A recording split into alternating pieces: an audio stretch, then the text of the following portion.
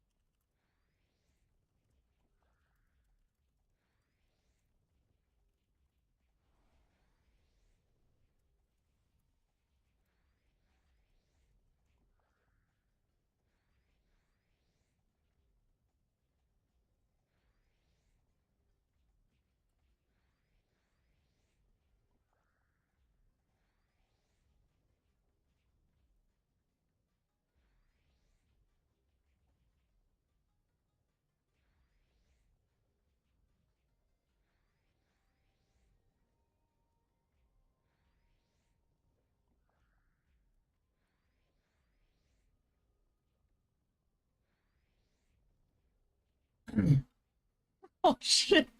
What up, boys? Alright. Where's my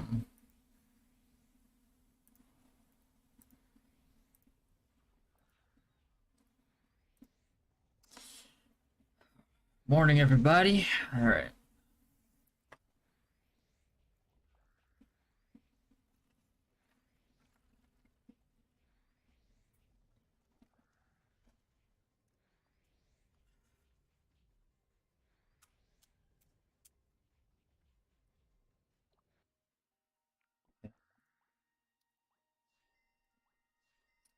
Max level reached. Nice.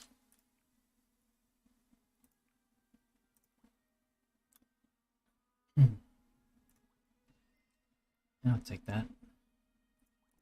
We'll worry about this later. I'm gonna need this later too, but not right now. Okay, I need 6 more of these guys. Did I already buy them out? I did now. So, Shield, what's going on, man? Welcome to the stream, guys. I need more. Need more unions. I'm gonna go do some assist after.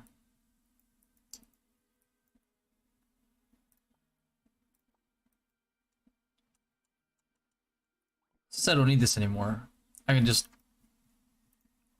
dismantle them for now. I might have to use this because like this is I usually get max this of like from diamonds, but only thing is and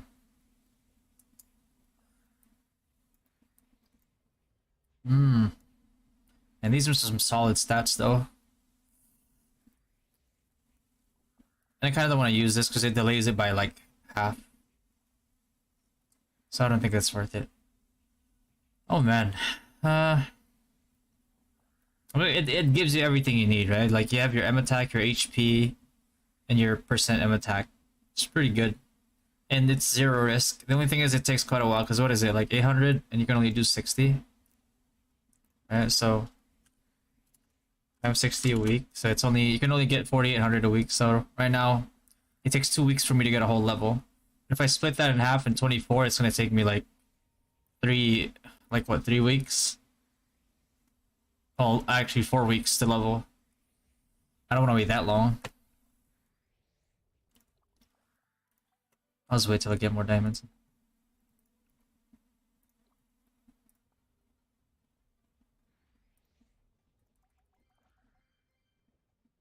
Mission tickets. Okay. Just roll that 5 times.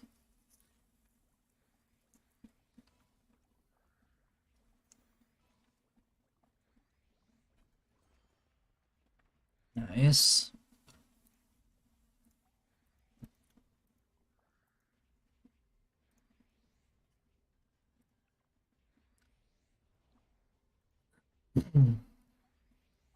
Weekly.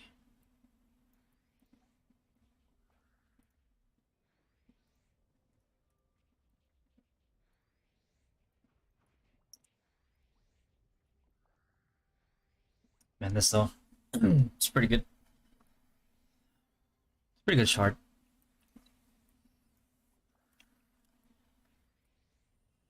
What's up, Don B? What server are you? Izlude 7, brother.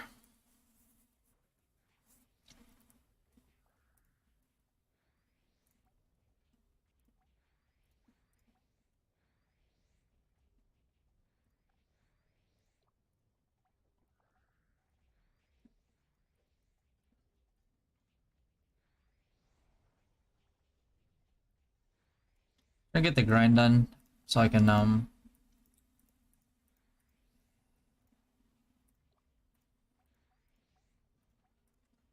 do that. More records. Anybody else? Okay, do that. Good for them. Oh, nice. I hate this. Oh, there you go. That was easier this time. I just had to talk shit about it. Here you go. I'm gonna go ahead and engrave for people. Max out my engraves. Okay, engrave.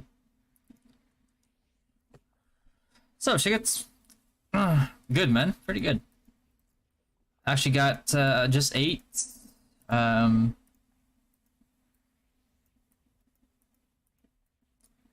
Doing pretty well. Okay.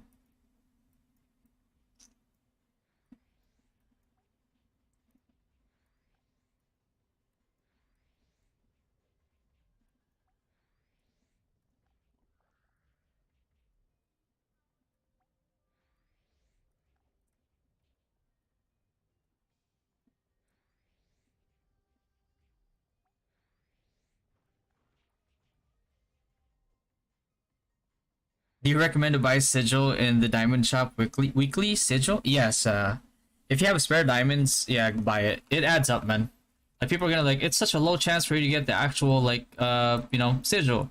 But I mean, like you're think about it this way. You're not after the sigil, the actual sigils. It's good if you get them, right?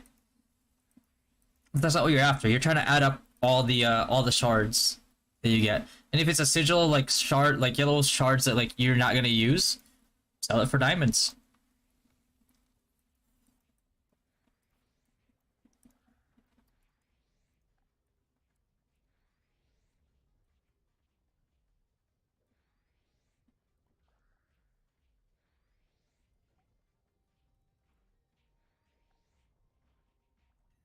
Morning, Poggy. How's it going? Morning, Carlos. What's going on, man? When do you use Firebolt and when do you use Battlefield and PvP? Let me give you like one scenario that you use Firebolt. If a let's say like an ADL sniper goes up to you, right? You're not gonna try to cast gravity field on top of him because that's gonna give him enough time to proc like Requiem card on you to fear you, or like, you know, or silence you or something, right? But what you're gonna try to do is you're gonna, or what you want to do is you wanna blast him with like Firebolt, because your Firebolt's gonna do more burst than his damage. His damage needs to ramp up.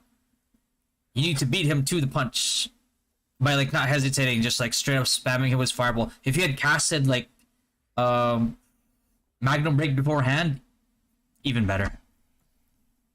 That's why I keep saying, man, like bro, like snipers, man. The reason why I don't like sniper and the reason why I don't like Magic Crasher is because like you go ahead and engage by getting close to somebody, right? And the caveat being that they let you do damage to them, for your damage to ramp up and for you to do your max DPS so you can kill them. But what happens when it's a wizard that doesn't hesitate to blast you with Firebolt, that doesn't need ramp up to do the max DPS? It just bursts you right away, right? Like unless you're getting hard gapped in gear, you're going to win that exchange. And that just becomes more and more and more and more apparent as like the game goes on. We get more like global cooldown, we get like faster cast speed, we get like more bursts with like our stats. Like 105, man, 105 with the combo accessories, it's over. They're not gonna do shit.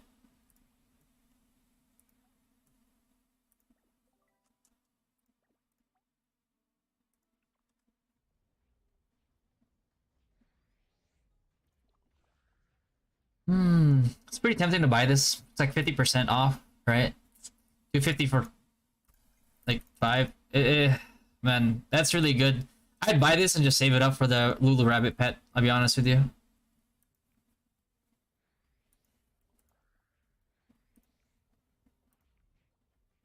But my nyans are pretty limited, so I have to really think about it. Because I could do that, save it up, and then, or I could save up like nyans a bit on a goblin puppet too. So I'm about to make breakfast. Oh shit! What time is it over there? I thought you lived in California, Punky. Not doing too bad. Not doing too bad. Can't complain. All right. How much more do you have? 73 minutes on times 2. Yeah. This Lulu Rabbit, why is it so good? Because the you're in Thailand? Oh, it's 8 a.m. Oh, good morning. I heard people talk about this Lulu Rabbit. Why is it so good? The shield is absolutely bananas on it. It is the only limited pet that like I would be like, you have to get that pet. Let's see, Radiant Garden purple. That's just basically the equivalent of like protected area in BDO. You guys play that game. Generate a radius circle with a radius of 5 meters in the target area, reducing damage taken from all friendly units by area by 30%. All friendly units inside. Yada yada. Okay. I'd still have to rank this one S, man. Okay.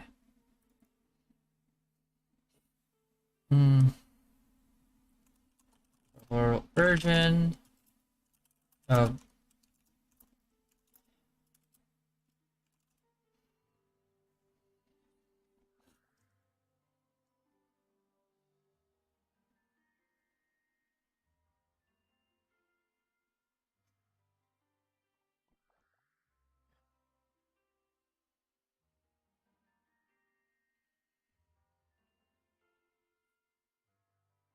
HLD and PB.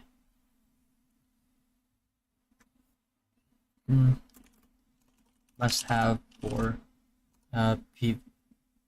Really good for PvE, but 100% needed for PvP.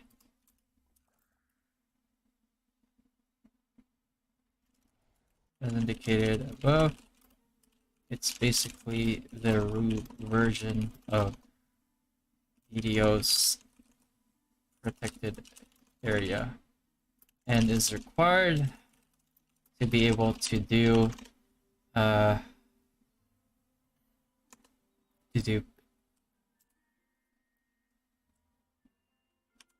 pushes or a counter.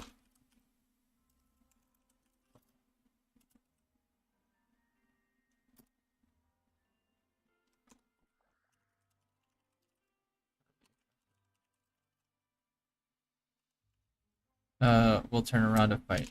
We'll turn around to fight. We'll turn around to fight.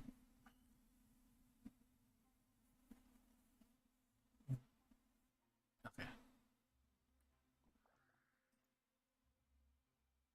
And into we turn around. Fight.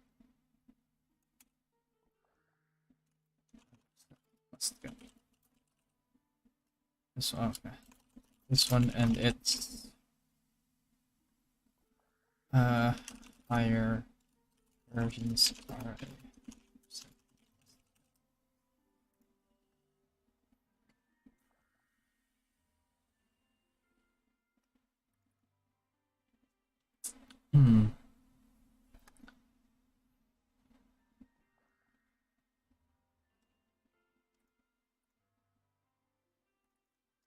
S minus. The only reason like I would put like S minus on this is because of the fact that like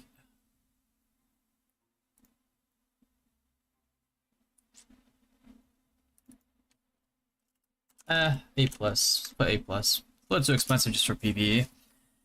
You suggest Divine Sword Sigil to Wiz? Try to use Divine Sword?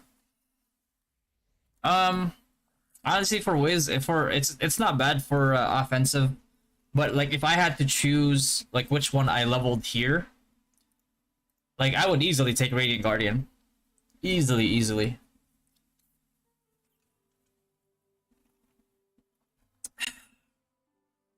What's the highest DP in your server?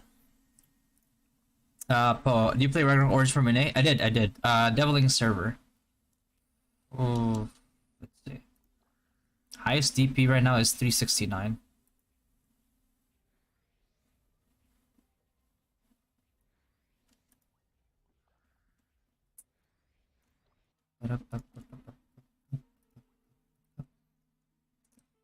Yeah, Divine Sword. And you can see like at max what it does for you. It's like 2,500.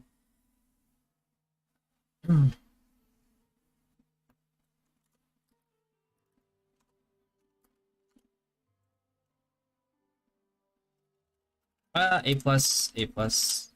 Okay. Would be higher tier if you had access to it. You could use multiple skills. S minus. Let's put S minus.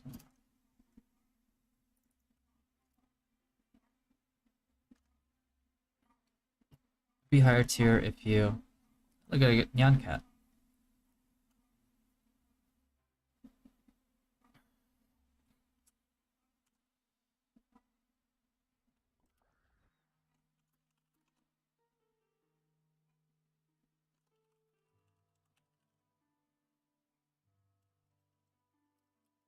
Utility actives are way too good.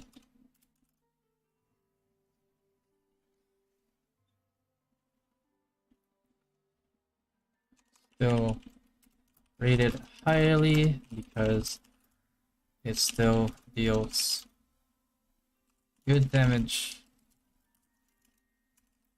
and has its uses in PvE. And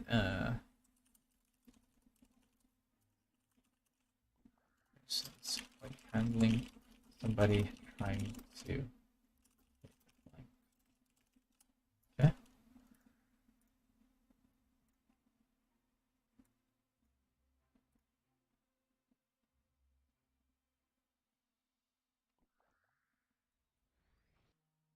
Oof. Level 84 high whiz. 220k DP, where do you CT? Marionette, bro. Marionette's a pretty good spot for you. Like, just XP wise, it's just better. Ancient Power. I mean, this is like whatever. It's very minimal. And we can see like from here, right? Like that's all it gives you. If 2.4k HP and just 2.6 damage reduction, it's like kind of close to purple. But then you look at when you get to the yellows, it's like the difference is like too huge. So I'd probably put this as like V tier. Weakest active sigil and be used as placeholder if you get it first. Otherwise, that's replaced. Okay.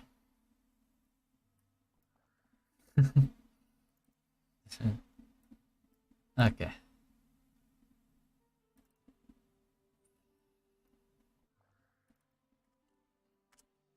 Alright, so PvP.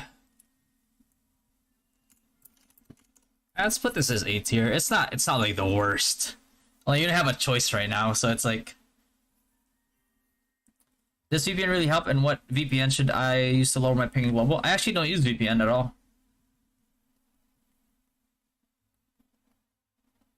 It's Paladin good for low spender? It is not, no. I would not advise it. If you're a low spender and you go Paladin, you're relegated to Depot. But if you're fine with like being a supportive class and you have a guild that like helps you level because you're a really good like supportive class, then yeah, go for it. But Otherwise, it gets a little bit rough. Hold on here.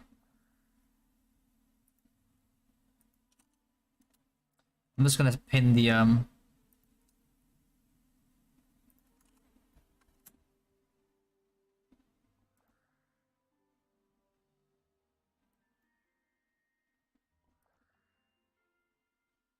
I'm just gonna pin the link for you guys so you guys don't have to keep one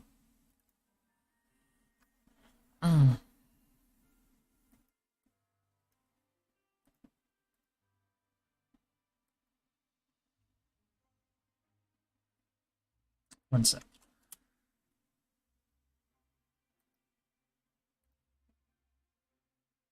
There we go. Easy, easy. There you go. Alright, so the reason why like I put like this as a tier is like obviously it doesn't really do much for you as a mastersmith because like Guild League, you're probably gonna put this in the middle, which it actually the reason why like I put it as A instead of B in PvP is because like if you're doing Guild League, let's say you're doing Guild League, you're defending a point or trying to fight for a point, you can probably put this down and it would actually help your group. If you're trying to take like Al Baron for example, you can set it down at Al Baron and then it actually helps out your group as well. So the reason why I would put this up there as like A is because like it's not completely useless. You know what I mean? It's not like Magic Crasher for wizards. You feel me? If I should make it plus 15 to play Sacrifice Paladin, is that viable? It is not, no. Sacrifice Paladin is probably one of the most expensive classes to maintain.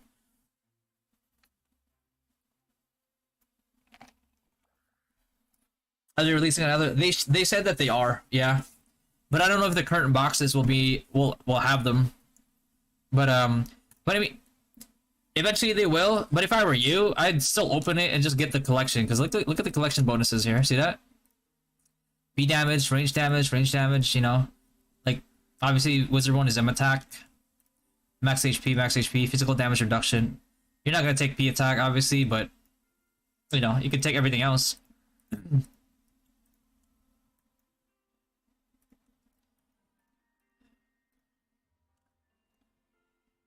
Each battery increases attack speed of nearby allies by 4%, increases physical and magic damage by 4%, which is what you're after. You obtain 1 layer of battery for every 1 second AS assault gun exists, and each layer increases physical damage by 10%, up to 5 layers, so that's 50% damage. After releasing overload mode or strike mode, reduces damage taken by reaches max layer, consumes all layers, increases attack speed by 20% and physical damage by 70%. Okay. Does not offer the most agency and requires good positioning, but still ranked higher because it's not as useless as Wizard. Okay, Sigil. Actually, thinking about like LK Sigil, like at least like LK Sigil is like, you know, it helps you stagger somebody. But like with like the Wizard Sigil, you can't even use that shit.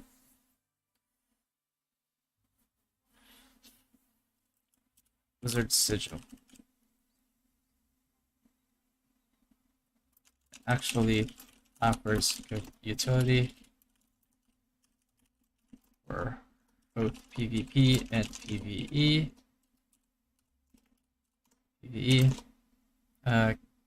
can be useful placing in the middle of points at GL, for example, or top of Al Baron during a Baron fight, or on top of a boss on GE or open.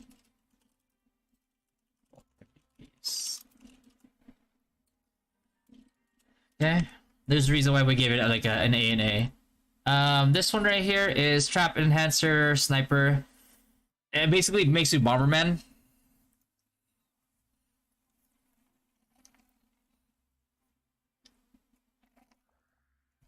So it says, after landmine, claymore, trap, last mine is set, it will move towards the closest enemy target within 7 meters of the character.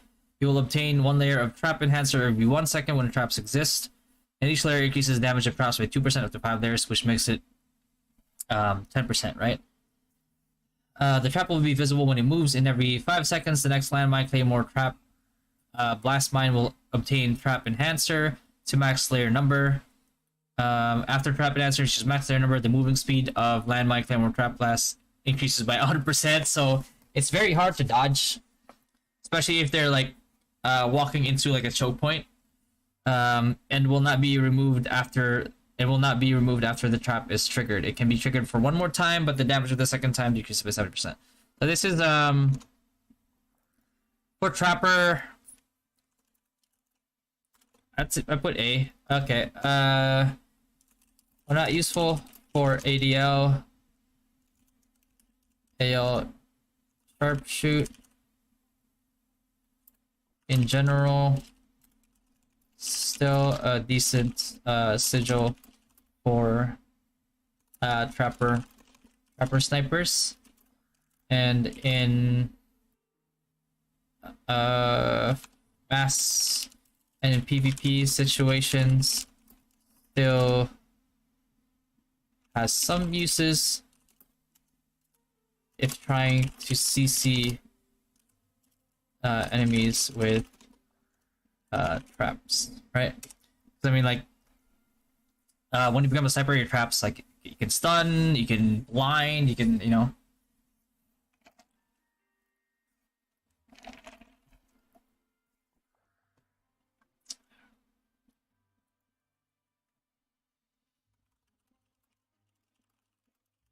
Not the best for meta builds.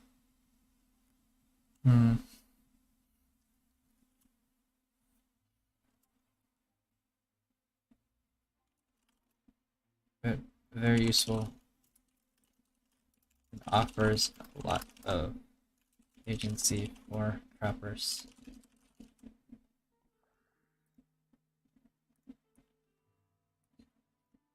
It gives you agency because, like, now you're not just relying on somebody like stepping on her trap, you know what I mean? Yeah, it actually like runs them down. Now this one, holy, this is yeah, this is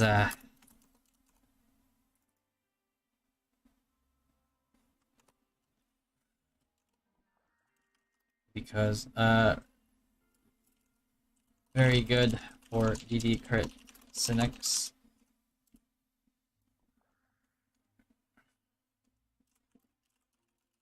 They're already ridiculous. DPS even more. DD crit Synex is the undisputed best single target DPS spec even before this sigil came into play.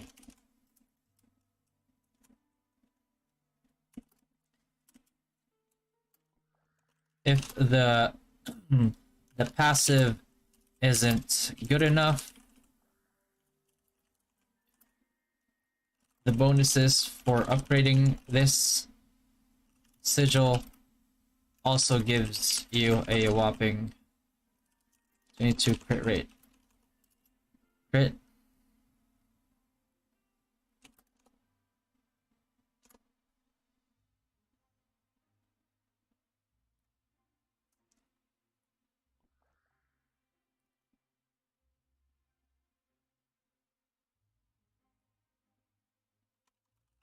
Another attempt at gravity, trying to bait people into Magic Crasher.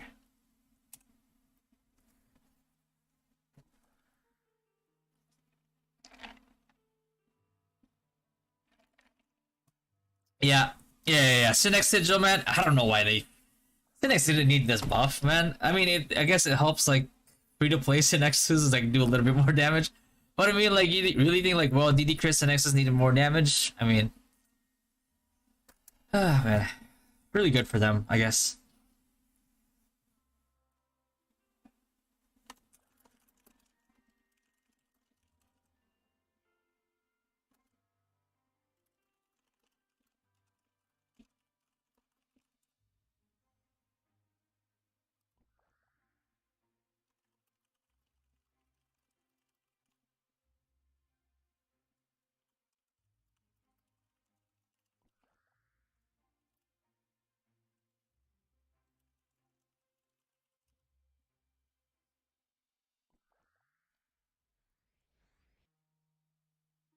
As you guys see, like I have some very strong opinions.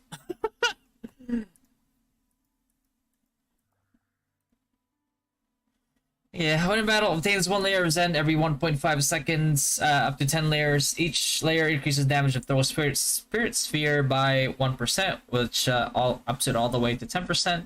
1 layer of Zen will be consumed when casting Throw Spirit Sphere. There is a 20% chance to immediately obtain 1 layer of Zen when Throw Spirit Sphere deals damage. 1 layer of Zen will be obtained when Throw Spirit Sphere consumes 1 sphere bullet. When Zen stacks up to max layer number, it will turn into Anagnorisis, which increases damage by 50% and reduces global cooldown by 10% and lasts for 2 seconds. I mean, the final buff is not all that huge, but like, you know, it's added damage to.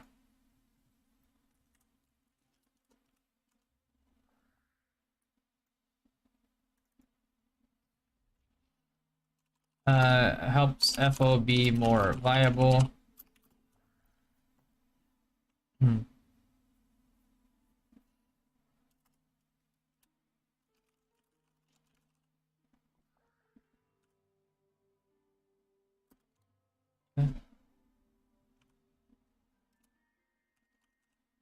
Low ranking due to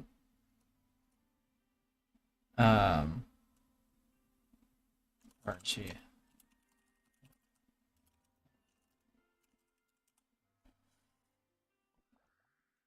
If there's anything that you learn, like with like Rue, is that they give you a lot of RNG reliant specs that will dictate how much DPS or how soon you can get to your maximum DPS, and it's not the best. Hymns encircling. Okay. This one's, I mean, it's decent. Like, I highly appreciate the healing effect healing taken here, though. Hmm.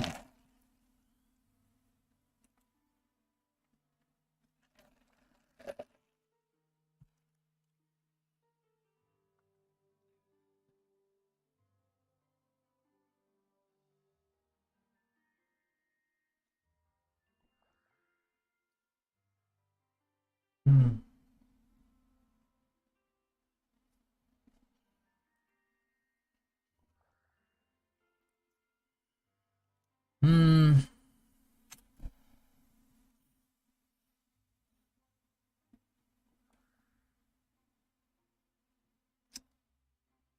That max upgrade is actually pretty nice. The healing taken 11%, healing effect 5% is pretty huge. You know what? Let's put it as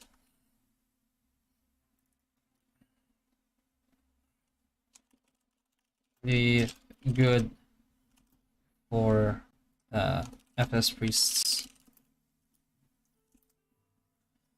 Hmm. Not only does this make you this buff up your heal, it also adds. You guys can see, like, like this one right here, an additional. See, adds an additional like, heal over time, plus a buff. It's a pretty loaded sigil.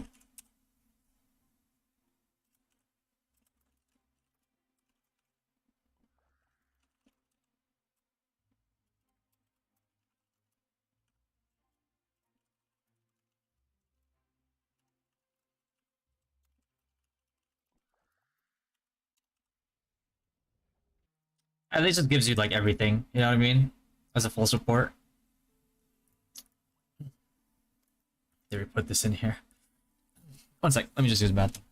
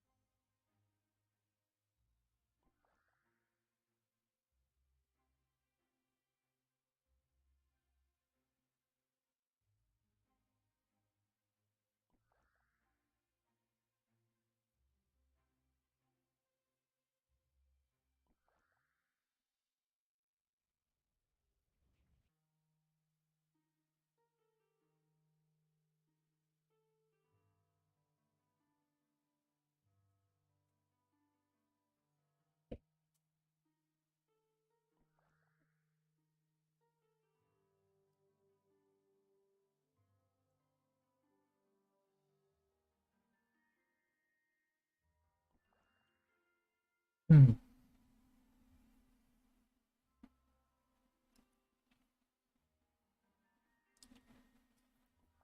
Hmm.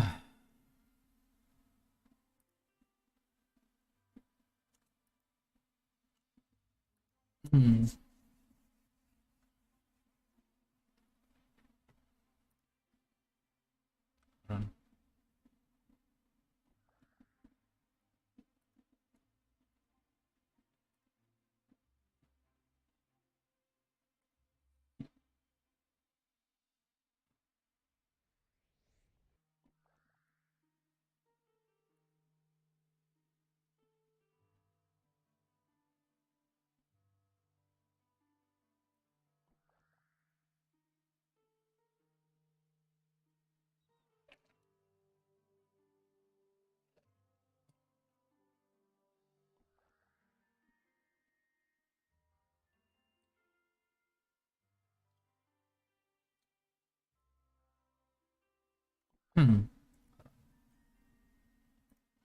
Just need to check something. I need to check the damage formula for let's move on to this for now. This is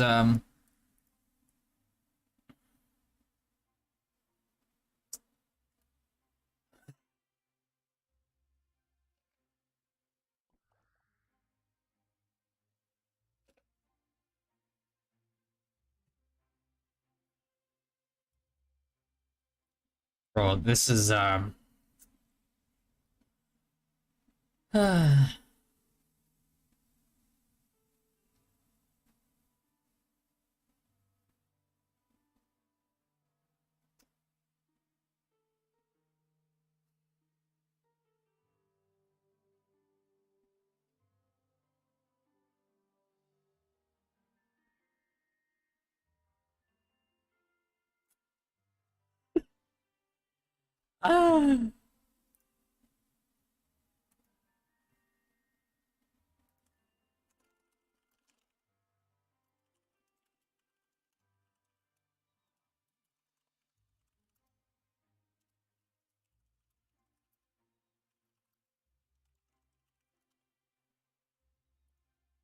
Hmm. Give me a sec, guys. I don't even know.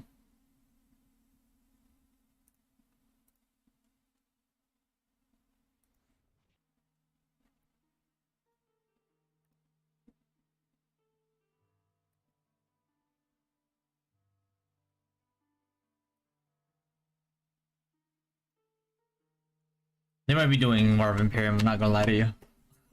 I rather just like fucking got in here.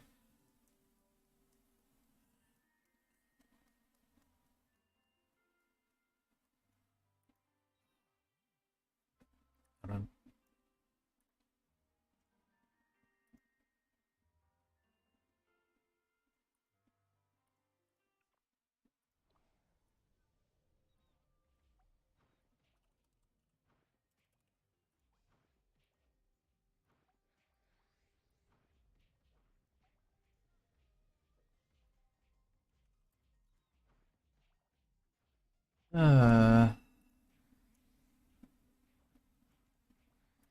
Okay.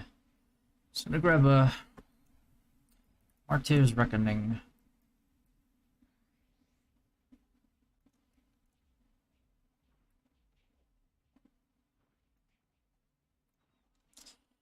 Alright. So basically, you sacrifice your HP to deal massive damage to an enemy by causing your next 5 normal attacks to collect extra neutral physical of 3.6 times 5% of your max health. With each normal attack, you'll lose 5% of your max HP. This effect lasts 15 seconds. Your damage ignores flee and gear physical defense, but is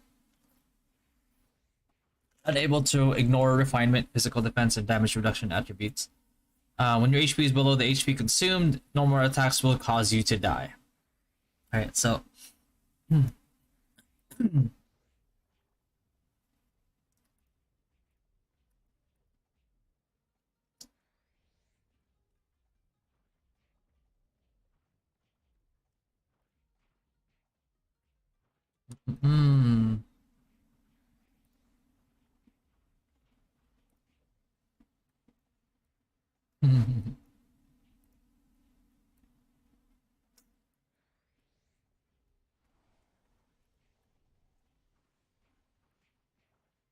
not sure if this is gonna be the same.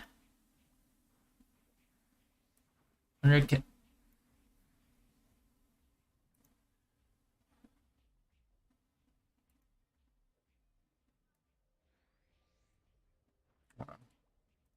Grab something real quick here.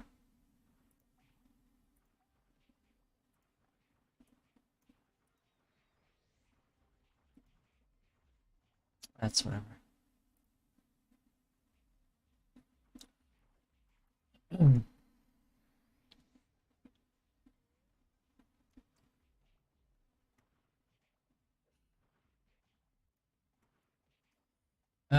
Chaos energy. I'll just place these here for now, but like I'm not gonna update them yet because they could change by the time like these classes come out. Violent throw.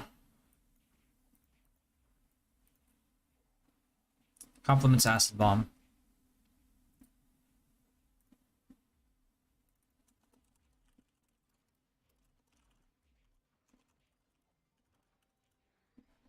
Yeah, just hell.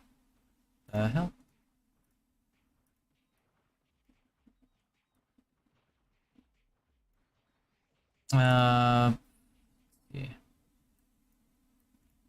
Dancer, right?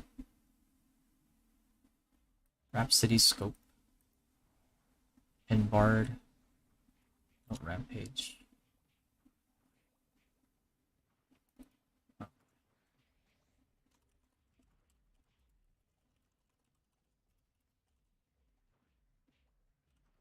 And then note rampage.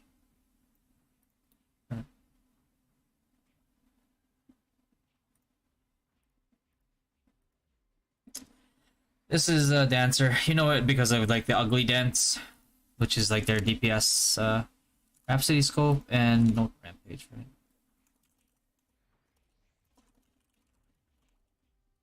Dancer.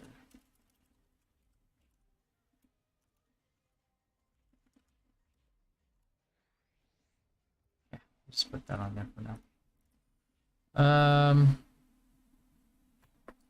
Usually play on emulator. No, this one is global. I'm using the PC version. I mean, this one is NA. I'm using the PC version for global. What class do you suggest for mid spenders? Wizard. 100% wizard. Or unless you if you wanna go champ's really good too. Otherwise, if you want to support full support priest and Devo paladin's pretty good. Where is? Oh, there. Strength concentrating, which is for rogue. Strength concentrating.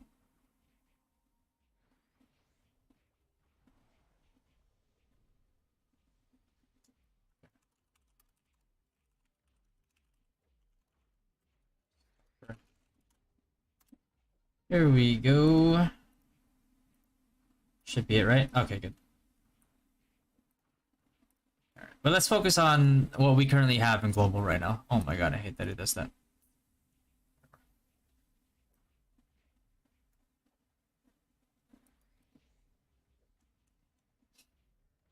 Okay.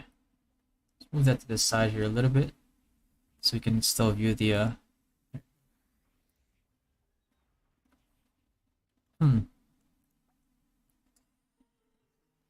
You got it, brother. I've been farming Scoutworker card for months now, but unfortunately my 2 weeks old alt account got it first. Oh shit. Yeah, man, I'm still farming it. I still haven't got anything. You know, it is what it is. Like, think about it. Unless you're playing Synex, which you shouldn't be playing if you're not a whale anyway. You know, you only need 4 Skullworkers to get your 3-star. And the rest is like, you just have to worry about shards, which you can slowly work on as long as you have Zenny, which you should, because Juparas gives you a decent amount of Zenny. Okay. Was I? Got a little distracted there. Okay, there we go. Oh, so this one, man, the thing about this is, it's like,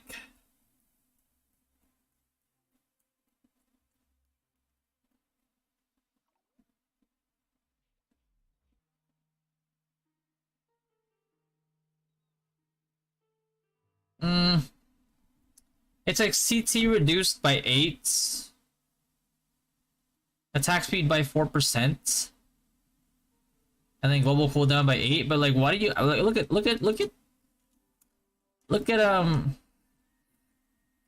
what Art's reckoning is, bro? Like, your global cooldown is 1 second,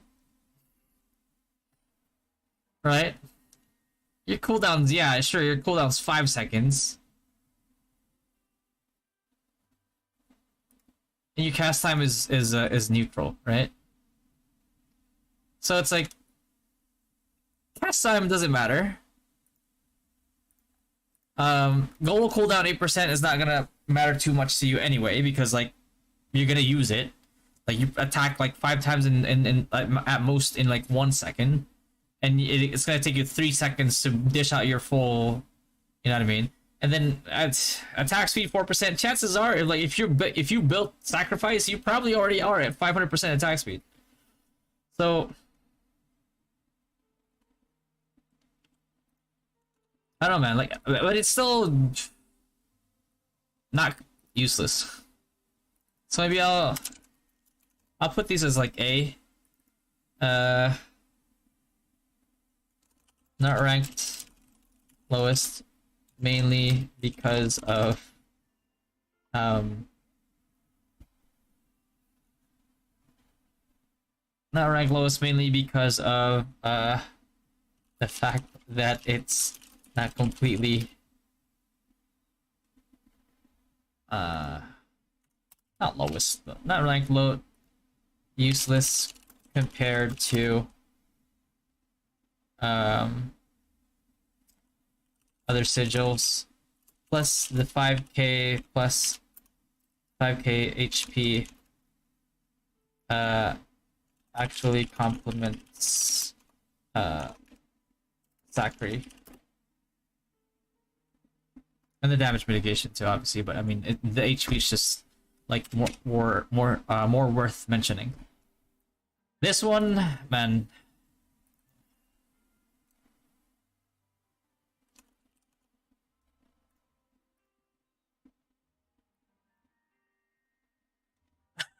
You know, not it's not completely useless because like at least like it'll help you stagger somebody, right? Like this. You lose SP, which is not the biggest deal, and it increases your magic damage by 10%, and it's like you don't really have magic damage, so like 10% of like 100 is like, I think of it this way, right? Like, well, maybe if you're whaled out, you will have like the magic attack just by default, right? Because like your weapon will give you, you know, but like, man, it's it feels like a slap in the face. Not completely useless. Okay, I'm gonna stop memeing. Okay, so hold on.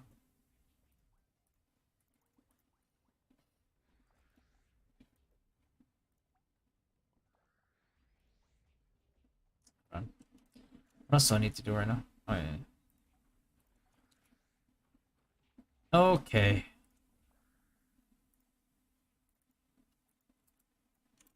No, seriously. It's not completely useless like Wizard's Sigil. Bolts will still help you your DPS while not having to change your usual build, plus helps stagger as well.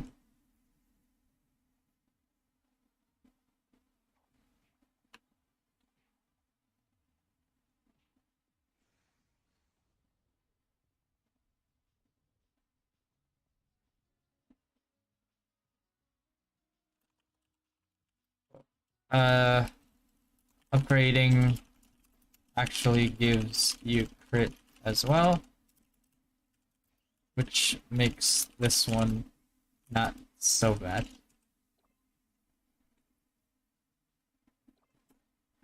Let me rephrase that so it's not as like insulting to us. Which makes this one actually not the best, but actually decent. Decent-ish. Oh my god. Alright, let me just Jesus.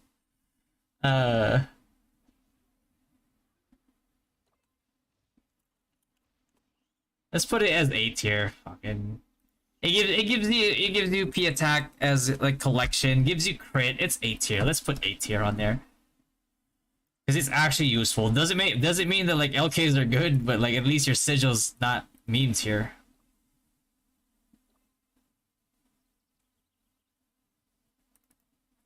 Let's make this like B plus B.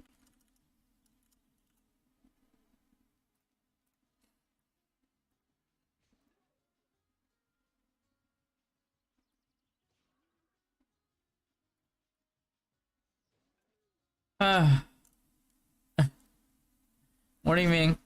Can we build Devo Sake Paladin or it doesn't work? It works. It can work. It's because like you rely a lot on HP as Sakri, so and by default you'll be able to have off spec Devo. Is Alfheim box still worth it as free to play considering there are a lot of things to buy weekly like feathers, hammers? They're still pretty worth it because they give you your titles, you know what I mean? Like this one right here is like, while it's not the most like immediate thing that you have to like worry about, you also don't want to fall too far behind on it because like of somebody 5 levels above you is gonna do 20% more damage to you. It's a little rough, you know what I mean?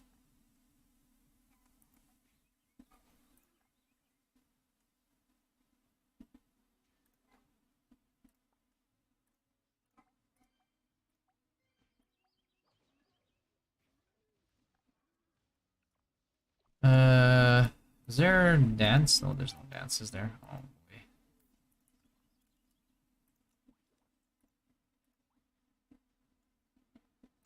Gotcha tickets, yay! Wonder what we'll get today.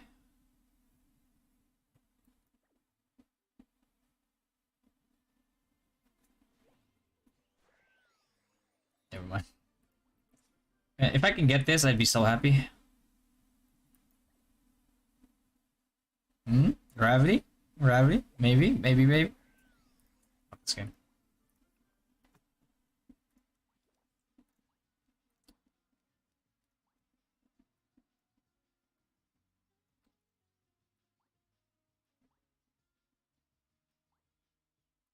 List them, list them, list them, list them.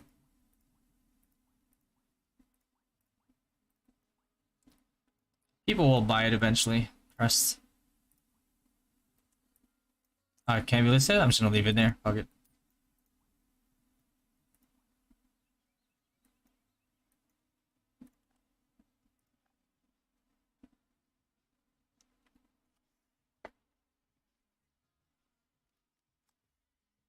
I thought you were saving those? Saving what?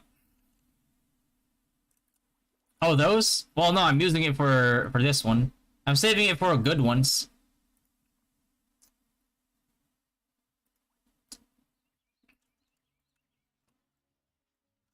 And then the pity, I'm gonna save the pity obviously for the ones that I really want. What I really want.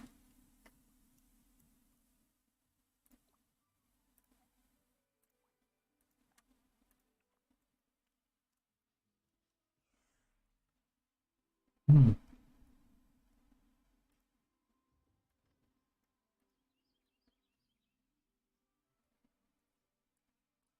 Oh shit. I love pasta too. Thanks, brother. Appreciate that, man. Let's see.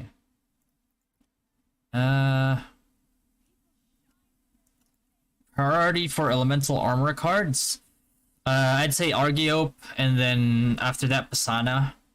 Then after that, it's whatever you need. I'd probably go Dokebi, just because like if you're trying to farm Albaran when Glass Time comes out, it might help you like tank, but like he does hit like a motherfucker.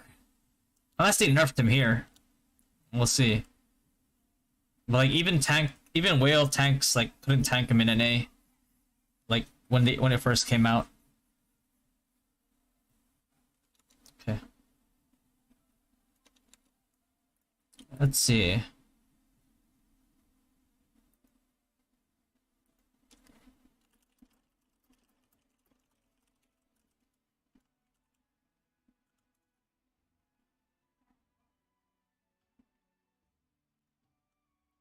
Okay, so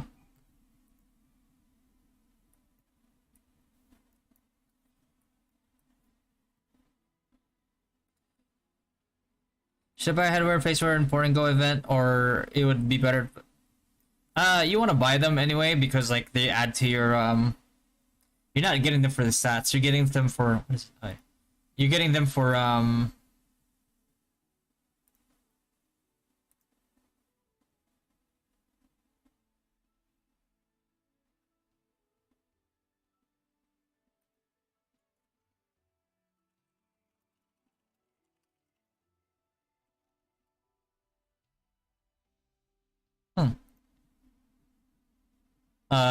Whatchamacallit? You're not doing it for the stats. You're doing it for the wardrobe.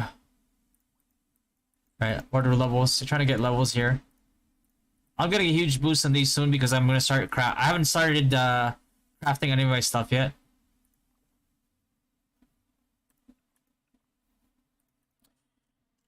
Stats are, yeah, you're not going for stat. Why are you guild member only?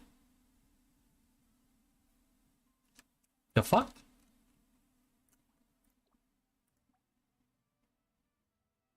Hmm? Says I'm guild master.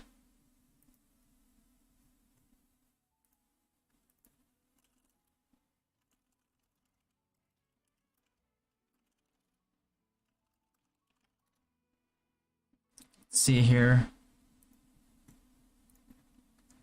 Ah! That was Guildmaster. What the hell?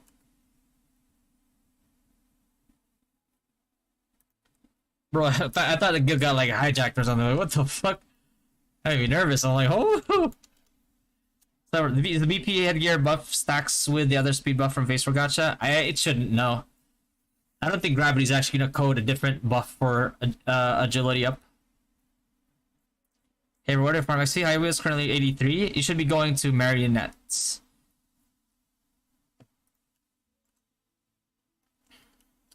I'm not gonna answer sigil questions right now, guys, just because like I mean that's the whole point of me making this tier list. Yeah, because like this is like that's like the most answered asked question. So, fuck, I need more ice.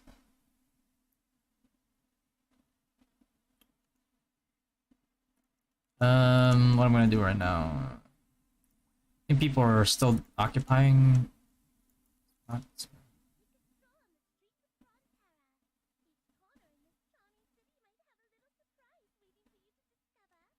This one is man. I'll do class sigils, class tier list sigils. Class sigil like recommendation for everybody here, right? I'll do a separate thing for it down here. All right. But I'm trying to complete this right now.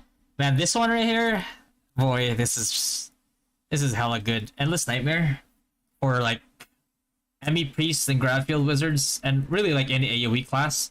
Because like imagine, right? Like you want to do damage to somebody. Somebody walks into your Gravfield to try to like, you know, cast forward.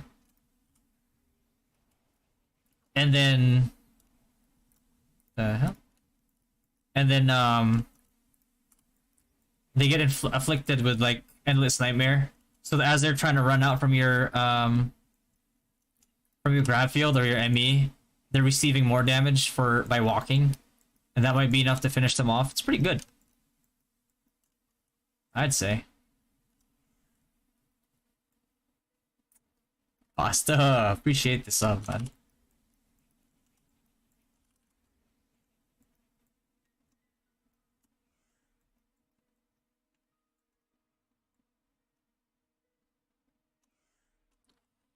What card do you use in your gear and accessory? Accessories, I use Wraith. If I'm trying to use like fire skills, I usually put 3 wraith, one marine sphere. And then for foot gear, I use Sohi because it has a higher.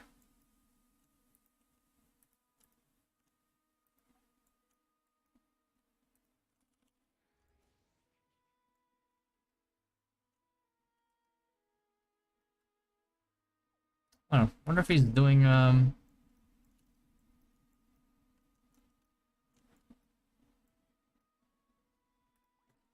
elites. How many tries did it get you? Get for you to +10 your Dorum pipe? Been trying to 5x, still no luck. I got lucky. I one tapped it.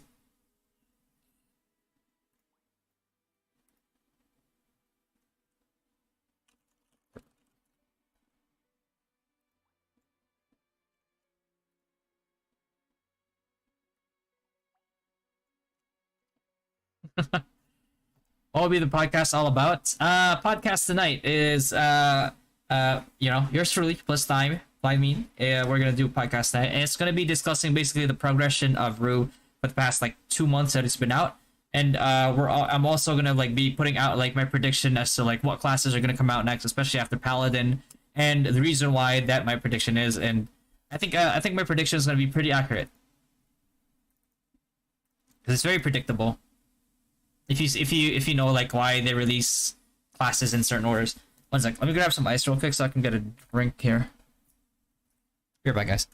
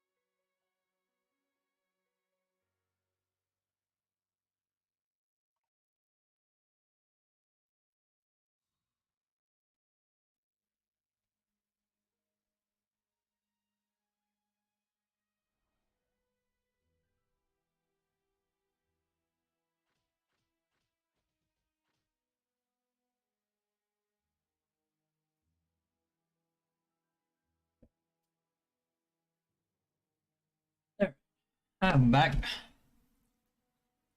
Got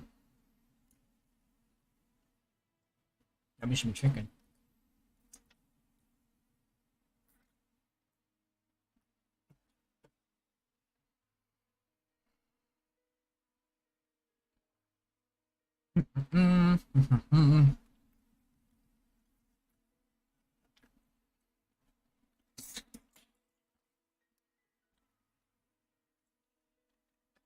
How much would it cost to get the 30th floor in the Sky City event? I mean, if you're not trying to get like all the way to like get like much past that. I need the herbs from this. If you're not trying to get much past that, then just buy the toy boxes. It might cost you like if you use your diamonds to buy toy boxes and you use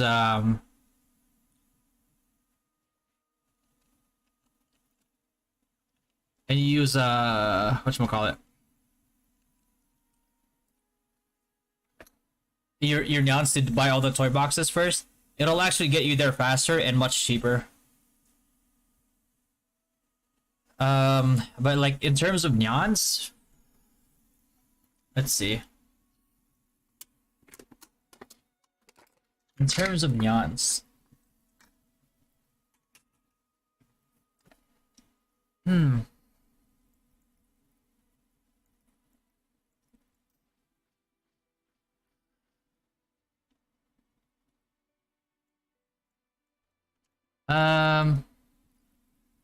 maybe close to 20k neons.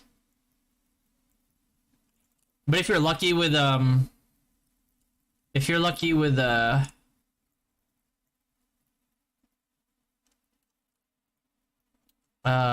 toy box rolls, then it might take you less than that. Should we buy a small water drop in Diamond Shop as free to play? Yes, absolutely. Like all your stuff that like here, you use it to upgrade these. There you go. Upgrade these. The only thing that's not worth upgrading here is this one right here. Yeah, this one right here. Because this is only for pets. Right? And this one right here is for pets too. Green metal. But I'm gonna level this to 5 just because it's cheap to get it to 5. And it's level 5 should give it like 1% additional HP for pets. Which is the reason why I think that's worth it, is because like all of my main pets, like later on when this gets to T3 Danelle, I'm gonna equip it with nothing but like HP gear, so it lasts longer, to survive longer as a utility pet. This guy for sure is gonna get more HP as well, because like the more HP he has, the more he can tank for you, and because you're stacking HP equipment on him, it's worth it. And then this guy as well here, yeah, this one. So Volcanic Bulldog, you know, he gives you the shield, right? So the longer he survives, right, it's like 15-second cooldown. The longer he survives, then, you know, the more shields that you're gonna get. So that's why it's worth, I think it's worth getting. And that's also the reason why I have this upgraded. Well, I mean, I have this upgraded because they're cheap, right? Like attack, I might just stop attack at 10%. I think that's good. That gives your Danelle like enough like oomph to, you know, help you MR like faster by one-shotting like packs of mobs. And this one, I will still continue to level this one, the HP one, just because of, you know, utility pets are your best friends in the late game. And the longer they survive, the more utility they can provide for you, and you know, just the more useful they are. Is that up? Is that up already? Why is Ross like running around like that?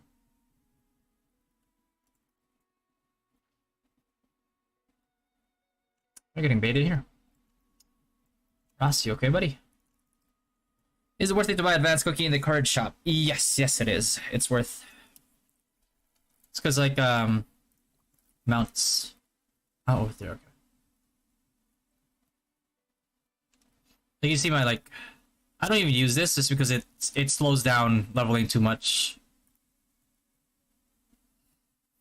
And then you can see like, I mean, look at it. It's like level 21. It gives you, but for me, 64 M attack. Like max HP is whatever. It's pretty good still because it gets multiplied in PvP by like the percent magic attack. It's safe, risk free, and it's never gonna get replaced, right? It's just always just never gonna fall off. It's perpetually just there. You know what I mean? Are pets allowed in War of Imperium? Yes, they are. Although, if they remove them, I would actually be all for it. I wouldn't mind that.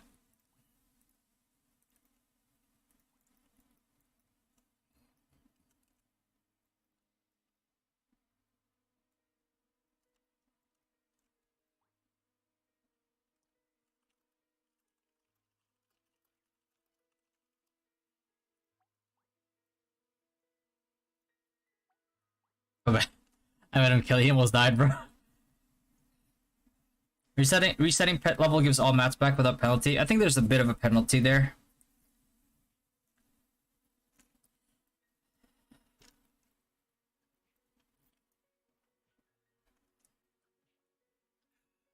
Okay. You're late, Gory? Don't worry, bro. Like, we're not even done yet.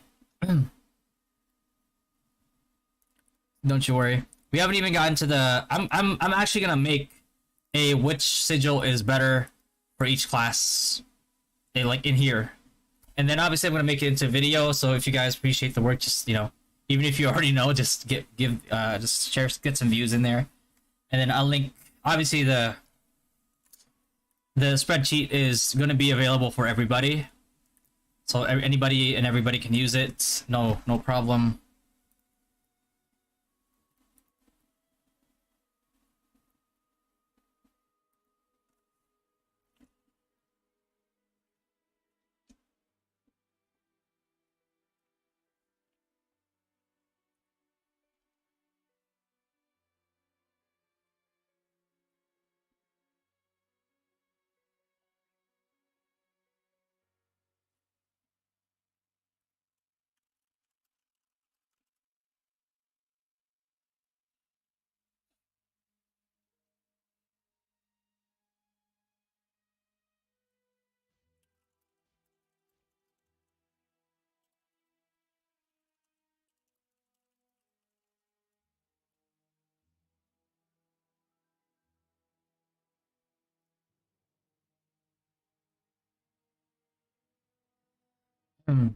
What do you get? Ghost Hammer and Tasha. Which aspect tier should I deploy?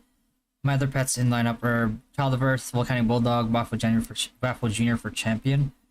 I mean, you're not gonna use Ghost Hammer for champion. And Tasha's probably better, because at least it gives you like a little bit of like extra shadow damage.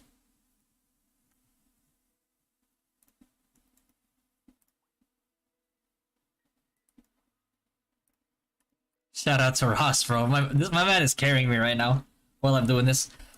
Okay, so let's get back to this sigil.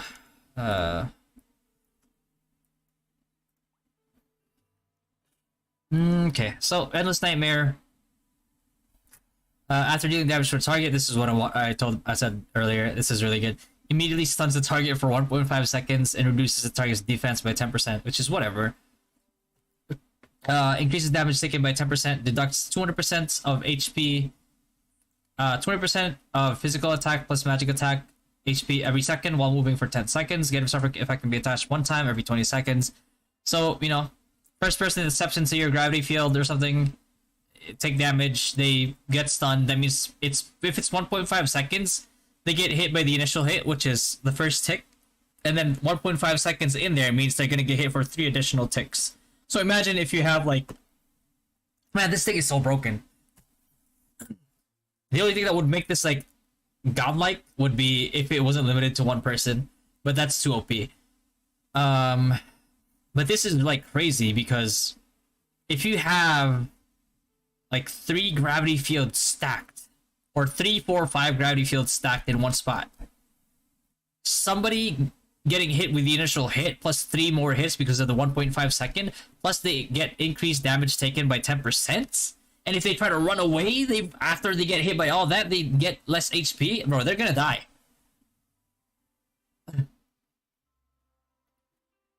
The bonus sigil for sigil work even if you don't use it. It's well, the collection stats will work, but these right here won't if you don't have it equipped. If that's gonna be allowed in WoW, so far they have been, but if they don't, then that'd be good. 2,500 coin on card gotcha for FS3 recommendation. We already have Marduk. Oh, we already have Marduk. Man, how much is let's see here. How much is whatchamacallit?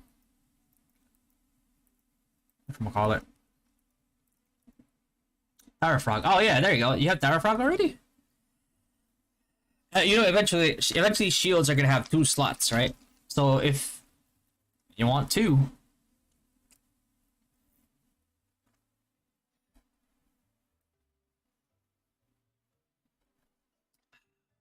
if you want Orc Baby card, that's good too. If you don't have the neutral damage reduction yet. What else do you need? 2,500, 2,500. Argeo card is decent for mitigation as well. Bro, why is Horde card 5k, man? I'm such a troll.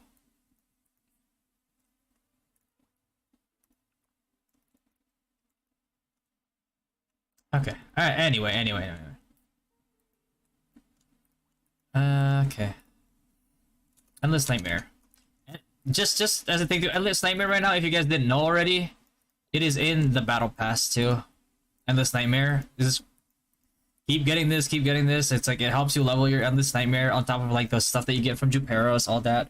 All the stuff you get from like fucking boxes. It's surprisingly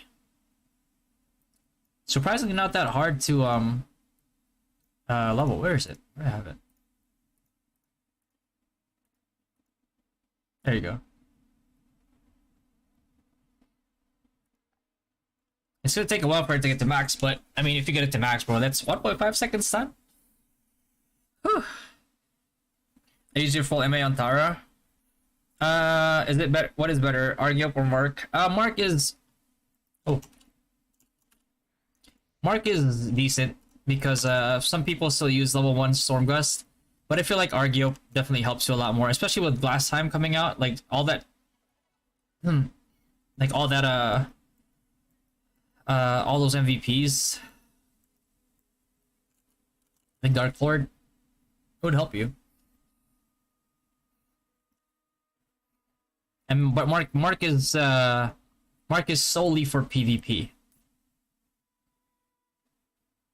Like, there's not a lot of like mobs that will actually Stormgust you. Well, maybe eventually Stormy Knight, right? But you know, his Stormgust will probably kill you before it freezes you. Okay. All right, this one is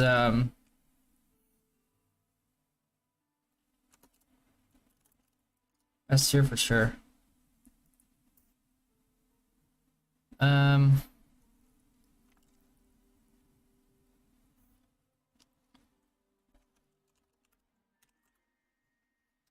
MX level.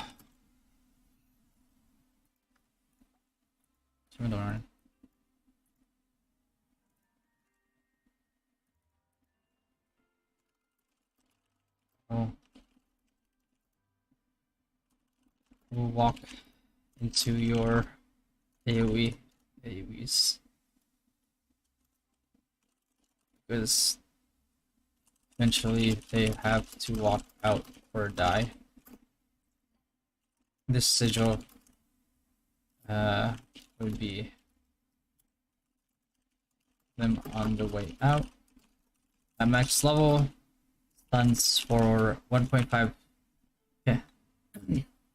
Shit, I'm just gonna say 1 level, it can stun up to, it can stun for 1.5 seconds, right? 1.5 seconds. Also makes people take more damage.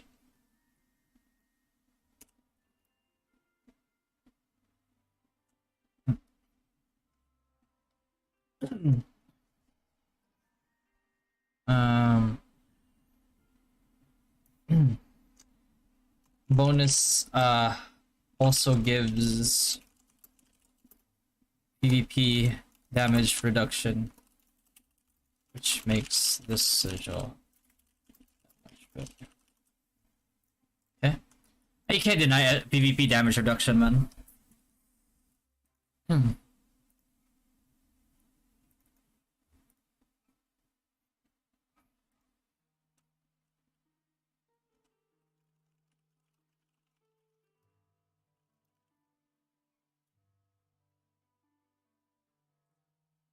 Yep. Oh yeah. Oh yeah. I already did it with Kayleen earlier.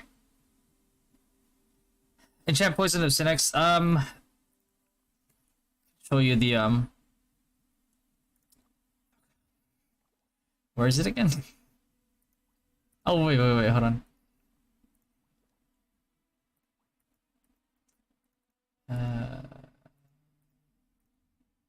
Not this one. Bro, how the fuck do you see the element shit again? Oh, whatever. Let's see. There you go. Hey, there we go. Let's just do this. Poison, right? Poison, shadow, and undead attacks deal less damage to them. So the poison, obviously, for Synex, and then like you have shadow damage as well.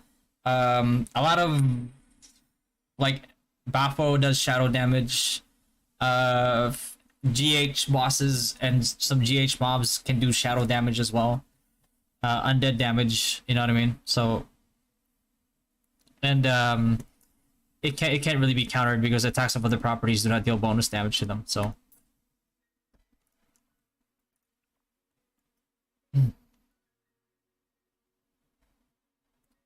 DD crit, that is dual dagger crit.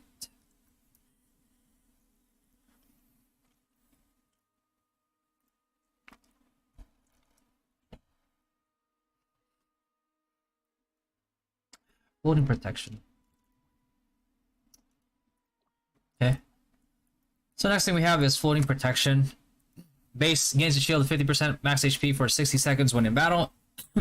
It takes effect one time every 15 seconds, which is a pretty short cooldown. Imagine you're like a paladin with this. Like your sacrifice paladin, you get a 50% max HP shield. That's fine. And you know, I mean, the after effect of this is 500% water magic damage, which is whatever. Right? It's pretty decent. And the slow is like, it's 5%, so it's like... But a max. It gives you 50% max HP for 6 seconds and restore additional HP of 300% of your total, of your physical and magic attack total when in battle. Effect can be triggered once every 15 seconds. When the shield is marked magic broken, same damage. Same slowdown. Seconds inflicts freeze for 1 second and also increases magic movement speed by 3%. Reduces damage taken by 50% for 5 seconds, which is insanely broken. Oh god, man. This one I'd probably put like S plus, S plus.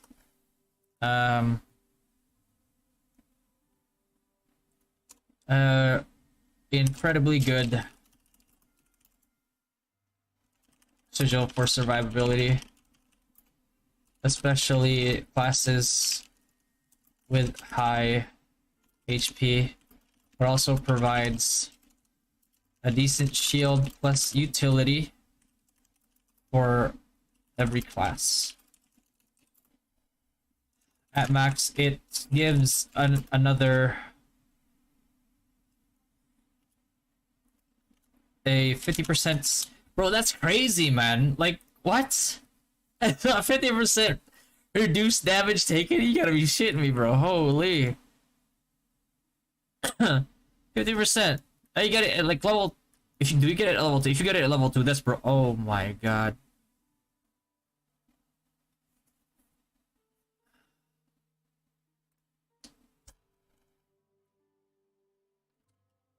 Fuck, man.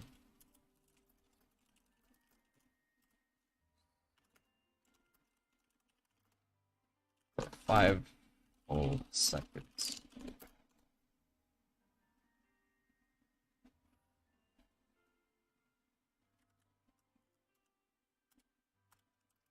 Really busted.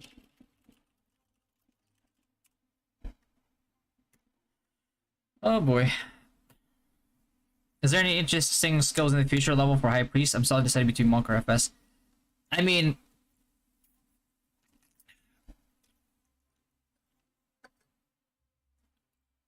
FS Priests are probably like one of the most highest APM classes already. So if you don't find FS interesting, that's crazy.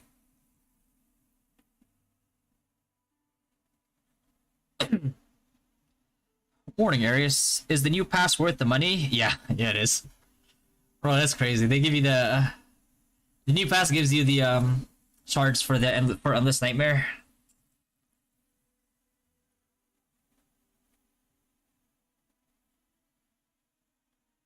Which is pretty good. And it also gives you statue boxes. Now the chisels is pretty good. I mean, obviously this is pretty good too, but this right here, man, carving hammers. Well, that's the thing that I'm most like short. Is like the carving hammers. This is really good. Is it worth to get the floor 30 in the Sky City? If you can afford it, yeah. Because like the Sky City, I don't want this one. For Sky City, it's like I'm not after. What call it? I'm not after like these. I mean, these are really good, and this will help you get your T3 to Nell faster if you haven't already. But this is what I'm after in here. This.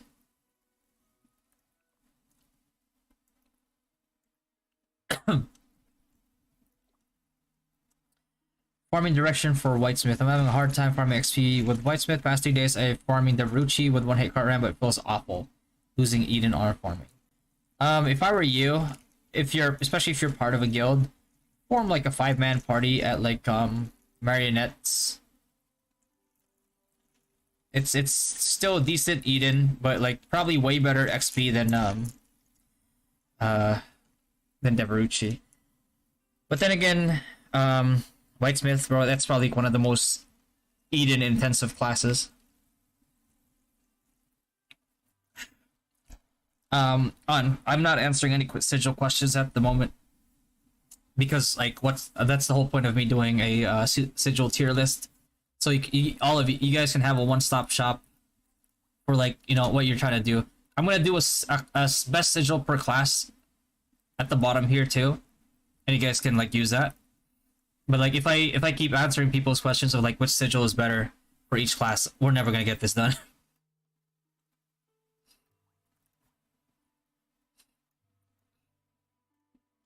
Okay.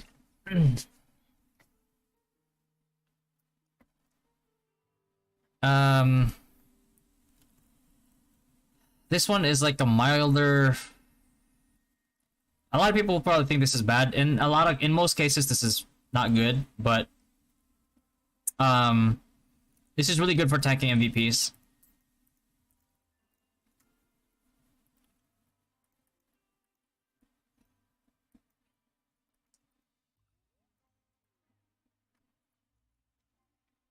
What's up, Carlo? I'm from, I was born in the Philippines. I currently live in the East Coast in the US. 25%. This one is, situational. Good for MVPing.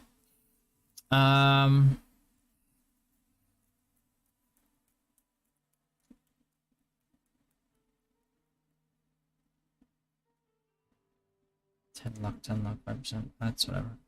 15 chance to lose 7% max HP. It's whatever.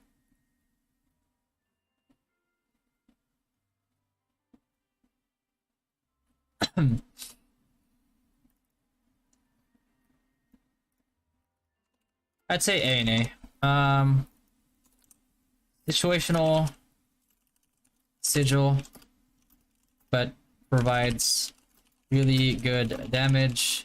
And the HP reduction helps with healing done when doing MVPs. For PvP. Also really good for holding choke points.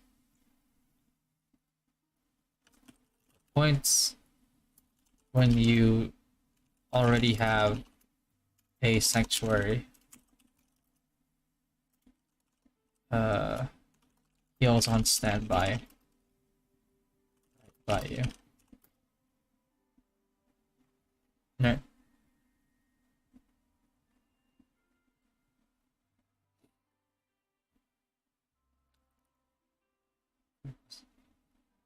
DP damage. Fact that max it gives you 480 PvP damage reduction makes this the premier sigil.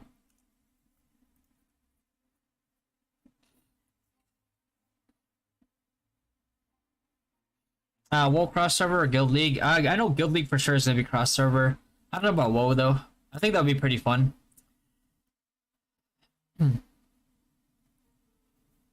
Choice is really good partner for Buffalo Junior. It is, yeah, it is. Especially if you have like a tier 10 Buffalo Junior. You know, but not everybody has a tier 10 Buffalo Junior. I don't even have a tier 10 Buffalo Junior. For FS, higher heal, less tanky, or tankier but less heal.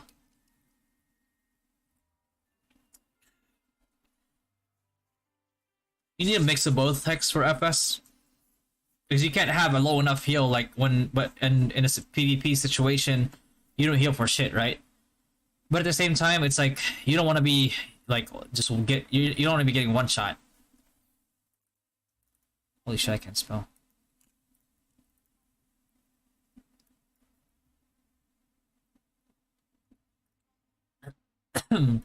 Chosen One is just, I mean, this sigil is just pretty good in general. It gives you damage reduction. It's whatever, but like the results up here, man. The only thing is, like, I wish this would have been like probably like S tier if like getting it to level 4 decreases the cooldown. But you know, imagine if this was like 10 seconds and there's a buff like every 5 seconds, or for 5 seconds, I mean. Or if this goes down to like, let's say like level 2 it goes down to 15, level 3 10 seconds, and then level 4 it goes down to like 5-second cooldown. This would make it like S plus for sure. But because it doesn't, you still have to wait 20 seconds and you're getting an RNG buff. But like all these buffs are pretty useful, so that's why it's like I'd still put it as like S tier. Probably more like S minus maybe. No, I'd put it S tier. It's because like all these buffs are good. There's no buffs here that don't really do anything for you, right? Because even this one right here, if they separated attack speed and cast time and global cooldown, then that would make sense to make it like A tier. Fuck it, let's just put S minus.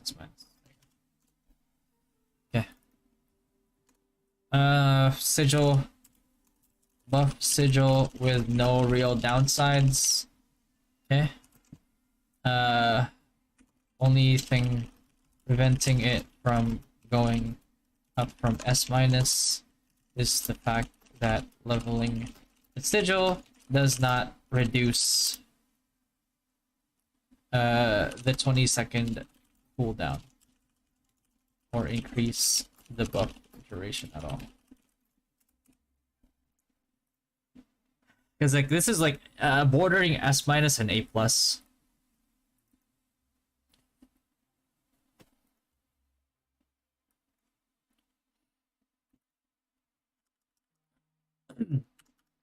Should I make it A plus instead? It's just borderline, just because like movement speed one, like this is right here. This might take it to S minus. Oh.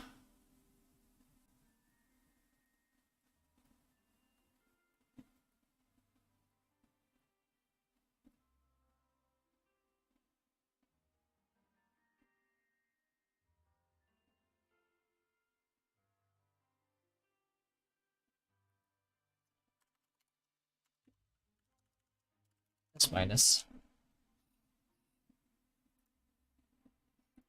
Okay. Orleans at 85 or stick to expert ring. I'm sticking to expert ring.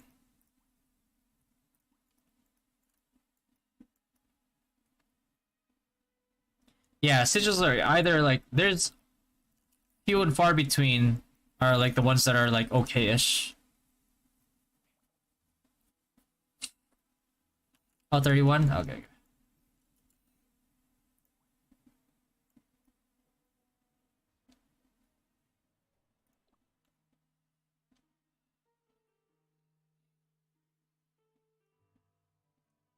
Yeah, what VJ is saying.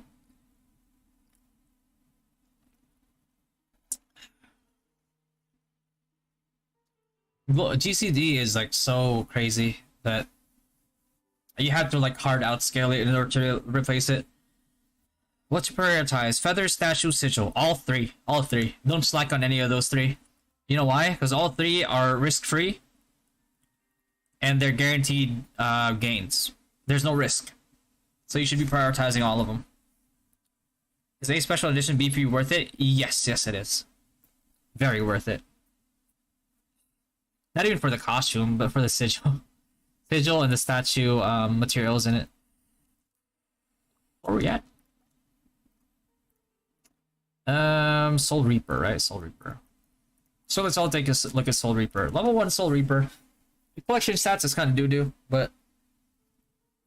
So while killing a target, gain the Soul Reaper effect, which reduces the global cooldown by 10% and increases magic attack by 10% for 5 seconds. Can only be activated for, once every 10 seconds. Pretty good, right? Like 10% increase in magic attack and like global cooldown is pretty good. And then at max, it gives you 20% global cooldown, increases magic attack by 30%, as well as granting 10% increases movement speed for 5 seconds. So really good. No downsides to it. Relatively short cooldown compared to Chosen One.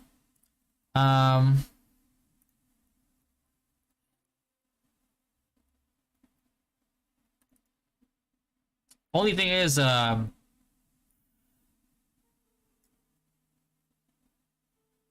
it really only gives it. This is really only good for like caster classes, not even like caster, like Gravity Field Wizard especially. So like I can't give it an S, like an overall S tier because it doesn't apply to every class. I'd say like A plus. I'd say A tier, A tier, A tier.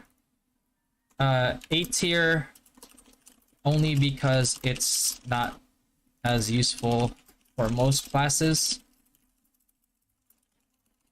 But for Wizard, this one, for let's say like for Grav Field Wizards especially, this one is an instant S plus tier.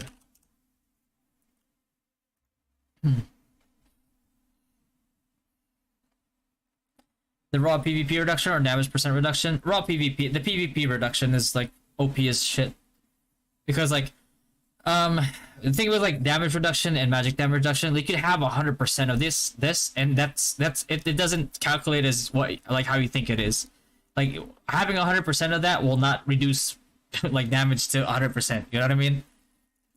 It isn't calculated that way, and so like you want PvP damage instead, because like when you're gapping people with PvP damage, or you're closing the gap with somebody like that's like a whale with like PvP damage reduction, that means like you're less susceptible to just getting one banged.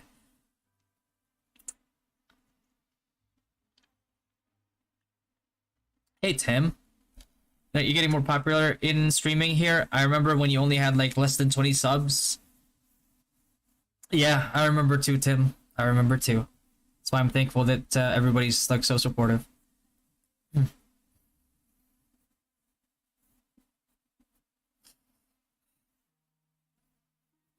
Yeah, yeah. Master Smith is like very Eden intensive class.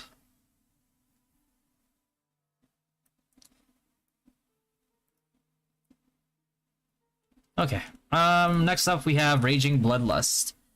So when HP is above 50%, there's a 5% chance to consume 5% HP when landing a crit, and it increases crit damage by 10%. So this is really good for crit classes, especially good for Berserk, like LKs, crit LKs with Berserk, for obvious reasons.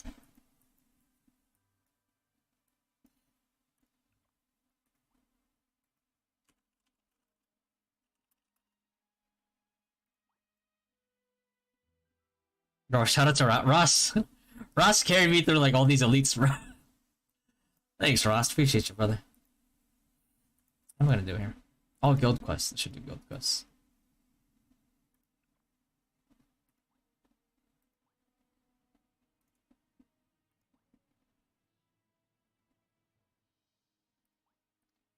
Let me auto my class Serta.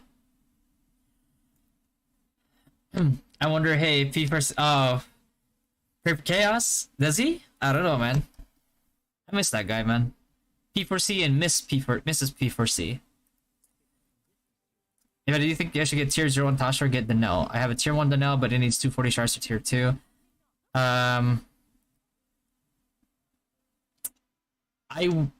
Wait, John, what class? What class are you? 85 accessory for AL snipers. 85 is pretty easy for AL snipers. You just go brooch. Or glove. I don't think you should go glove. I still honestly I probably prefer brooch, just because, you know, you have, if you don't have 99 agility as a AL sniper, agility sniper, it's like, what are you doing?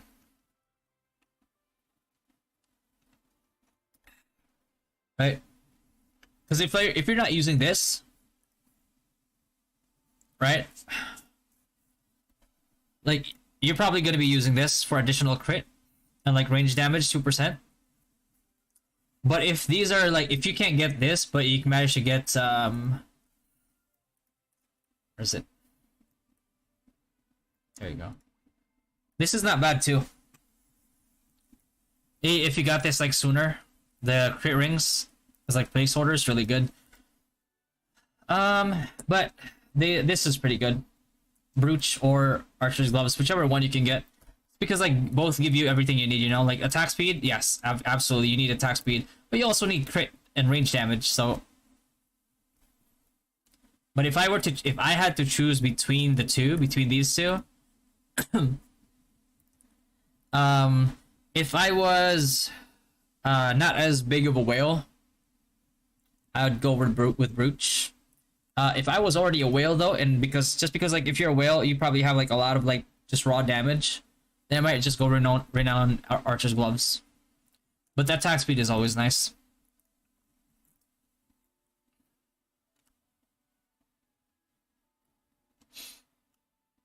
These cards Sigil ASAP. This ASAP is clicked away before max tier. It's not bad. It's situational, right? It needs good placement, but it's a pretty good sigil for utility.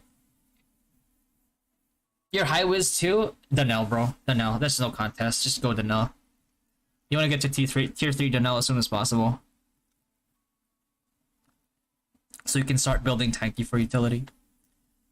You're not a whale, you're a dolphin, remember? I'm not even a dolphin, I'm free to play, man.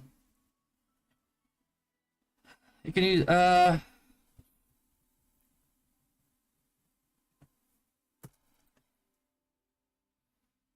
what up, Matt? Is Breach a good placeholder for my Mastersmith while I'm waiting for Nile Rose, or should I stick with my rings? Don't go Breach for Mastersmith, bro. Stick with your rings until you get Nile Rose.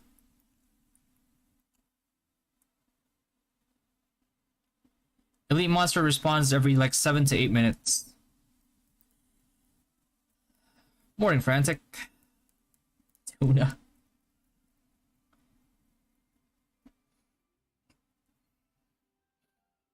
Was all the CC on YouTube? What's CC? Content creator. Play mage. I mean, I did release a tier list for the game, and I put Wizard as like S tier, so it would kind of suck if I put it up as S tier and I didn't play it. Like, oh, so I'm willingly being bad. That's my explanation, at least. Valkyrie and Devo Paladins have the same pet set. Yeah, you do. It's good for PV. It's also good for PvP. Example like is like Guild League, right? You put it in the middle of the point. If you're trying to take Baron, you place it on top of Baron, so your guildmates get buffs.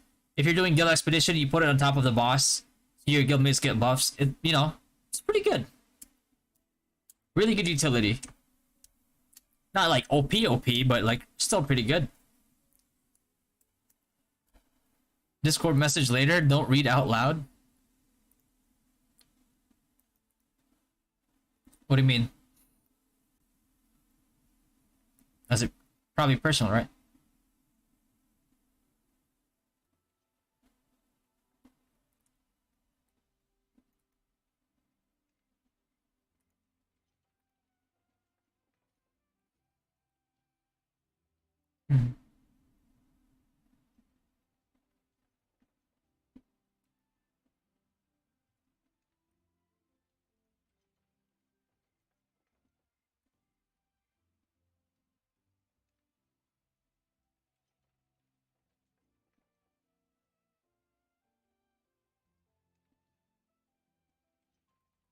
Mhm. Oh, somebody's gonna do what was that? Somebody's gonna do War of Imperium. War of Imperium soon for NA, by the way. It's 24 minutes. Stick to expert ring shims. What if you heard me? Let me just type it. There you go. Let's see. So where are we at now? Raging Bloodlust, right? Okay. What am I doing? Let me go. Guild quest. It's over your failed surgery? The fuck do you mean, Tim? Failed? I thought you said it was a success.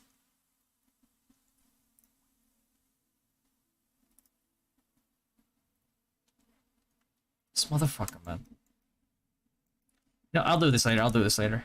Let's go do MR while we do this. 7 8 8 8 8 7. I can wait for a little bit. 5 4 Soldier Skeleton. 7 7 6 7 5. Let's go kill some ghouls, man. Actually, no. This takes too long. What am I gonna kill here? 7 7 8 6 and 4. Ah, fuck it, man. Let's go to Garden. Let's kill some Mantis. Respawn time for Mini, it's like 15 to 20 minutes. So as soon as the 15-minute mark hits, you start looking. PP's Nile Rose as a Synex. Should I dismantle them to get Brooch instead? Well, yeah, you're not gonna use Nile Rose. Unless you're a Soulbreaker. Then you can use Nile Rose until, because physical attack still outscales magic for Soulbreaker until like 110, 115. When I probably shouldn't have, man.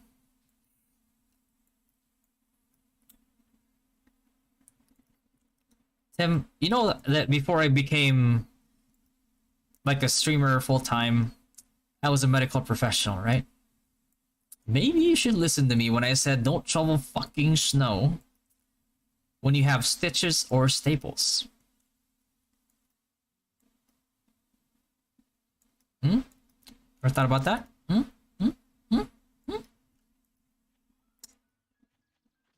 No, not like it's 15 minutes from the time that you kill it.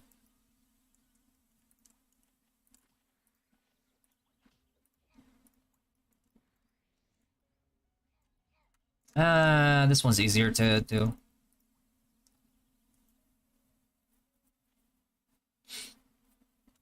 This one over here.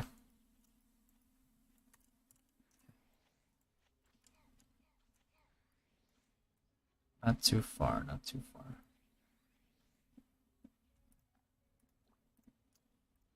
I wonder if I can just kill them with level 2s.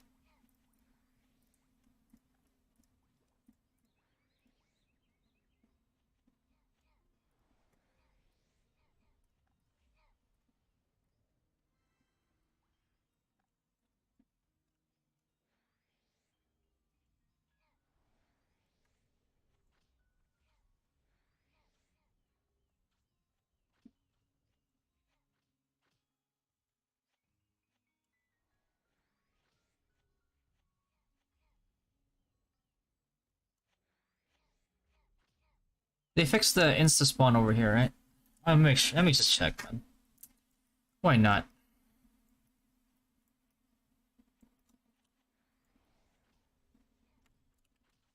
Wait, huh?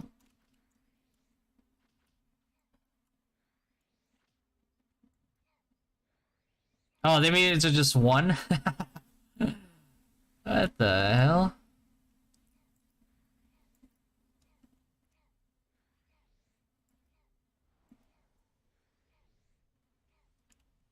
Fuck it, eh?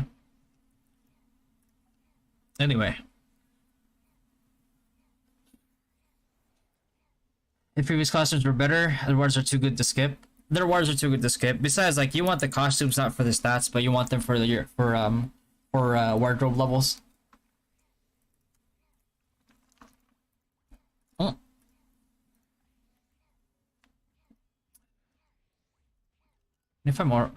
I'm already here, I might as well do both, right?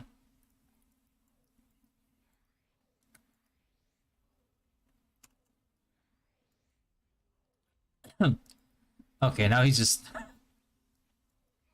completely ignoring the mantis. Oh, there you. That's why. That's why.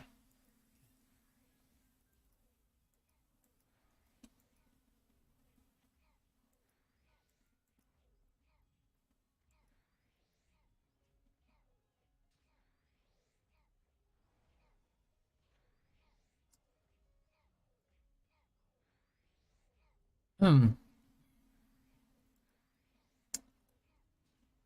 Is it at 7 o'clock? What do you mean?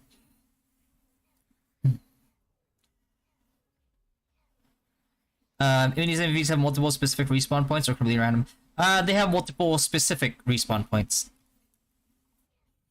Like, on average, they probably have around like four, one, two, four, around like four-ish, sometimes more. Like general location that they spawn. Actually, do I even need Flora right now? Probably don't, right? Yeah, Flora's already 8. No, I'm just gonna focus on Mantis then.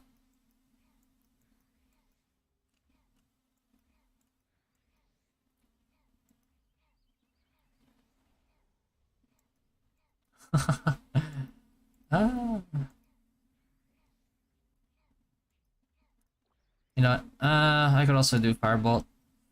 Global delay is 1.6 seconds, but that gets reduced. Cast time is 0.12. Only problem with this is like if I can't kill faster than 0.5 seconds, then there's no point in it.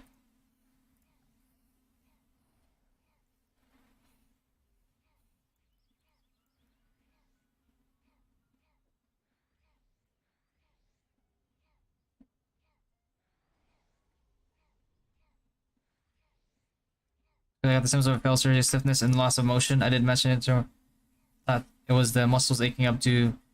I mean, muscles acting up is a symptom, Tim. What doing? Oh, I'm just MRing on. I'm just MRing on Mantis right now.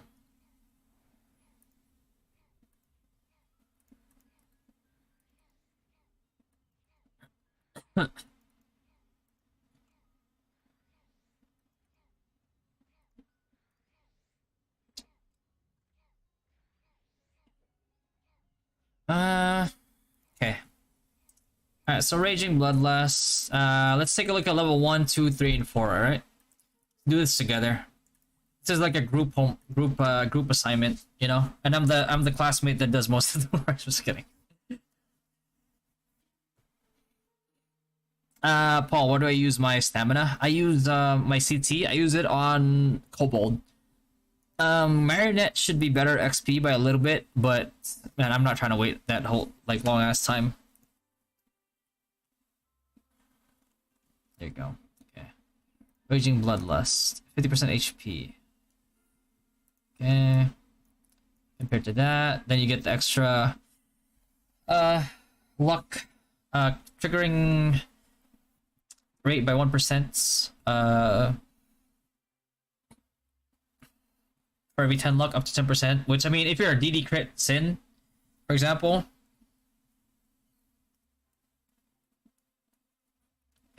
This is not bad at all. Like, cause you're probably gonna be like agility luck. But same thing with like LK. This is pretty much like really catered to LKs.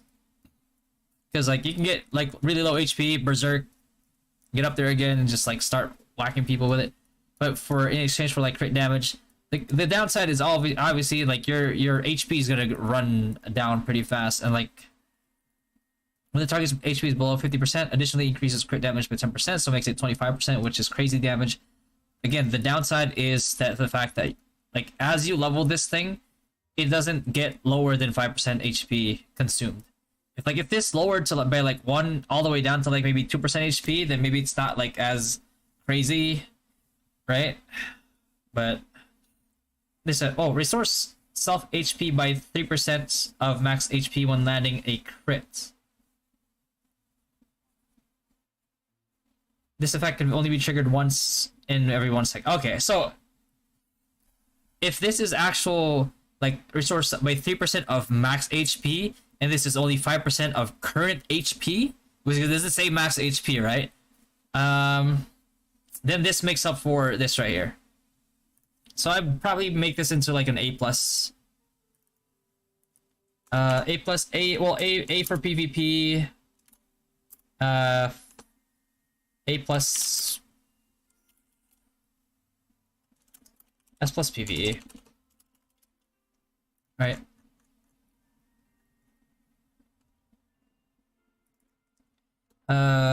Decent sigil for crit Synex.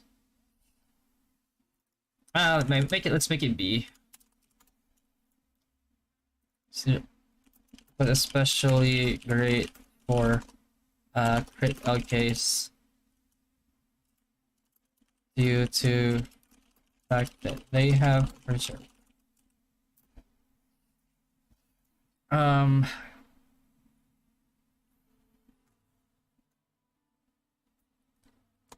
Great for PvE for doing MVPs, especially for more healing percents. More healing done for your party. And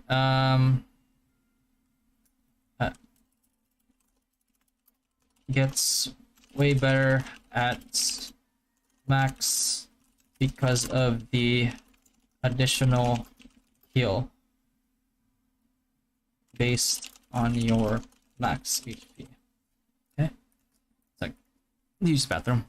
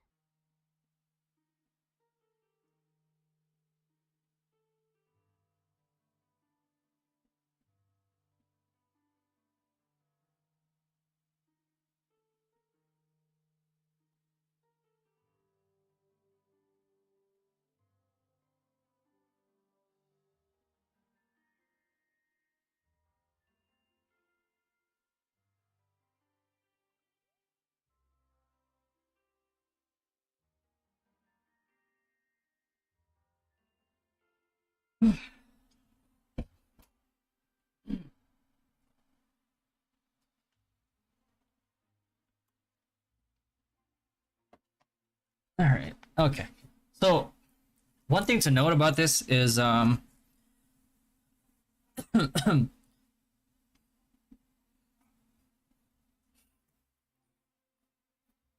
HP is below 20%. Restores self HP by 3% of max HP when landing a crit.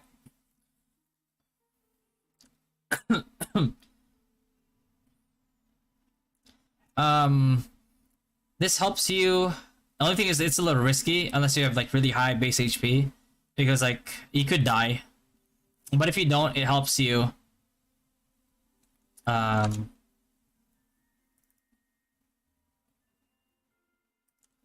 that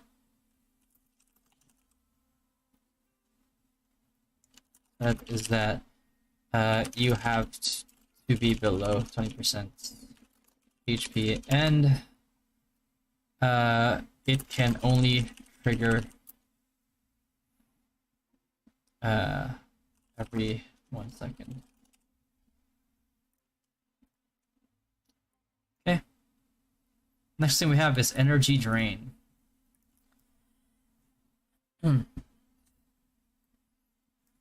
Yeah, Tim. I don't know what to tell you, man. I've told you everything that you needed to do, and you never listened to me.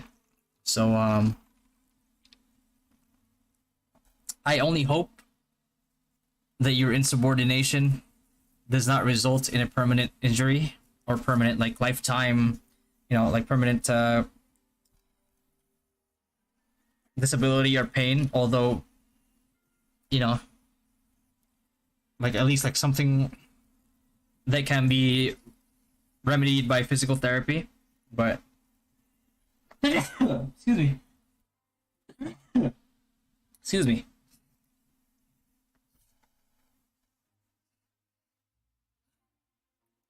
Gain 1 stack of energy drain.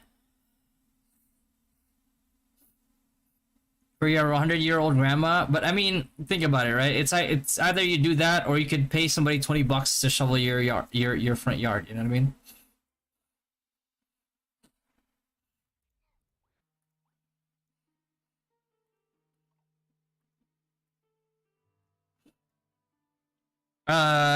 Chickens. I went to nursing. And then I transitioned over to long-term care pharmacy. So I dealt with like with primarily people who are disabled, injured.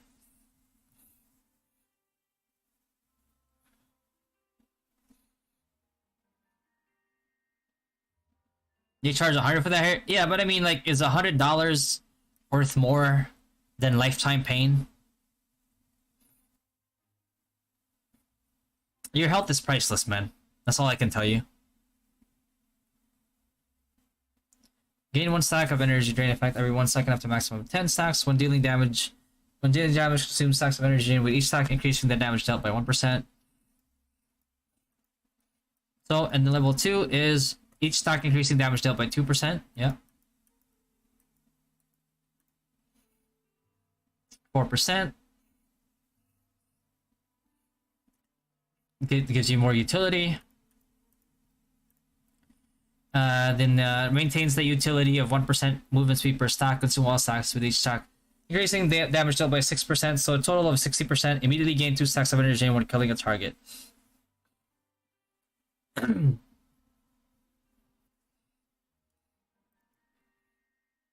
Added burst plus utility. So this one I would probably. The burst will definitely surprise people. I'd say an A and A. A minus probably for A for PvP. It's like here's the build up until like level 4. It's only like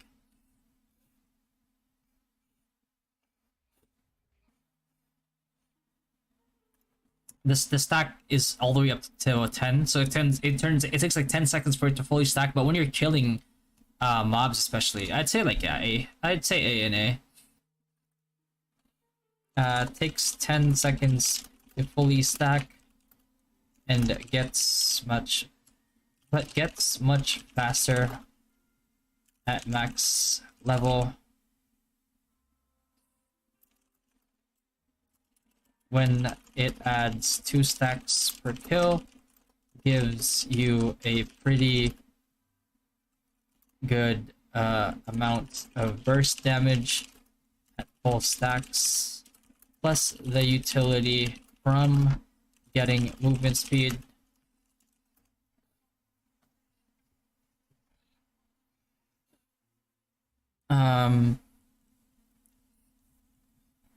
Doesn't quite make it to S tier because of the setup needed.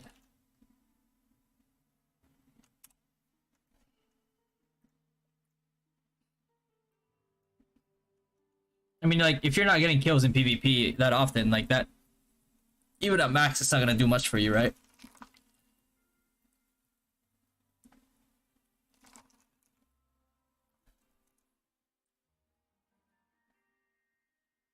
In winter, there's hardly anyone who can help that don't hate my family.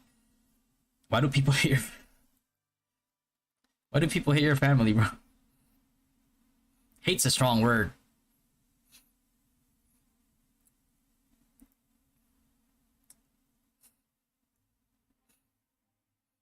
But I'm pretty sure, like, people wouldn't mind,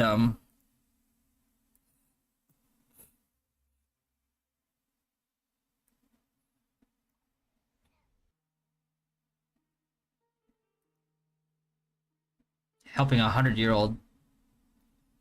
Berserk. Okay. Berserk. So Berserk level 1, when dealing damage, gain the Berserk effect for 1 second up to a maximum of 10 stacks, right? When the Berserk effect reaches its maximum stacks, consume all stacks to increase physical and magic attack by 5% for 5 seconds. The Berserk effect cannot be regained during the duration of the effect, which kind of like, I think that brings it down a tier, for sure. But level 2, when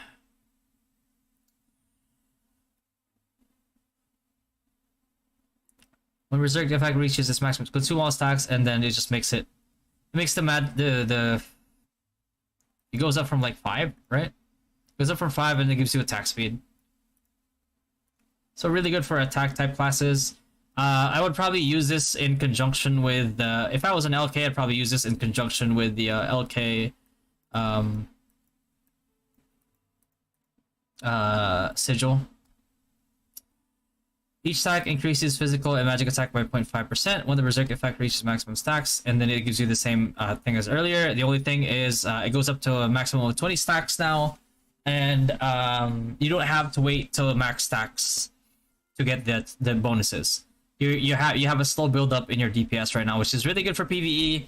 A little bit sus on the PvP side, because like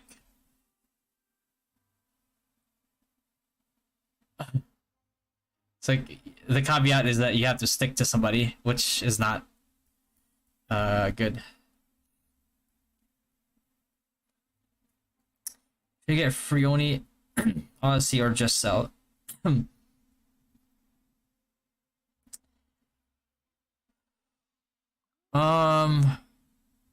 If you're switching to Pally, Osiris is still good. It's hard to beat Osiris because it gives you like a second life, you know what I mean? Which gives you staying power. Definitely shouldn't get Frioni as Pally, because like if you're going Sacrifice, for example, Sacrifice ignores Flee already. But if you don't want to get Osiris, I would just, I mean, at that point you just get diamonds, right? Or unless you want to wait for the glass time MVPs to go into the illusion card shop. Armor set for FS as a light spender, sprint, or Goibni. You want to go Goibni as a FS, unless you don't want to die.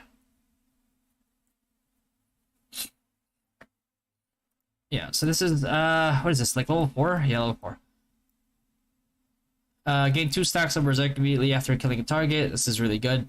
So instead of like dealing damage, it actually stacks up for you. So not only this makes you do more damage off the gates, so like you don't actually have to do build up.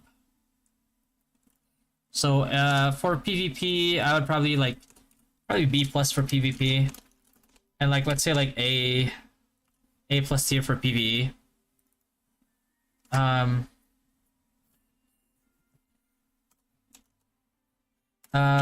Good for mostly for auto attack classes, but synergizes well with LK, especially with the M attack. Also, bonus also being put to use with LK's class Sigil, which is the aura enchantment.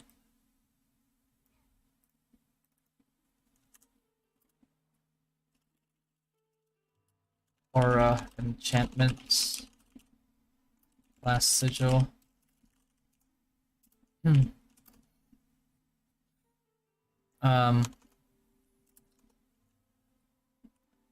Downside is that the stacks are time gated until you get this sigil to max. Lower tier in PvP because getting kills as LK is a lot less reliable, but in PvE it is a lot easier. It's a lot easier. Okay. Courage Blessing. You still think Knight is dead weight?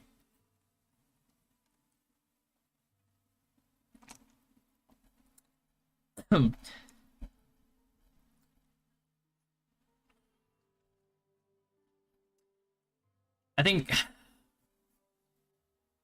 don't think like Knight is 100% like dead weight. Like Knight plays a certain role, but like let's say, how do I put this? If you were to have a Knight, and you like Guild League, you're limited to 40 people on the main map, right?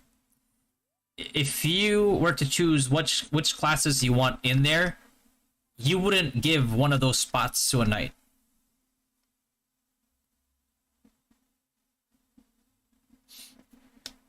Welcome back, Ragnarok. I'll read Discord messages later. When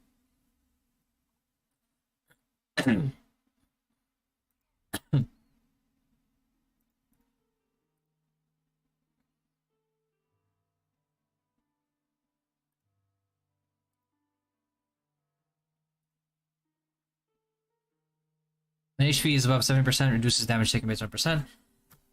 When taking damage, that's the initial damage, and then when taking that, reduces the damage taken within the 10 seconds afterward by 30%, which this effect can be triggered once in every 30 seconds. So you have that initial damage, which I'd say, triggers this instantly, so it's like 0.1, 0.2 seconds, and then you have another, so basically a total of 10.2, 10.1 seconds worth of like an effect. Really good for things like Asura, and then surviving it afterwards because of the 30% like increase. A lot of these are like indirect nerfs to monks. This one reduces damage taken by 50%. Afterward, 3% and increases movement speed by 5 at level 2. It's really good. You get utility at level 2 already. Brings this up to 70% and then 40% after. Holy shit. Okay. Damn. Rip Asura. Okay, so same thing. But when triggered, the damage taken couldn't be higher than 10%. 10% of max self HP.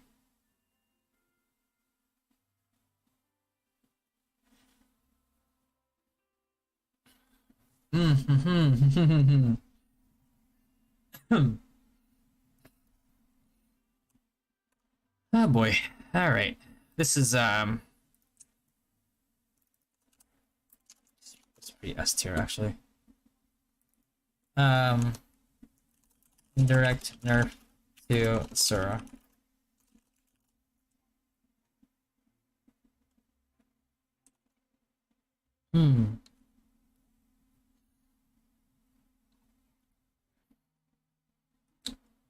Which is better? No, Neom, I've answered that question for you about like 5 times already. The answer is not gonna change.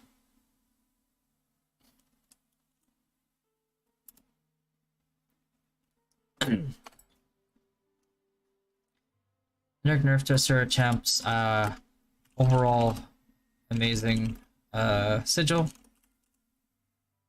That allows you not only to tank a huge chunk of damage,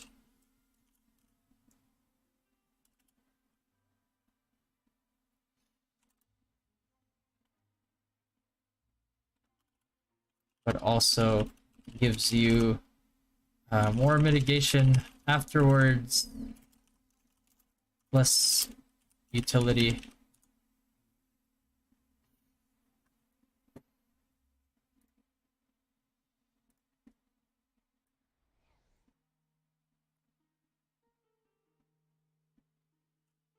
Okay. Immortal body. And this one is just utility. Movement speed and then 5% of max HP per second for 10 seconds. Effect can be triggered once every 20 seconds, right? So it's like you're getting 5% or 50% of your HP pretty much getting recovered. And then when triggering, initially increases movement speed by 10%. Additionally, for 3 seconds, the effect can be triggered. Yeah, all that. Okay. So it's like a oh shit button, pretty much, right? It's like when you scare like an animal, and they they just run fast. Level 3. What does it give you? Jesus. Okay. So it still does the movement speed 5% and restore 5% max HP per second, and increase healing effect and healing received by 30%. So that probably increases this as well. And additional like healing done to you. This is such a man. This is pretty broken. It's PvP damage reduction too.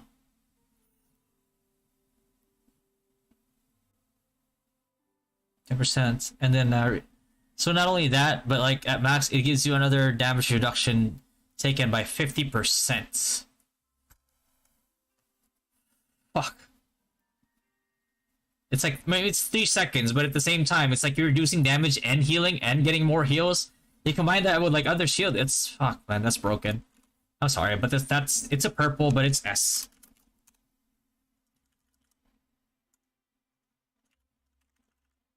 It's a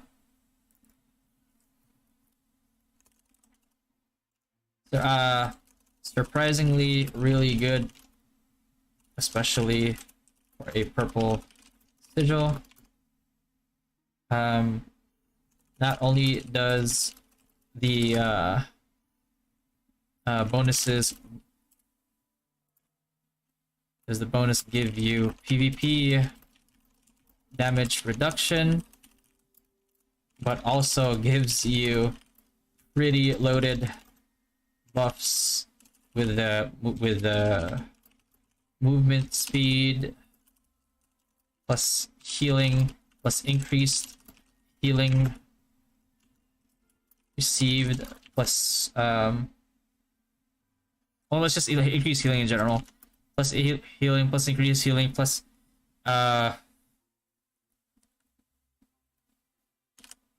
more plus like damage mitigation when maxed. Really OP sigil.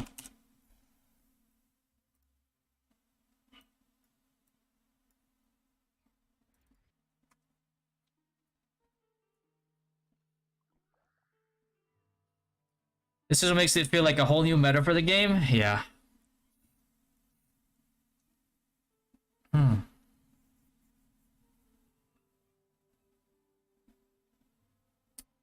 What's your tier A pet wish list? I think it's like Squidget, and like the LOV pet.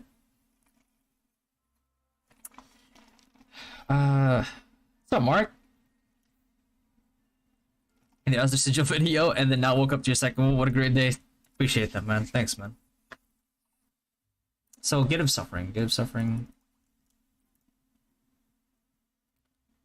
After dealing damage 10 times to the target, it will attach a gauge suffering effect, which deducts 75 while moving. So it's basically a lesser version of like Nightmare. Endless Nightmare. Alright, 20-second cooldown. It's basically the same thing. It's just lesser. It's like a lesser version. Right, a max reduces. Same thing with like Endless Nightmare. It increases the damage taken, so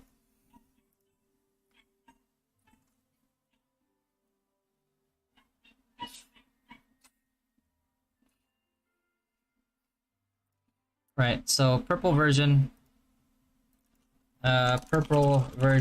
of Endless Nightmare.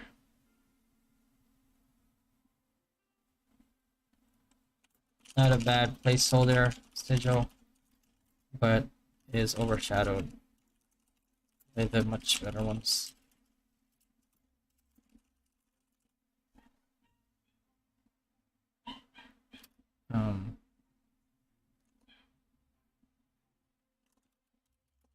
Not based in lower tiers due to the fact that it's still pretty decent with the PvP damage reduction. And the reason why I say that is because like if for people that want to stack PvP damage reduction, which is like when like really once it's like really high, it's really OP, then that's the reason why like this wouldn't be like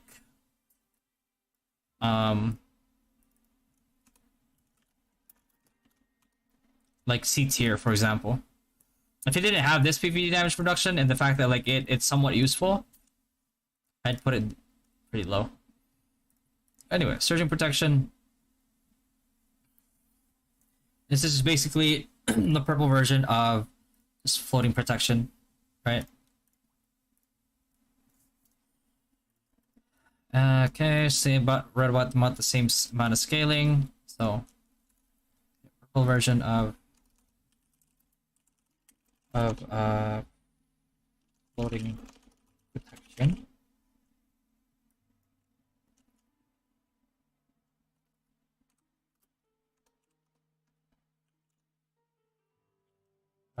With protection being very OP, this is not a bad placeholder. Plus gives PP damage reduction as well. Right. And the max is still pretty good. It's like 50%. Is basically 50% is like oh no. Screen protection. Like 30% is only like 2% less. Scaling is a little bit of it's 250% of P attack plus M attack combined, right? And this one is 300%, so the damage is not that different. I mean the effect is not that different. But you know, floating protection is just it's pretty OP.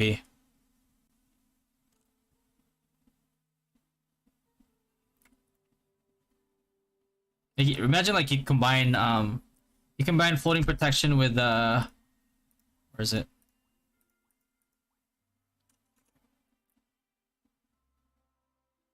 With like Courage Blessing. Man, that's so OP. That's so fucking broken, isn't it? It's like that's just an indirect nerf to Asura.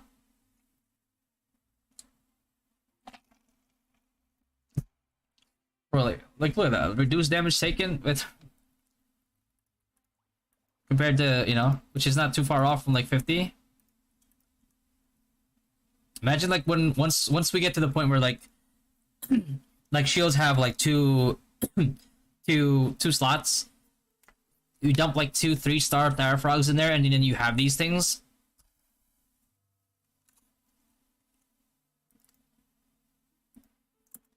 So at max, that's 5% less damage reduction. Let's compare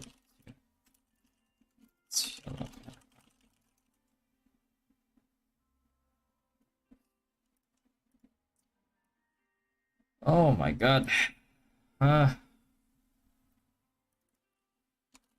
I'd still place this as a quick S.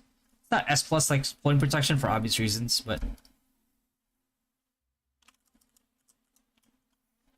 S minus. Because it's a good placeholder.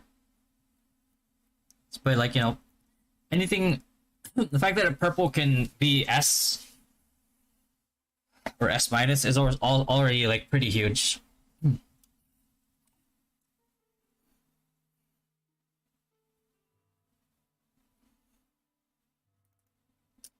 Let's see. Swift breakout is pretty much well, that's the one that gives you like movement speed and then damage reduction. It's the oh shit button. It's the same as what is it again? Yeah. What is it called? Purge Blessing.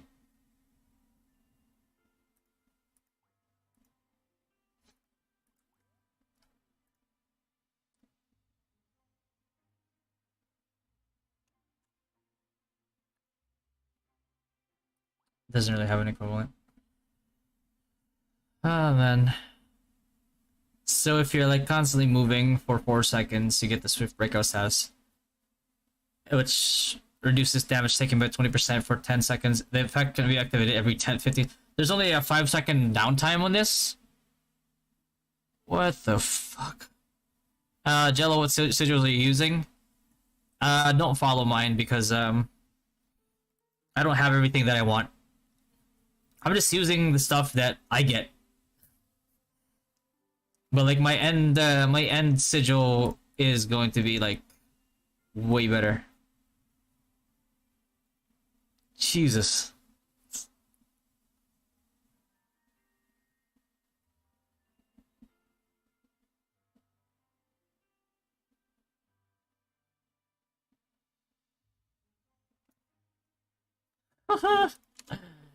Holy shit.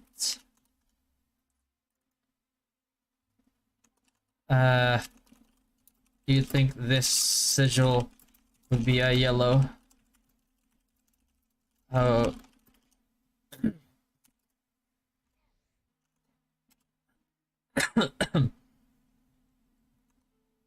Pretty OP.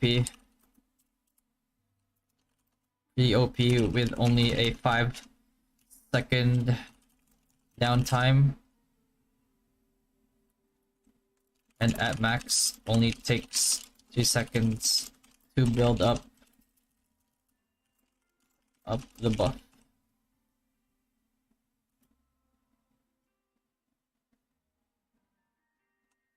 Bro, this thing deserves a nerf, bro. Holy shit, man.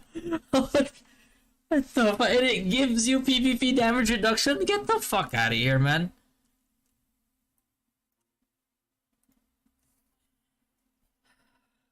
I don't know why I'm acting so surprised, I'll be honest with you. Because like, I mean, we saw this shit. I said this before when we read it in the patch notes, right? That like this makes the game so imbalanced.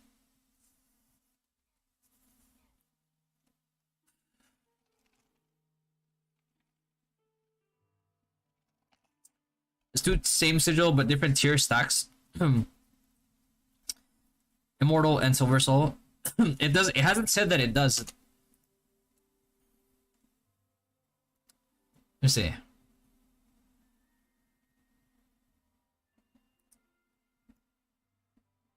Yeah.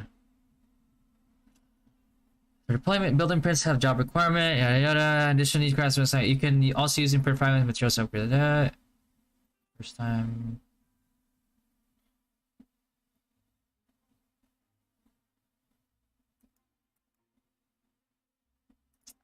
Doesn't say that you can. Guess we'll have to test that when we actually get similar ones. If somebody already has like similar yellow and purples, if you guys can test that for me, that would be great. Because as you can see, we're a little scarce.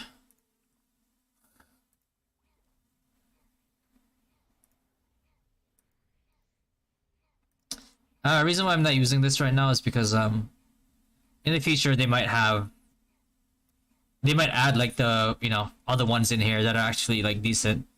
But if they don't, it's still good. Like I'll still use it as a means to get the collection bonuses. It's not too bad.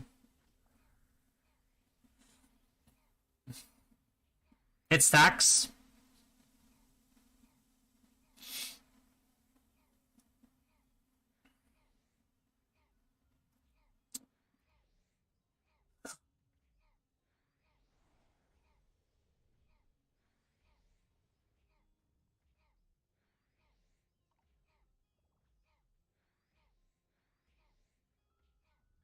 Okay, so side notes,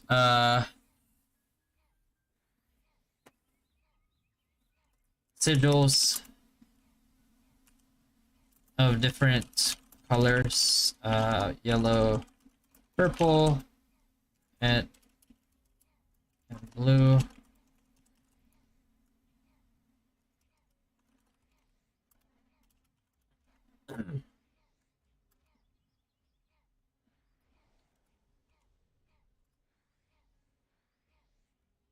And have their effects stack. That's fucking broken, man. Bro, everybody reroll out of champ. Ah.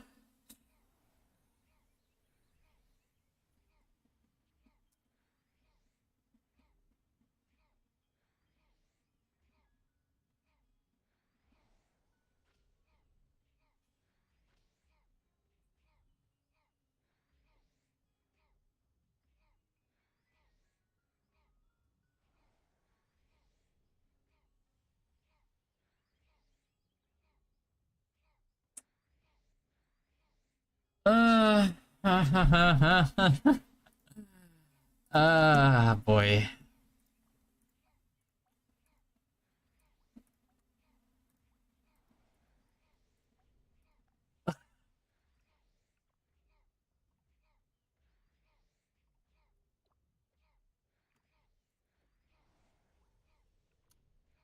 Good thing they're pretty accessible. In the long run, at least. Man.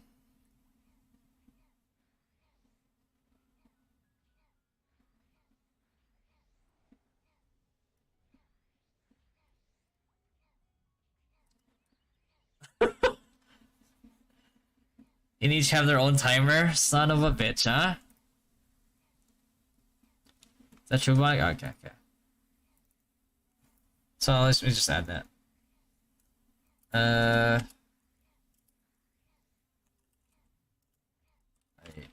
I use shields like there's ID surging, protection, and flowing shield have their own stack, have their own timer.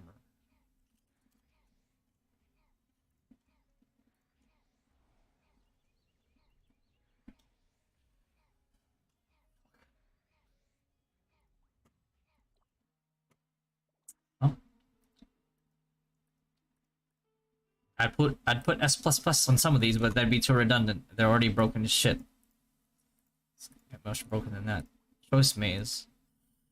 When you deal damage, you have a 30% chance to increase damage by 8%, and as well as 30% chance to lose 8% of HP. Only one of the effects will be triggered at a time. So you're not consistently losing HP, but it's really good for PvP. PvE, I mean, for MVPs. 30% chance to lose 13% HP. And then same thing here, but when triggering damage increase, reduce the global cooldown by 8%, increase chanting speed by 15%, and increase attack speed by 8%. So they make it so it works on all classes. Or trigger HP loss, reduce movement speed by 10%. I mean, if you're MVPing, if you have like Bafo Jr. and like a priest, obviously you're not gonna be too worried about like dying. Especially if you're like a caster, right? But if you're if you're like a Synex or a LK, bro, holy shit, man. Because there's no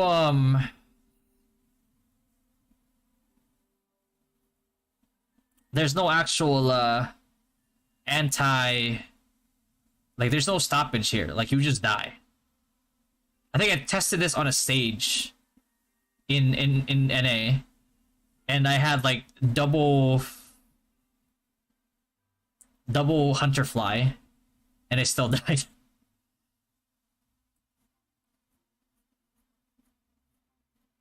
So very situational. Can be if you combo this with like combo this with where is Berserk? No, not Berserk.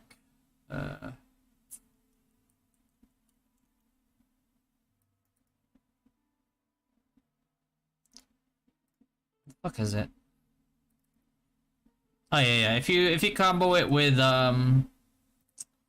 let's say like Raging Bloodlust. I mean, you'll die faster, but if yeah, let's say like the heal from Raging Bloodlust, which is based on your max HP, not your current HP. Bafo Junior heal, you know, pet healing you. Priest with Sanctuary plus heal healing you, plus like you know a healing sigil healing you as well. It might be really OP for like MVPs. Would you use it in PvP though? Oh, fuck no. Oh my god, man. Well, you might use this if you're an ME priest in PvP, or Gravity Field Wizard in PvP. You might use it for this, or let's say like Soulbreaker. You know, but like basically skills that deal burst, like huge burst damage already, and you know, because this is really deadly for like fast hitting skills, right? Like if you have 500% attack speed and you're attacking 5 times a second, and there's a 50% chance for you to lose your you know your max HP. But the thing is, like, bro, like I mean, look at it, right? It's 20% damage for 40% chance.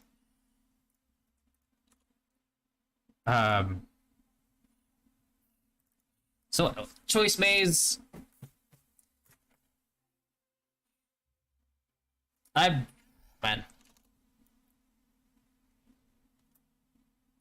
I'd say A minus. Nah, B. I'd say B. B because if you're holding a choke point, let's say like War of Imperium, right? Or you're holding a choke point in like Guild Expedition. If you're a wizard, it's not too bad. It's 40% chance to do 20% more damage at the end there.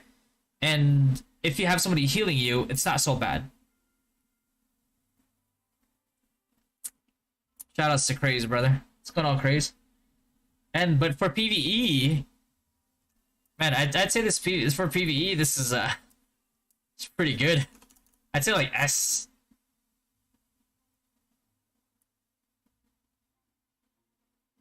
I'd say A plus. A plus. Let's put A plus. Only because like it's not good for everybody. Okay. Gets a B tier for PvP instead of C because it still has uses, especially when forecasters trying to hold a choke point and have tank on top of them, plus tank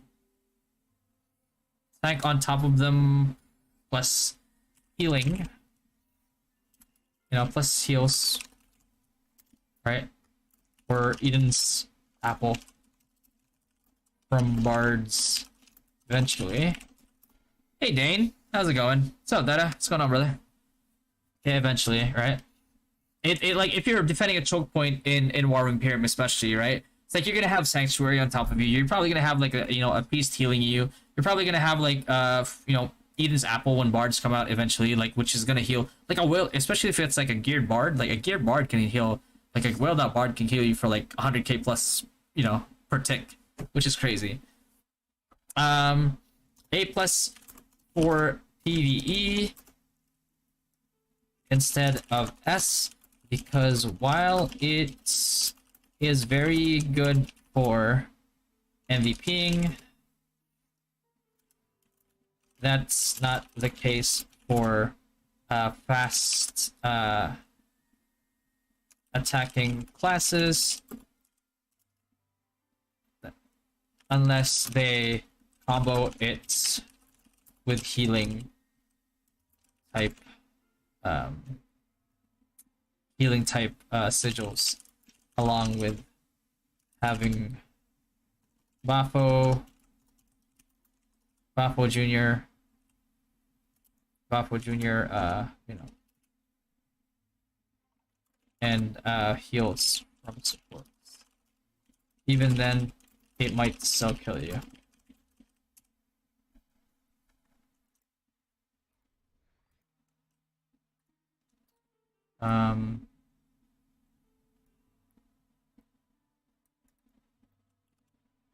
Okay. Overall, still not the most worth, right? But still not a bad. Okay.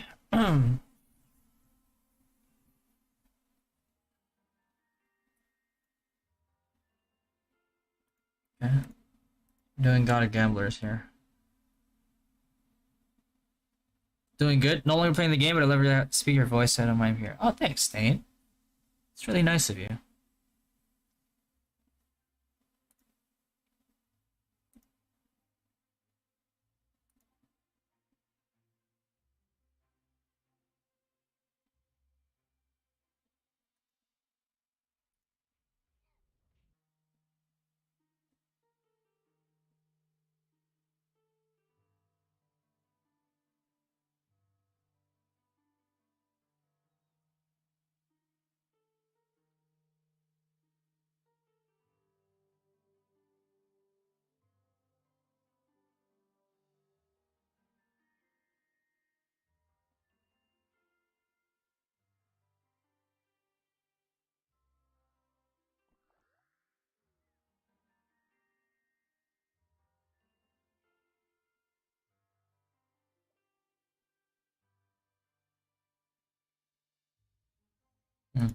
Okay. It's possible that they will give away free change job when your character arrives. It's possible. But I mean, if they're greedy, they might not. What sigil did you redeem using the weekly rewards? I mean, I got the ones from last week. I got the wizard one. Not because I'm gonna use Magic Crasher, but because of the collection. Collection is M attack. It's the only one that gives M attack, so that's why I got it. But for this week, I'm saving it right now. Like, it's still good to get these for the for the collection, and I might just do that. But I'm trying to save it for as long as I can. See if the other when the other sigils like come in. Problem is we don't know when they're gonna come in, so I might just get the collection here. Not right now though. I'm not in a rush. Is it worth to buy Luna Trojan for Wiz? Not really. It's not the one that I would like go for. With like my pity points.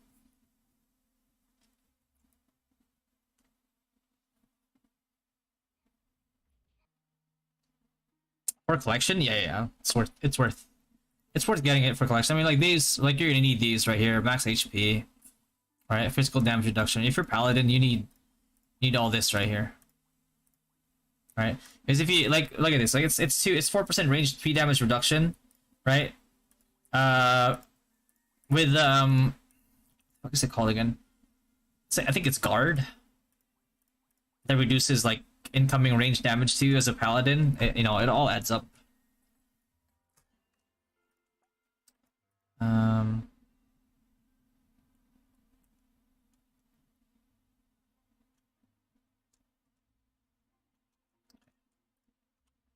Oh yeah, God of Gamblers. God of Gamblers. Oh god. This is a chosen one, purple. Except it has downsides. But all the downsides disappear once you get to like level 4. Alright. Oh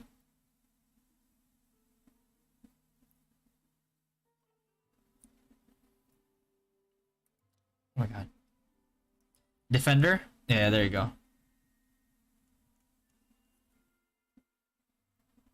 Oh, the one with minus GCD? I still don't get. I didn't get that one, no. The GCD items are only good if they bring down. If once you stack them and they bring down your global cooldown by like 0.1 seconds, right? That's when it starts to get worth it. But like, you also have to think about like how much are you giving up? Are you giving up a lot of damage? Are you giving up like a lot of like cast time? What active sigil are you using as I was? I'm not using any. There's no point in like there's like this right here. Don't pay attention to this right now because I can't show you mine and be like, oh, this is what I'm using, and then you follow it because you're gonna follow this and you're gonna be like, well, this is not the best. I was like, obviously, because look at how many I haven't gotten still. Right? So if I were you guys, I'd pay attention to. I mean, it's pinned on YouTube and on Twitch. You know, everybody has access to this. You guys can come in here and check it out every single time, and I'm going to be updating it as well.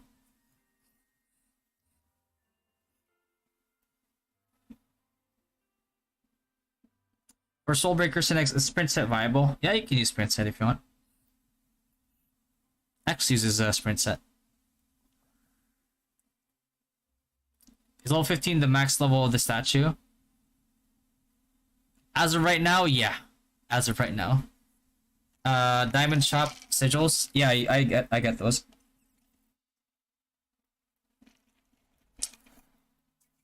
Don't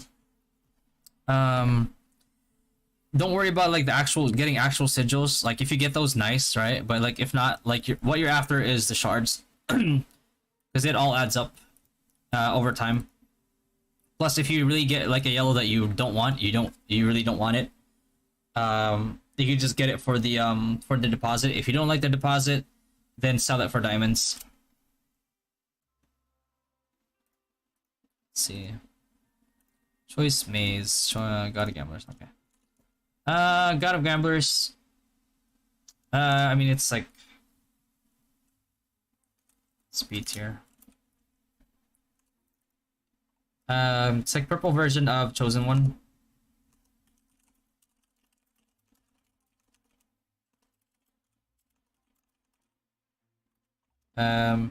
Not worth using at base because it has downsides.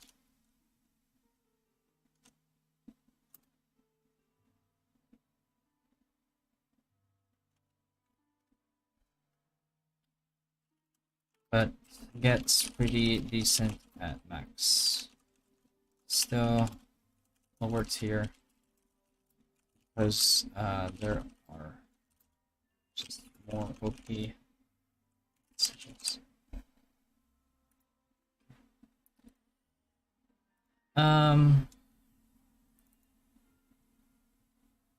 Okay. Worth getting for collection.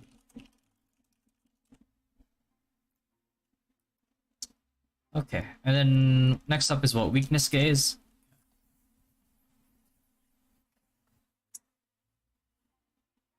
When in battle, immediately obtain 10 layers of weakness gaze effect. Each layer increasing crit rate by 3% up to 30%, so 30% attack speed as well for 5 seconds. Right. Effect will be consumed when landing crit damage. Which I mean if you have like high crit, chances are that in the times that you've attacked, like 5 times in 1 second, if you have 500% attack speed, you're gonna lose half of these stacks right away.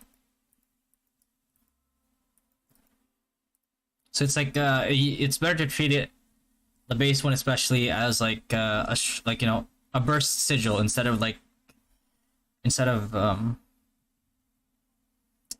consistent damage type of sigil. Can you collect other classes sigil? Yes, you can. Feather. I'll show you my feather in a little bit. How to do more damage for MVP and balance for PvP for a mid spender? Well, I mean, like a lot of the cheaper yellows you can get easily, guy. You're gonna have to keep switching out feathers for PvP and PvE because we don't have presets for feathers yet. I don't know why we don't, but we don't. Parts of Wisdom and 42 statue, even when leveling the statue gives speed damage and HP percent. Well, some of the statues in in Wisdom, you don't want this obviously because it's just physical damage. Like eventually, when you max out like your fortitude, maybe you'll get this just for the reduction, right? But like this right here, yeah, add strength, but these two add int and dex, right? Dex 1, int 1. So I'd still get this, right? Because it gives you magic defense, max HP. You use everything in here, and this one too.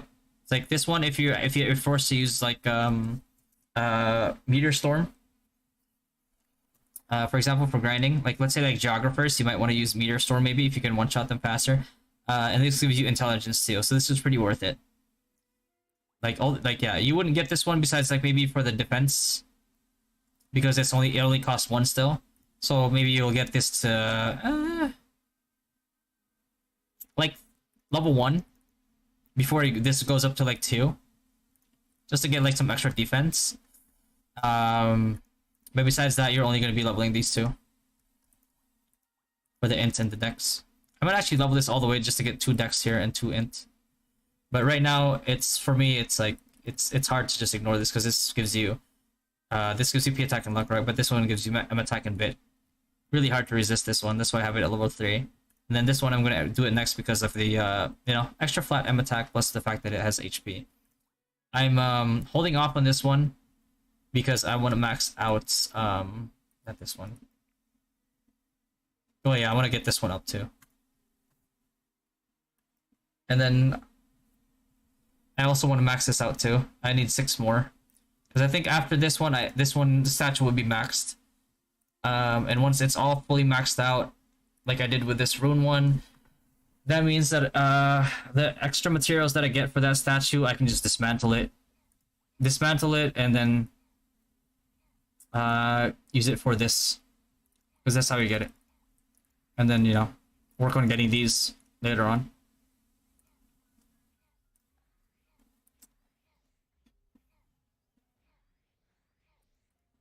Morning, Zeal. Okay, so where were we? Were we at weakness gaze? Weakness gaze. Okay. Alright, weakness gaze. Right, and level 2, it goes up. Gives you the additional effect of when in battle increases movement speed by 5% for 5 seconds. Alright. So it's good utility.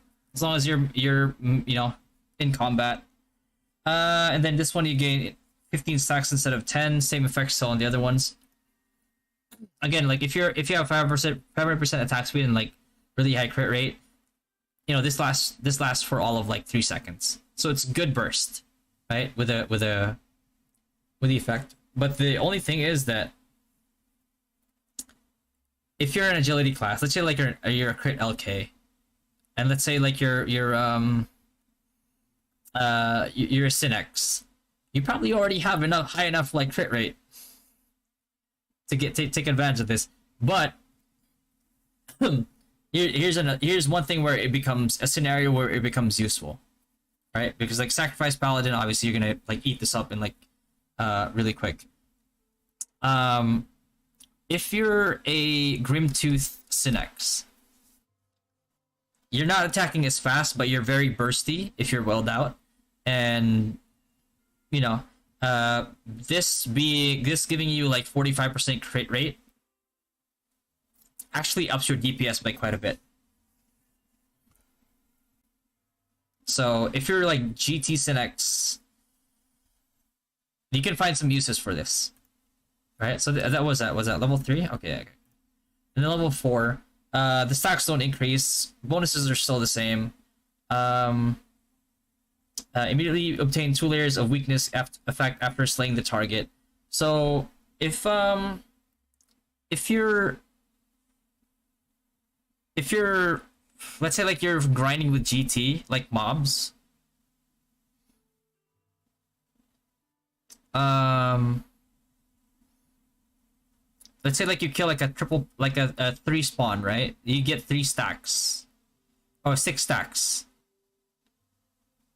So you're basically getting you're refilling the crit rate. So you constantly have 45% crit rate.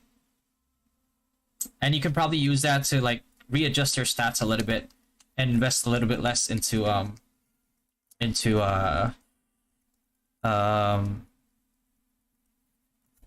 luck maybe.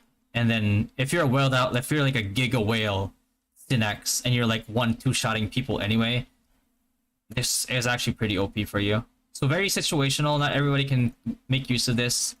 Really good deposit though. Crit +2.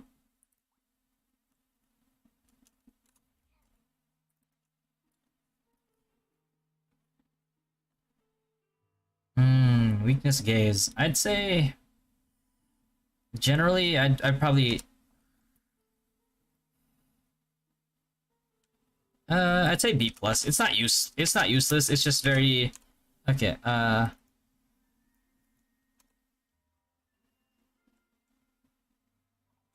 People might feel this is underwhelming if they expect this as a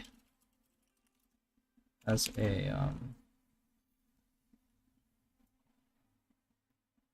they expect this as a consistent damage rune. In fact, it should be treated by a burst. I keep calling it rune still. Sigil.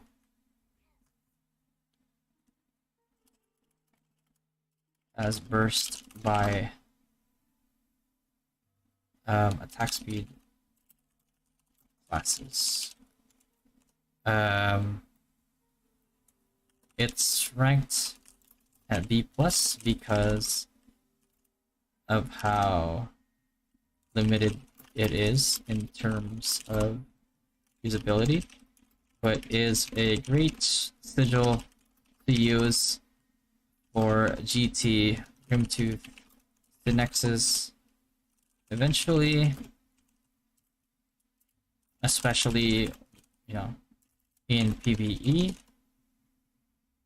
because at max rank, every kill refills 2 stacks per kill, which keeps you at a constant 45% crit rate. Good to know. Alright. And the reason, like, it's not horrendous, it's not bad. The only thing is, like, man, it's, there's a lot more useful sigils out there, like, really OP ones. So Megaton Bash, it's for burst classes. You know, this is really good. When dealing damage increases this damage by 5% if the amount of damage is higher than 70% of the target's max HP. The one saving grace for like Asura. Like with all these OPs, I don't know if this is enough to like make up for that. What this is good for though is let's say like you're lacking that like just a little bit more damage to one shot a mob, right? Then you know this will help you. So let's say especially like the biggest worry is glass time. Glass time mobs, their HP is so ridiculously high. The chances of you one-shotting them are like slim to none once they're out. Maybe eventually, but at least like if you're dealing 71% of their HP or 70.1% of their HP, then you'll, you know, actually no, it doesn't matter if you only deal 7.1 because it's not gonna make it that much better. Yeah, I guess we'd have to do like 95% of their HP. Or increases okay, max HP, or increases damage by 8% if the target's HP is full, which is really good. Because you know when you're killing mobs, they're usually at 100% HP. Reduces the target's movement speed by 5% and increases the damage taken by 5% for 3 seconds if this damage doesn't kill the target. Not bad. The only thing is, like, if you're already doing 70% of like their HP, you're 2-ticking them, right? So it's not like this extra 5% is gonna be like, oh, it's such a difference maker. So it's like I'm a little 50-50 on this one. But it is good for champs, I'll tell you.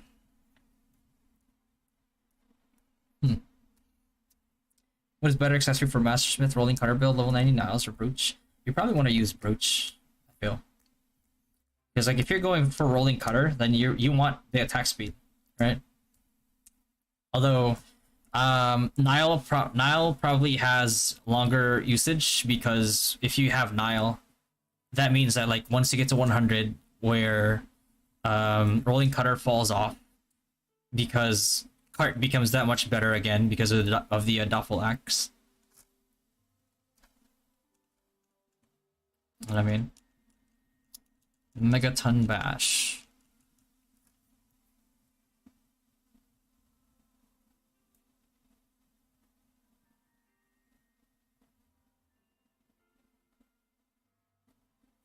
I don't know how to feel about this, to be honest with you. Good for, I mean, it's pretty obvious. It's good for Asura monks.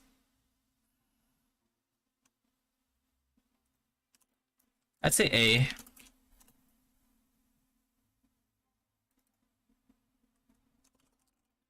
Helps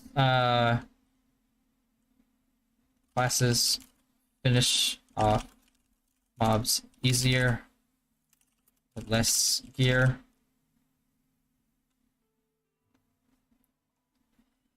Okay, particularly useful for champs, especially with how many of these sigils counter them indirectly. The only thing is, the only problem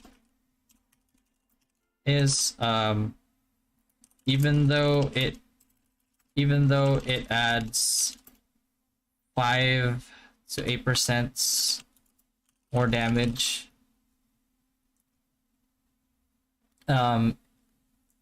with the caveat with a condition for the 5% extra damage is at 70%. If you're only doing around 70 plus percent plus damage,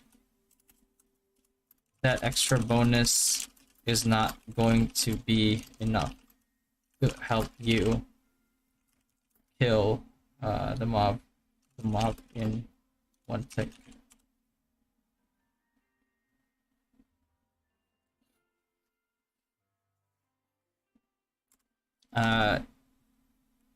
Players wanting to use this sigil might want to take a look into how much they deal and see if this is actually useful at the current scenario.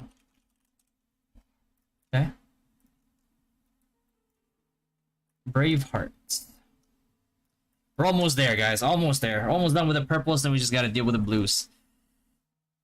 11:55. The podcast starts at like 1, so I have another hour and 5 minutes.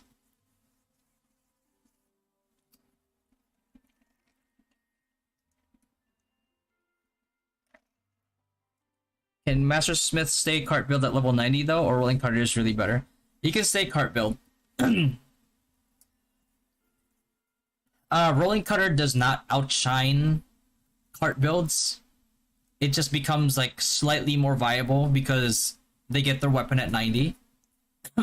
So they're like pretty decent, like 90 to 99, right? But then once you hit 100 and you get access to Doffel Axe, cart just becomes like so much better, especially for PvP.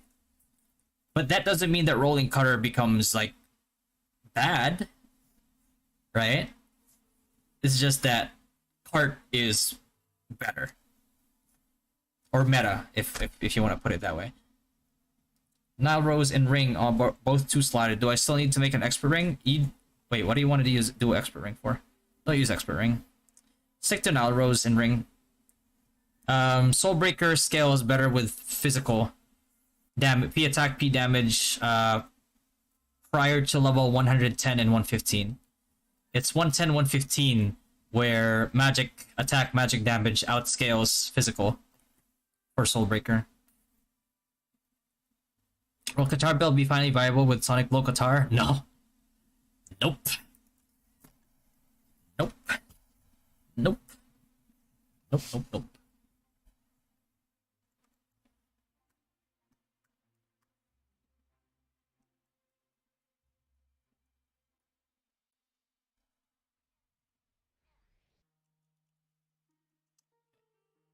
Braveheart, right? Or Braveheart? Yeah, yeah. Okay. Do you know how to skip Ig events? Did they apply it finally? Because prior to, like last time when we tried it, it didn't apply. They said that they were gonna allow us to skip it, but I don't know what went wrong. What went wrong? Because I'm still not able to skip it. Let me do my MVPs while I'm here, man. So I stop dicking around so much.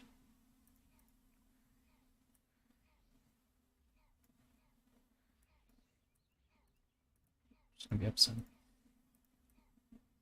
I'll stay here. I'm not gonna be able to pay attention. Okay. Let's just finish this.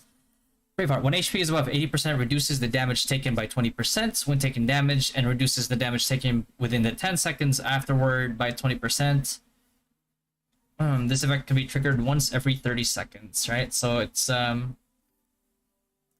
lesser version of where is it? Not Berserk. Choice of Fates. Not that. Courage Blessing, right? Yeah.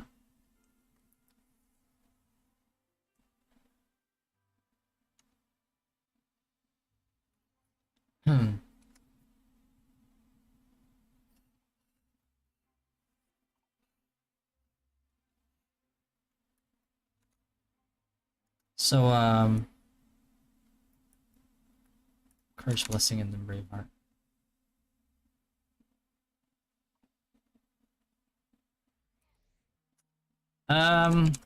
I'd say 8. 20% versus 30%, right? Like, I'd say A. A and A. Purple version of Courage Blessing.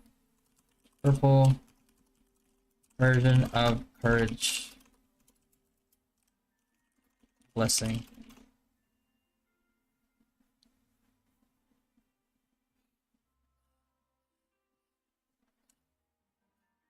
Like base is when this is 10% less, but base is like 10% less as well, right? Yeah. 20% versus what? 1%. Okay, so it's just the afterwards. Okay.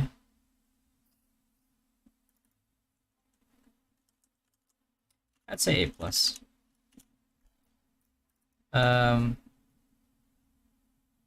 Post mitigation is only 10% lower, but initial mitigation is the same.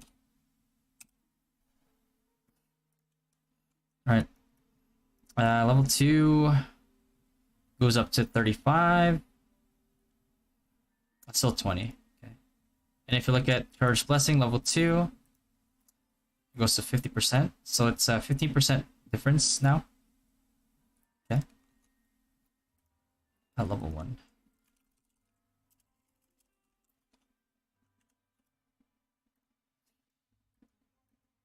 Okay. Level 3 Courage Blessing is 70 and 40, right? With movement speed. 70 and 40 with movement speed. 70 and 40 with movement speed. So 20% less, an additional 5% lead. 10% less still. But no movement speed utility. Do you get it here at level 4?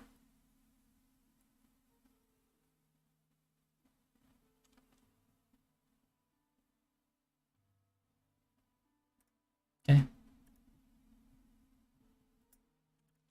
Okay. Slowly gets outscaled more and more as both sigils get levels, and does not get the utility level 3 utility of Courage Blessing until this one is maxed. Okay.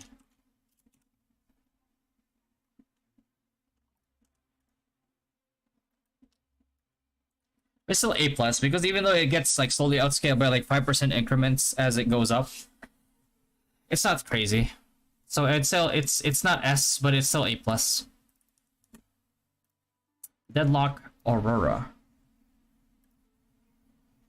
When HP is below 20%, immediately restores 50% of max self HP. This effect can take effect once every 50 seconds. So it's like an oh shit button, pretty much.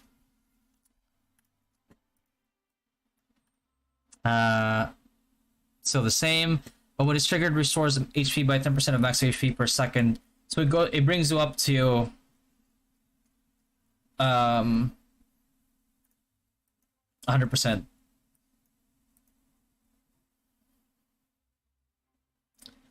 Oh wow. It goes down from 50-second cooldown to 30. It's still the same thing. It still brings you up to 100% back, right? Which is really OP. It's really OP, especially this is like a hard counter to like non-Giga Whale Synexes that, you know, take a little bit longer to kill you, but once this activates,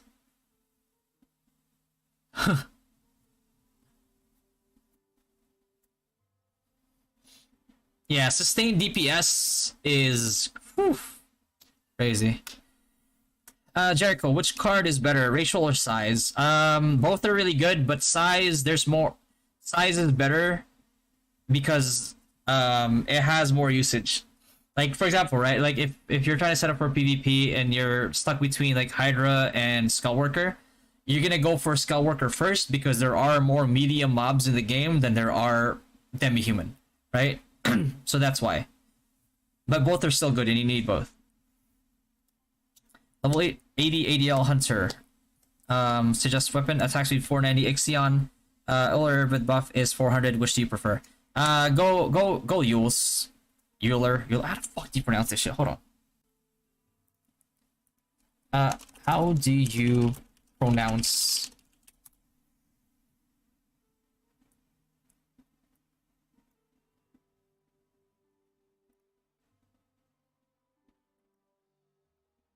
I'm not saying that shit.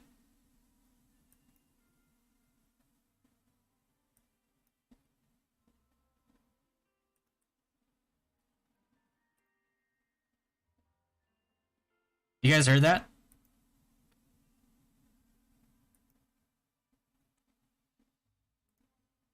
Hold on.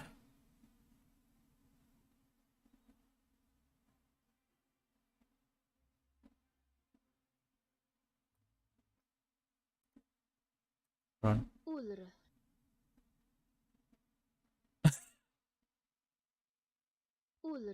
Ooh la la? What the fuck? It's Euler. Uller. Ulr. Uller. I already trying to trail my tongue over Uller. Yes, you should use the Uller bow. Ulr. Fuck out of here, man. It's like, is there an Americanized version that butchers this completely but makes it easier to say?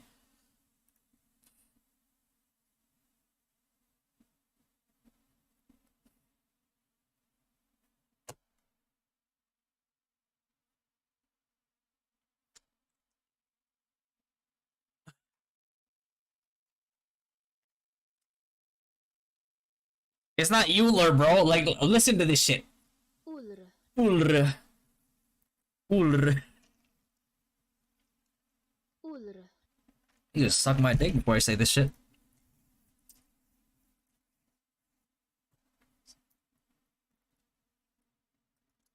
Now we're good. I'm gonna call it Yules. It's called Yules now. Alright.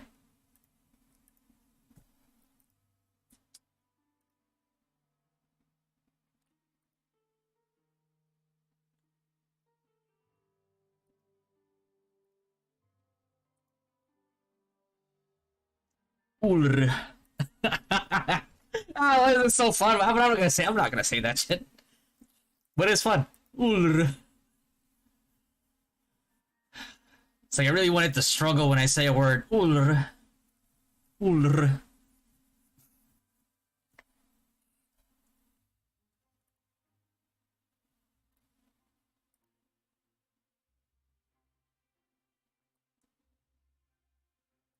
Ulr.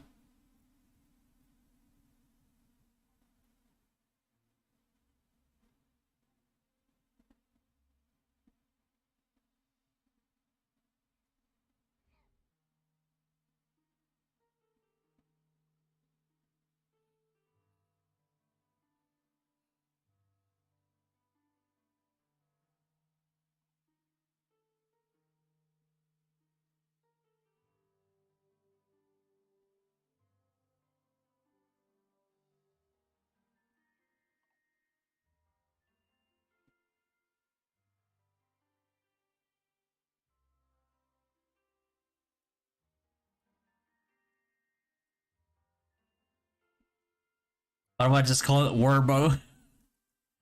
Yeah, that one. The one with the the one without the feathers. Oh wait, the one with the fuck, man. Hold on. Because Ixion Wing has feathers. Fucking Urbo also has feathers. Doesn't it? Has feathers, right?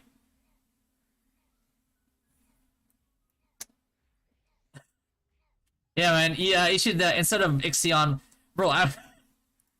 I struggle to say this word, and I just give wrong advice. I was like, I can't say Urbo, man. I was like, just fuck it. Use Ixion Wing.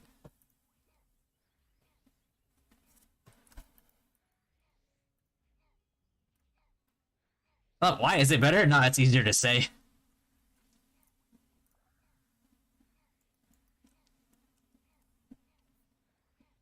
Is it a priority to buy the sigil pack and imprint boxes now in the diamond shop? If you can afford them, yeah. They add up. The shards. Sky City event, what level you would suggest?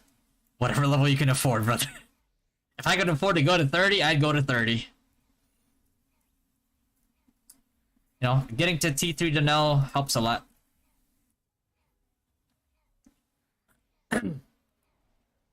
Like, you ever thought about rerolling? Okay, Ulr. You suck my nuts. What the fuck? Ulr.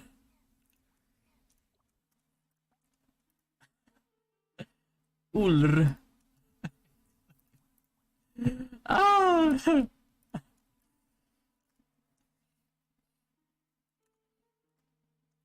Mm, mm.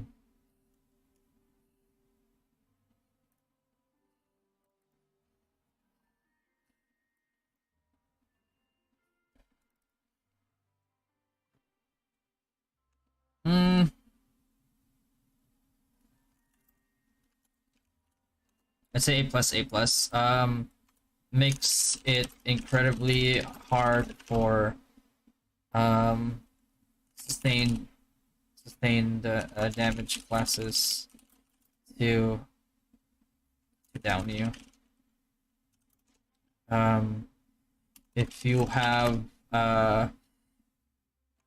Illusion Osiris card, it synergizes with it really well and heals you to full again, allowing you to have a better chance at being able to reposition if you get caught out of position. Okay.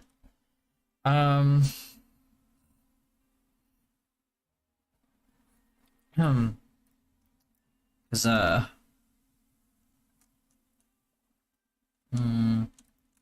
yeah. Also synergizes well with Rosary, not the accessory, with the woe item. Rosary, prayer beads, whatever.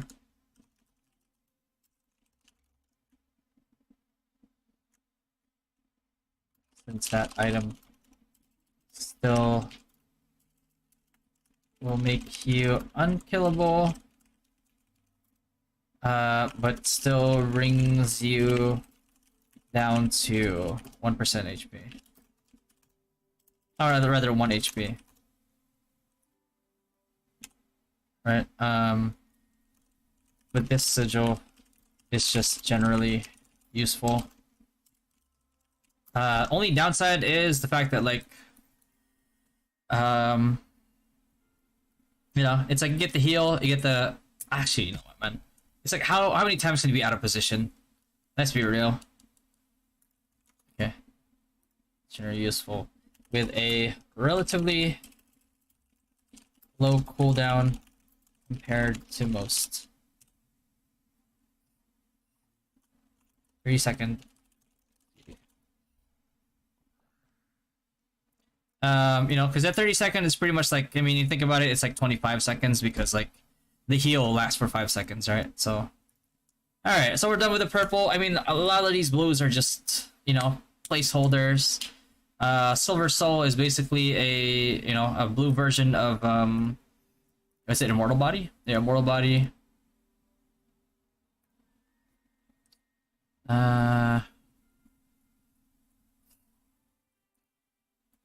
But again, even though it's not, it's blue, the fact that it has similar effects to Immortal Body, which we know, if you know it's like Immortal Body, we put it as S+ tier, right?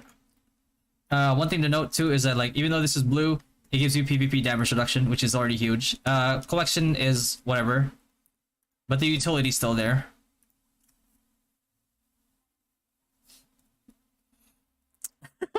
I don't hate it. It's just difficult, and it's funny, right? It's like I can never take myself seriously if I pronounce it that way every single time. It's because I'm butchering it every time. Red ones. The bunny one requires red ones. You can place. Oh my god. You place hold these if you want to. You can hold these. So is it not late. We're still at the blues. So we're going through here now. Silver Soul is basically just the blue version of Immortal Body, right? And this is all really good, or really, if you remember, if you weren't here earlier, I'll show you. I think I'm max. I mean, the fact that it gives you PvP damage reduction is already pretty huge. You probably don't care about that if you're a PvE only player, which, I mean, if you're playing Rue and you're only a PvE player, you're missing out on, like, probably 70% of the 75% of the content here. I mean, a max gives you movement speed after you take damage, you know, good for escaping, and then restores 5% of max HP per second, and increase healing effect and healing received by 30% for 10 seconds, right? So, you know, 50% over time.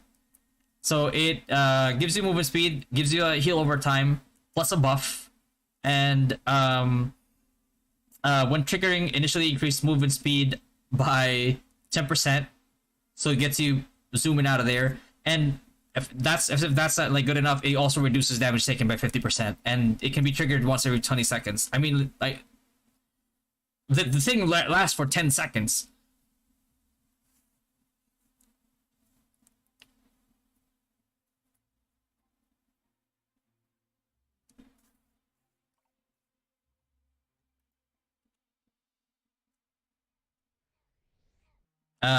And the cooldown is 20 seconds. So like, I mean, think about it, man. It's pretty much like a 10-second cooldown. Let's be real. Bro, don't call Diablo 4 a mobile game or a rage. Not like this, man. You guys saw that, huh? Well, shit. I don't give a fuck, man. I call it whatever the fuck I want. I didn't say it was bad. I just said it has like mobile game, you know, uh, features. I mean, this shit has a battle pass, bro. Come on. Come on. So we need to unlock the gallery to level 1, and then the sigil we don't use, just sell it. If you're just going for collection stats, yeah.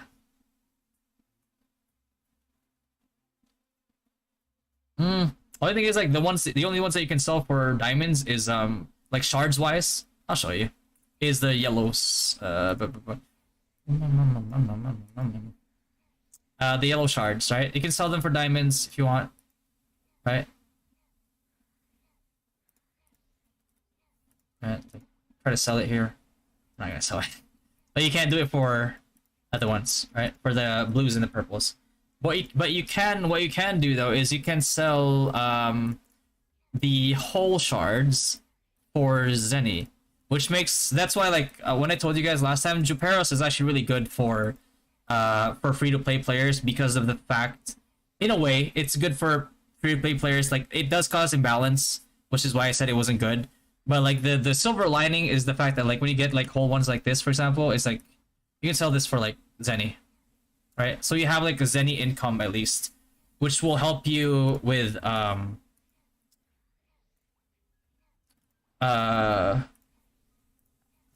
which will help you with like your expenses, like your lubrication for your course, for example. Like eventually that gets pretty expensive.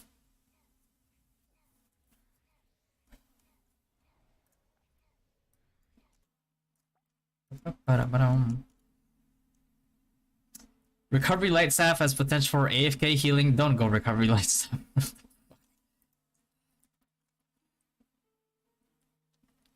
Is there a violet version of Immortal Body? Oh, Immortal Body, yeah. Immortal Body violet version is, I mean, oh, you mean yellow? Wait, violet version? It is violet or purple. I don't know how the fuck you call it. Purple, violet, whatever.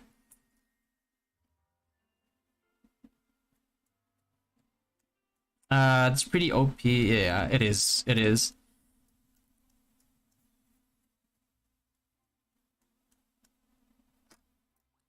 I mean, Silver Soul. I mean, you said it right there.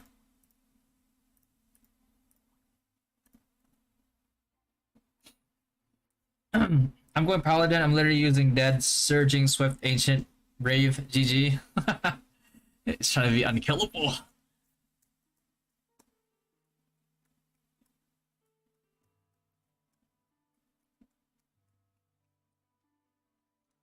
Waiting for the video form of the Sigil Guide tier list. Of course you would, Nonyam. No, I'm just kidding. As FS, should I go 4 gold, 1 purple for defense feather, and just 2 gold, 3 purple for attack feather? You can. You can. Only thing is, like, you won't have anything buffing your PvP stats if you're not 4 gold, 1 purple. But if that's like too expensive for you to maintain, then yeah, you might as well go higher tier, 2 gold, 3 purple for attack.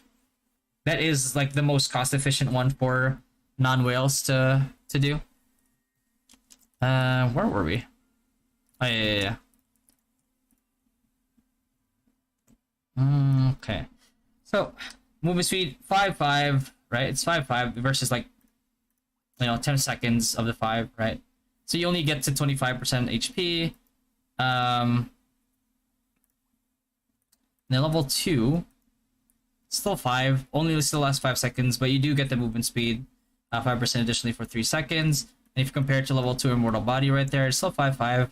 Now, except it's 10 seconds versus 5 still, and the movement speed is 10% versus the 3% that you get from level 2 Silvers. 5% movement speed that you get for 3 seconds that you get from Silver Soul level 2. Now, level 3, right? You still get the 5%. It's still 5 seconds, but at least you still get the healing effect and healing received buff. Movement speed still the same, right? It's only 10% less, no? Level 3. Yeah, 10% less. But level 4... Oh god, wrong one. Level 4, it's still 5 and 5, 20 for 5 seconds. That never changes, so it's, you're capped at 25%.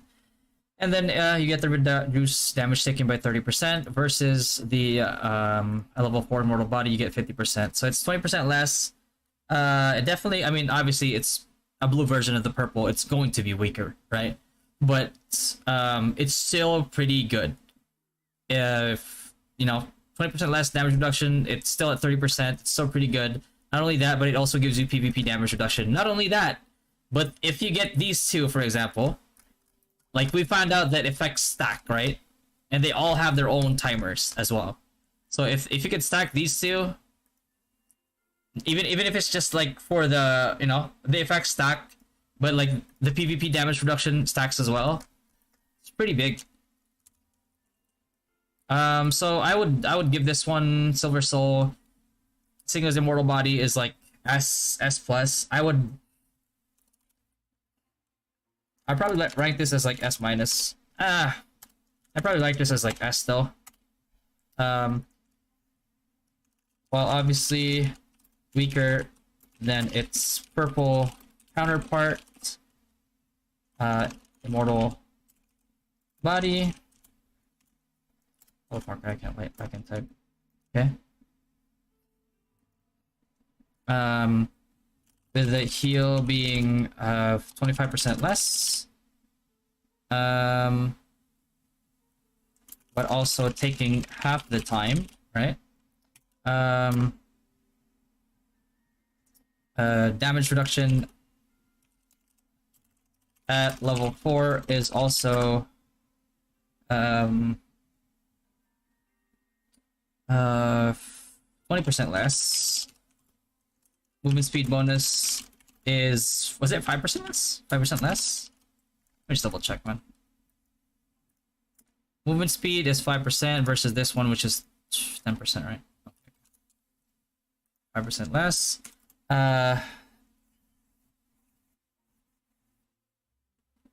It's incredibly good for a blue, sigil. Stacked with other defensive options, this sigil is at least S tier.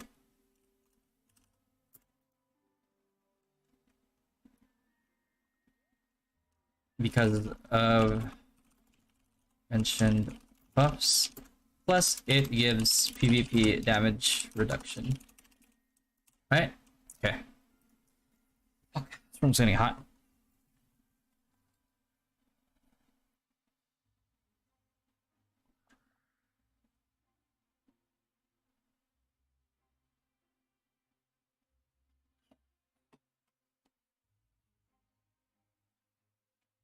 Is the Megaton Bash any good for Wiz? It's situational.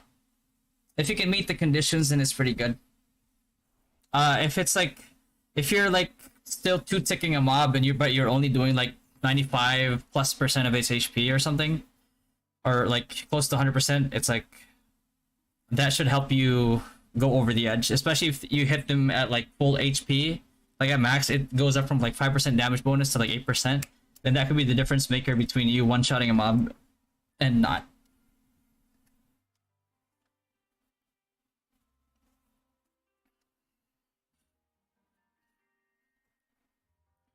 Next one we have Painful Drowning, which is probably like the same as Nightmare, right? Yeah. Um, it's just 50% of your total physical and magic attack, so but you have to deal damage 15 times to it. Um, good. It's even for man, even for like 500% attack speed classes, it's still gonna take you like minimum 3 seconds, right? To to deal the damage. That's if you're not being kited before this effect applies. And it has an inherent cooldown of like 20 seconds. I mean, I'd probably put this as C tier. Weaker, much weaker version of Endless Nightmare, right?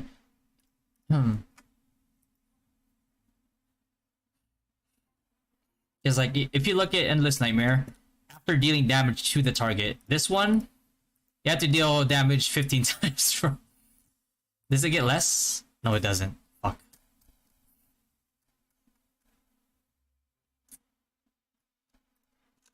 Yeah. There's an Endless Nightmare that requires you to damage a target 15 times. That's 3 seconds. Even for 100% attack speed. Classes. Not accounting for ping. Right? Not accounting for ping, because ping is a factor. Right? Like everybody knows that, I hope, by now.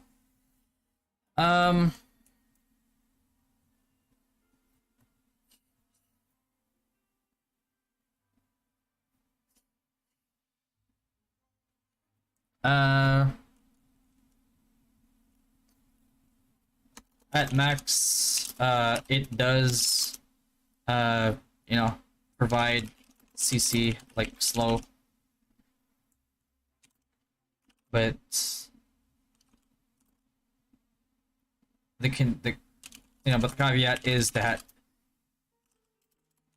you have to hit the target 15 times, or you have to deal damage 15 times. Um,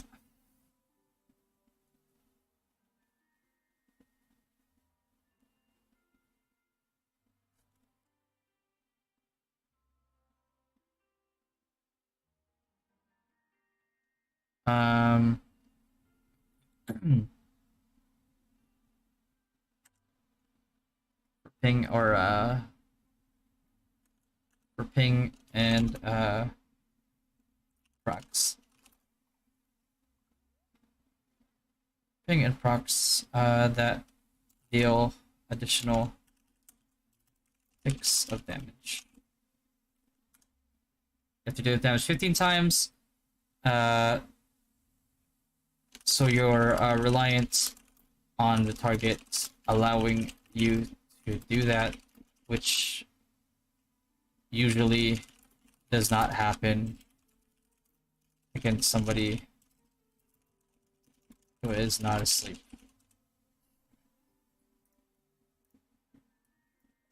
Right? Reason I would, I'd say yeah, I put it at C plus maybe. C plus for actually C plus for PvP. C probably D for D for PvE. Just because like C plus it has some usefulness in PvP if you meet the requirements, but it's still pretty shit. D because like you're not gonna use this in PvE scenarios. It's C plus because of because like it has that PvP damage reduction.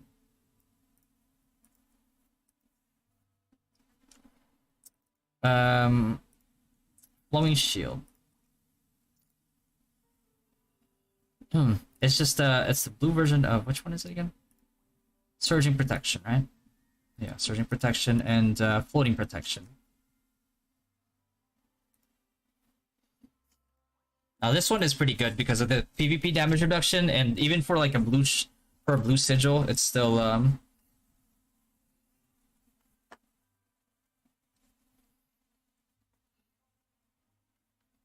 Whew, it is hot.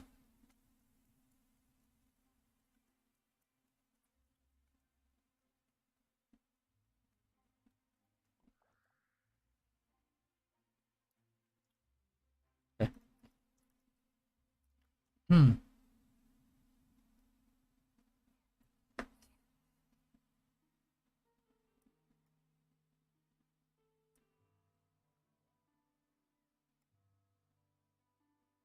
I mean, it's pretty obvious. I mean, it's just S tier.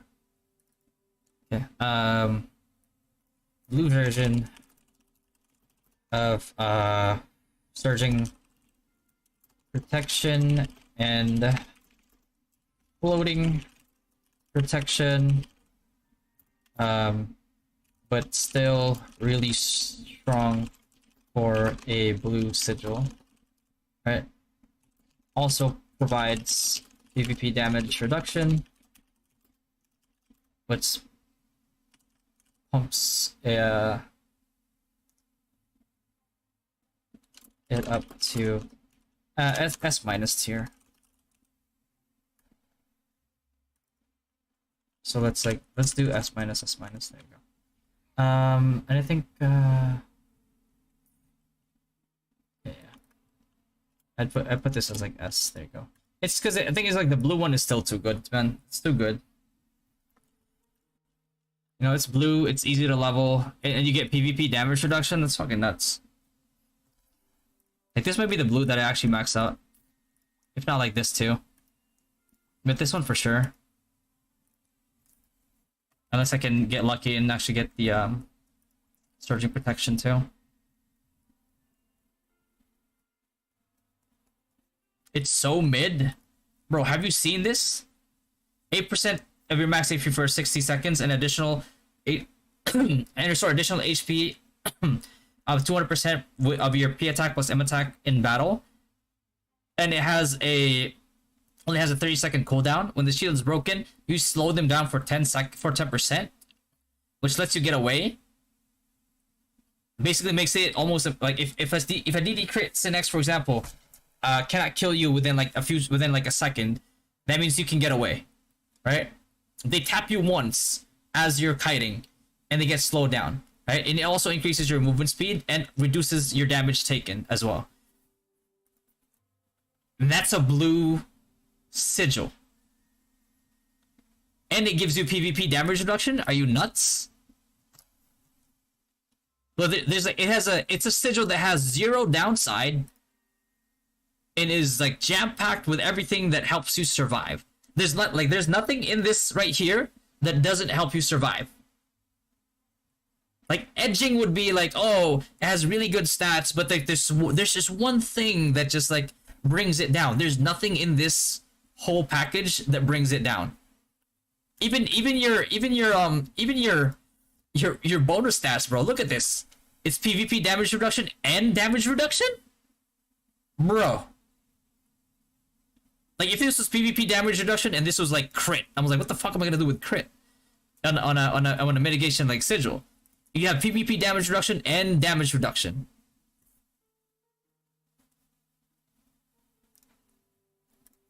It's an easy S. Your Draw Ranger is mid. No, that's my sniper, bro. My sniper is mid. Mid sniper. Not my Medusa though. My Medusa is top, bottom, mid.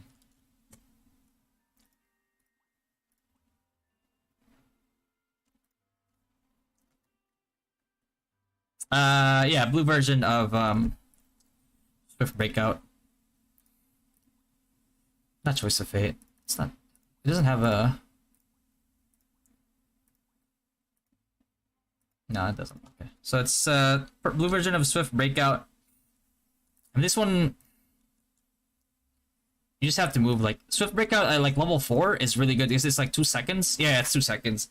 Yeah, so you just have to continuously move for 2 seconds and then reduces damage taken by 30% and movement speed by 5% for 10 seconds. For 10 seconds, bro. Holy. And this effect can be activated once every 15 seconds.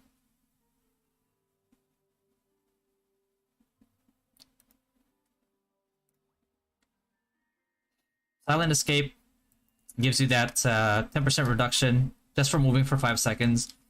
I'd probably say the Ghost Swift Breakout. Like 2 seconds versus 5 seconds is pretty huge. You know, it's 20% damage reduction versus what? 10? I think 10. Yeah, 10. But the only thing is, like, why it would still be decent is because, I mean, PvP damage reduction, man. Plus HP, right? Which gains more value if you go into a PvP scenario. And it goes up to 20%, increases movement speed for 10 seconds. Again, 10 seconds. The only thing is cooldown is 30 seconds versus like the, what is it, the 20 or 15? Yeah, 15 seconds.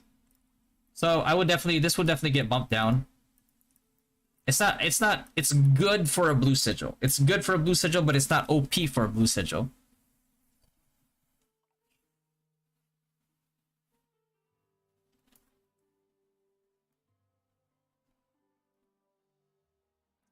Your bathroom hammer is mid.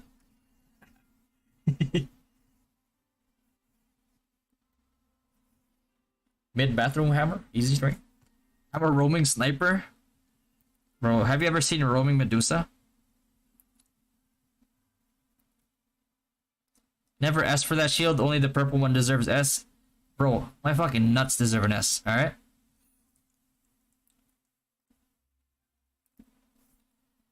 What's up, John? Thanks for the follow, man. Do you need int to increase it? Well, yeah, it's because the bolt scale off of int. I would not investing int into it. It gives such incremental, like, so, not incremental, but like it gives such like small amounts of like magic attack that it's not worth investing into int as LK. We could get like maybe 10 int or something. I don't know. It's still not worth it. Like you might as well just upgrade your shit. Roaming Medusa, and no one expects it, so it works every time. Yeah, it's true. How many kills they got on that? What the fuck is Roaming Medusa? Bro, you've never seen it, man. It is... Oh my god, it is the most insidious shit ever. I think I've seen a lot in Dota.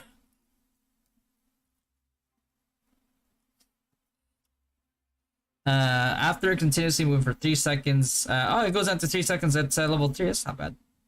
Because I think even this one at max, it doesn't go down to like 2 seconds. It's still 2 seconds, right? Okay. Still, I wouldn't put it in. I wouldn't put this in S tier, but it definitely moved up a tier, because of like the reduction in activation time was just 3 seconds. Only thing is, the cooldown is still 30 seconds.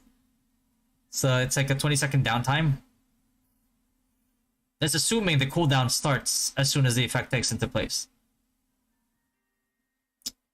If the damage reduced exceeds 20% of max HP, damage will be reduced by 40%, and the silence escape effect is consumed. Yeah. Yeah, I definitely put it like at a higher tier, but nothing too OP. 3 seconds is still, you know, not as good as 2 seconds, and but I'd put it as A tier. Weaker version of well, it is weaker, but like blue version of Swift Breakout. Okay. Initial activation time is 5 seconds, which is bad, but when leveled, it goes down to 3, which bumps it up to A tier.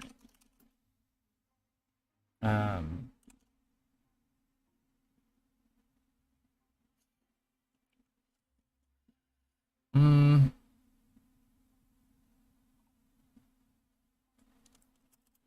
Okay.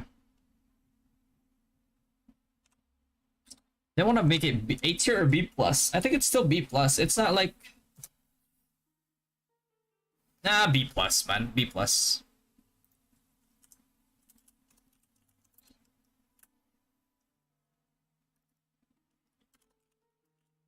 Say B plus. B plus for PvP, and then yeah. I'm just gonna do B tier here, just because. B plus for PvP, and then like B for PvE.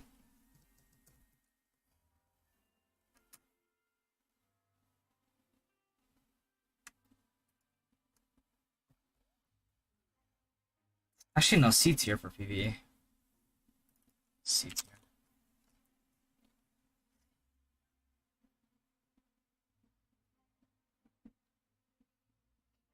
I'm banning that shit when we play Dota, bro. That my Roman Medusa beat an Immortal player. Okay, you don't know.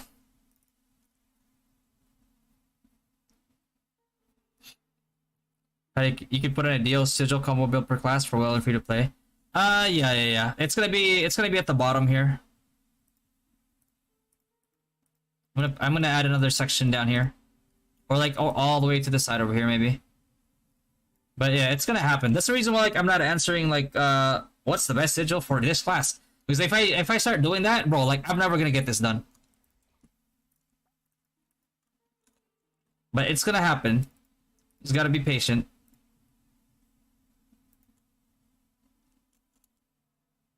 Oh yeah, risky roulette. And that goes down as you get up levels, right? Jesus.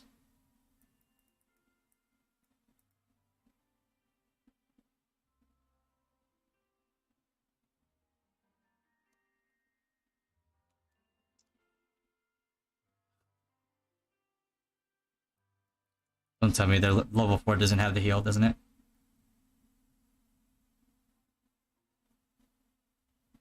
It doesn't. It doesn't. Oh shit, man. Well. You know? This one.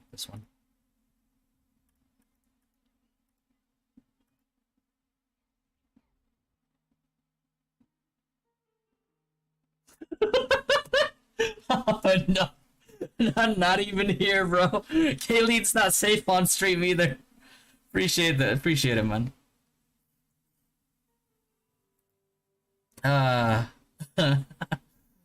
Oh dear God. I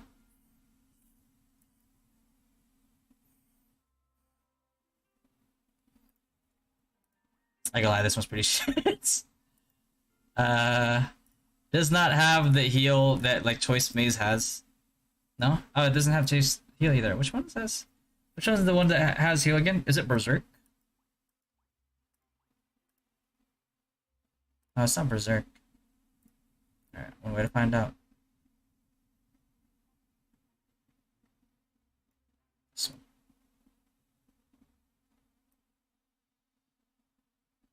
Raging Bloodlust.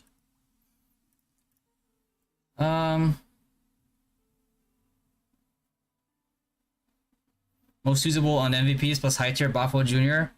No, bro, it's not. Let's read it, man. Even let's do it a bit of a favor, right? Like let's like take it to like max level. Right, so you have a 40% chance to increase damage by 13%, but you also have a 25% chance to lose, and only one of them triggers at the same time. But like 22% of your max HP, bro, you die in fucking 5 procs. If you're an LK or you're a Synex, you have 500% attack speed. Each hit, like within a span of a second, you have a 125% chance. Not 125%. You have 5 chances of 25%, like 5 dice rolls to lose 22% of your max HP, and the only thing that's preventing it is the chance of like 75% less of not procking and the 40% of just one procking. I don't think Bafo Jr. can keep up with that, man.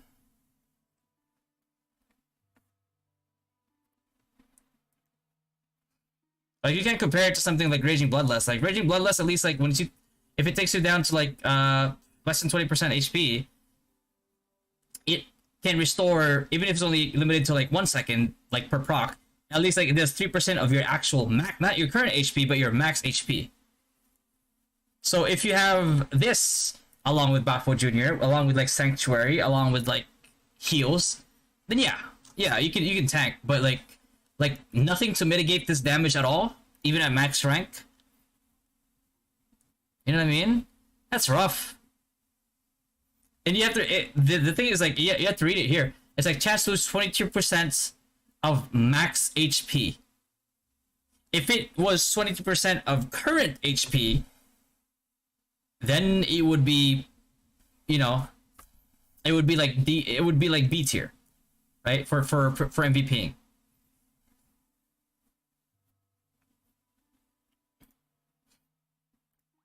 But this, at least, like, you have something to counter a little bit, right? And consume 5, and there's a 5% chance to consume. How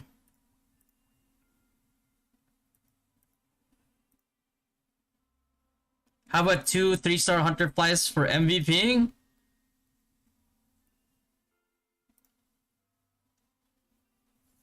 I wouldn't sacrifice damage for MVPs.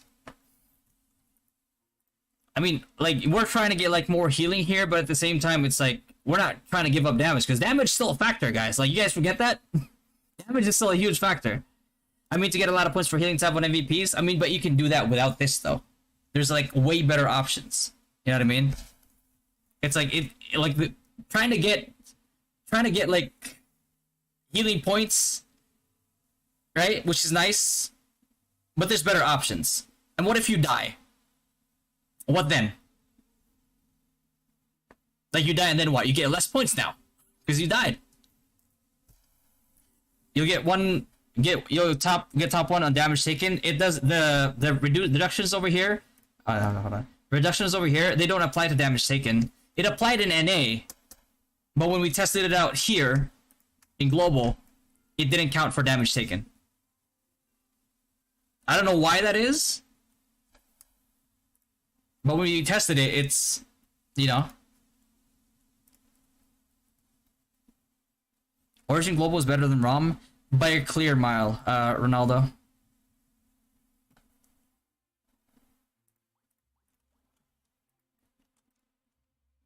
Unlucky roll, I mean...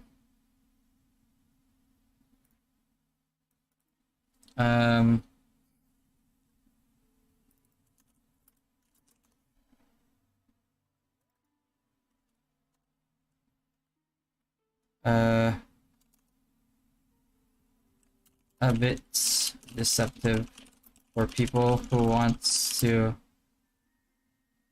get more healing done for their party, but even if paired with Bafo Jr. plus heals, still carries a huge risk of dying, which defeats the purpose of getting higher healing done for more MVP points. Maybe they fix it. I don't know. Maybe it's just different build for the game.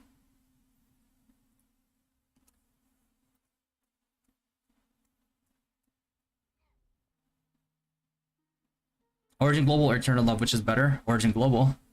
It's not even comparable.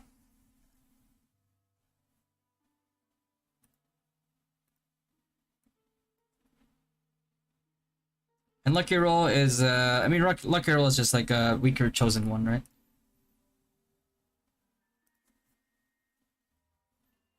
Okay, I'll stop this for now. We're almost done. We're gonna go ahead and prepare for the podcast at 1 a.m.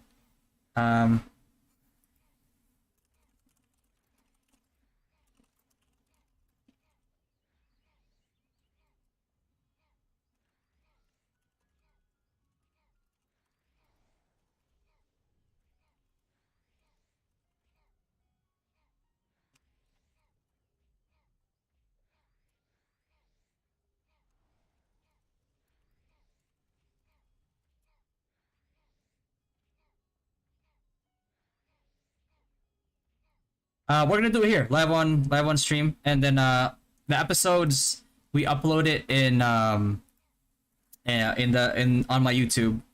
If you want the link to the previous podcasts, I'll link it to you guys right here.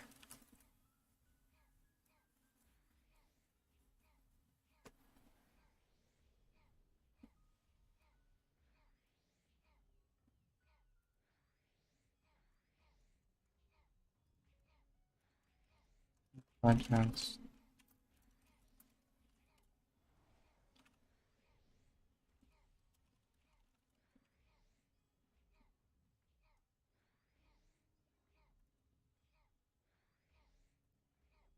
And then I'll just, you know, switch it over, upload that over to YouTube after, and then you know, it's like every Sunday, right around this time. Like we start like 9 minutes.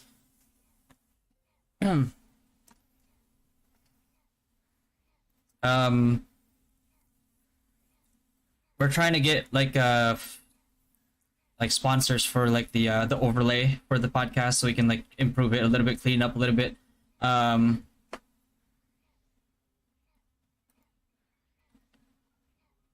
Let me change the appearance of the things to have like background.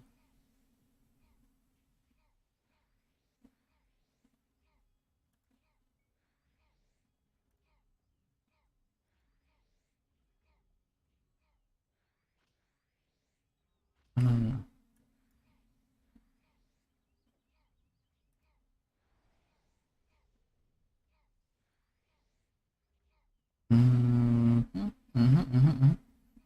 This is background.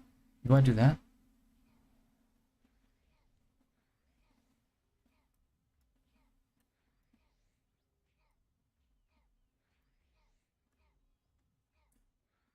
Okay. I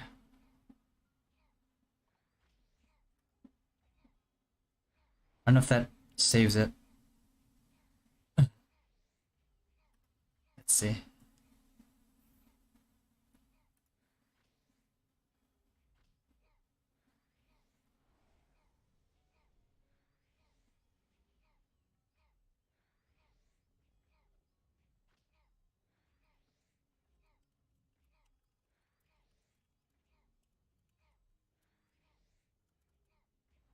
All right, let me hop onto the podcast channel here. Hmm.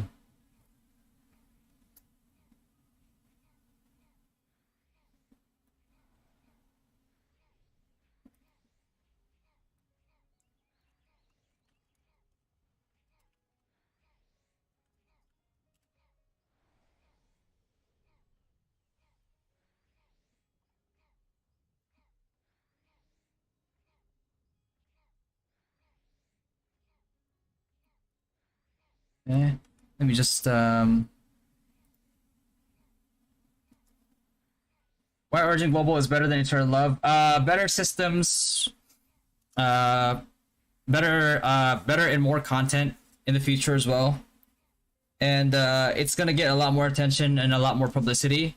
So the game's gonna be more alive than ROM ever will be. You know, it's not fair to compare because like ROM is such an old game that it's practically dying, right? So I don't think it's fair.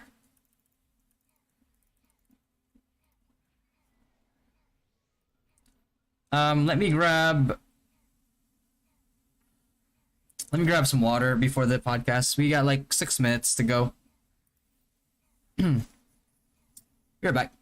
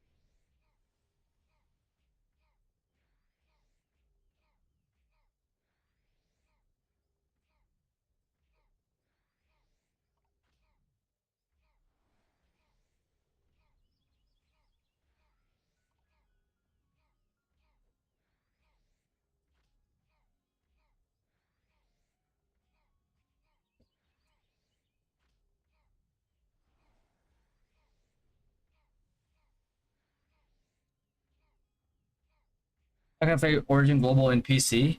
Just go to their website, roglobal.com. You can download it from there. Okay. 2 minutes. We start in 2 minutes.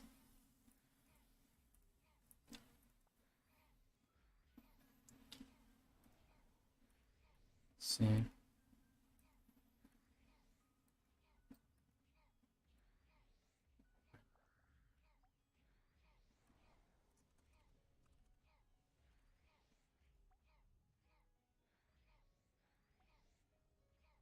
Wait, what?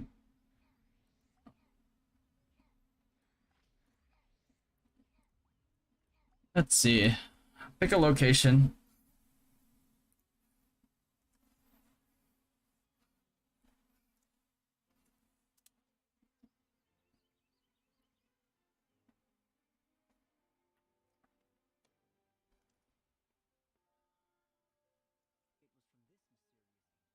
Okay.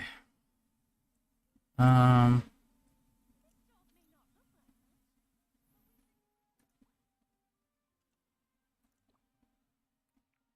I think that's it. I get 6 more of these if I can. Got everything ready. 1.2k growth.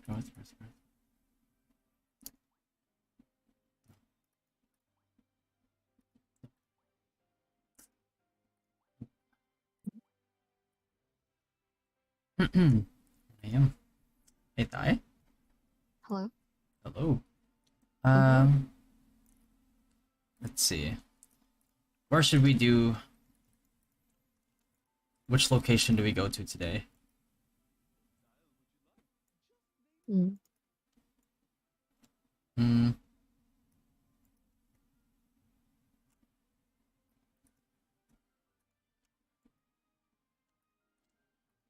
Which class is better for free to play? Wizard.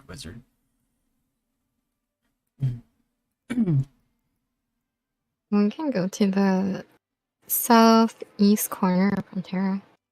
Southeast corner of there. Southeast. Okay. Gotcha. Let me add you to the party.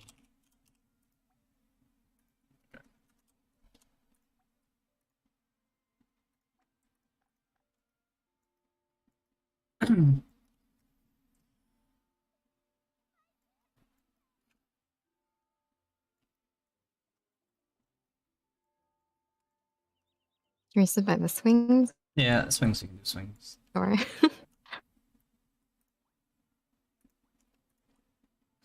This fat's so big. Let me just. There you go. Okay. Let me just write down the timestamp.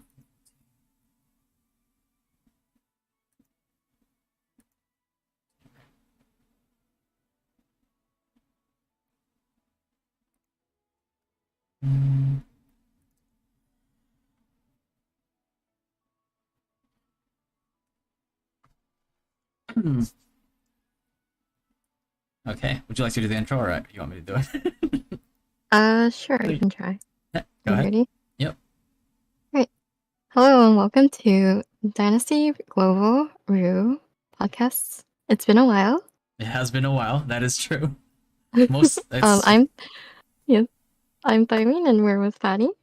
How's it going, guys? Welcome to the most recent episode of the Dynasty podcast, and through 100% my fault that it has not gotten as many episodes as it should have, mainly because I myself I was very preoccupied with the initial launch and the organization of the guild, so I wasn't getting a lot of sleep. You guys probably know that with how erratic my stream schedule is, but finally, as we've gotten more help with managing the guild, a lot of stuff has been taken off of my plate. We can have these episodes a lot more, often now. By often I mean like every Sunday as usual, or Monday for me.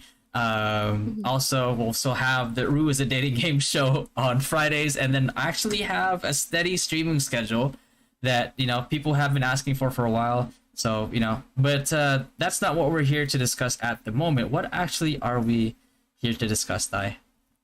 Oh, we're here to discuss a few things. Um, obviously we're gonna talk about the patches coming up because there is a big one coming. Mhm. Other than that, we're gonna discuss how the game has progressed, and it's been only 2 months, but the Yeah. game has moved along pretty fast. A lot faster than any of us anticipated, for sure. Mhm. And also the other thing that we want to discuss after, which is going to be towards the tail end of like the discussion, is our predictions and as to why we predicted like certain classes to come out first before anything else, before any other class. But still, so stay tuned to that. But yeah, how has Ruben for you for the past like 2 months? What's your impressions on it? Um, well, for Root Global, there's like a lot of differences from NA, obviously, but as long for me personally, it feels like the progression is like pretty good. Like even if you're a dolphin or a free to play, Mhm. there are so many resources that you can like keep up with people. Well, at least the average player, because you're obviously not gonna like go over whales. Yeah. But it gives you a lot of resources, and that's like right now my heal and my tankiness is really like surprising compared to like what I remember at this level 80 on NA. Mhm. Yeah, it's a drastic difference. Yeah. And other than that, it's like very speedy in updates. Yeah, very speedy in updates for sure. Same thing. I actually share the same sentiment. I mean, granted we do have a lot more besides the additional resources, which is plain and obvious at this point. The fact that like we also have all these other systems that we didn't have at this level Mhm. in NA, which has made it like possible for us before.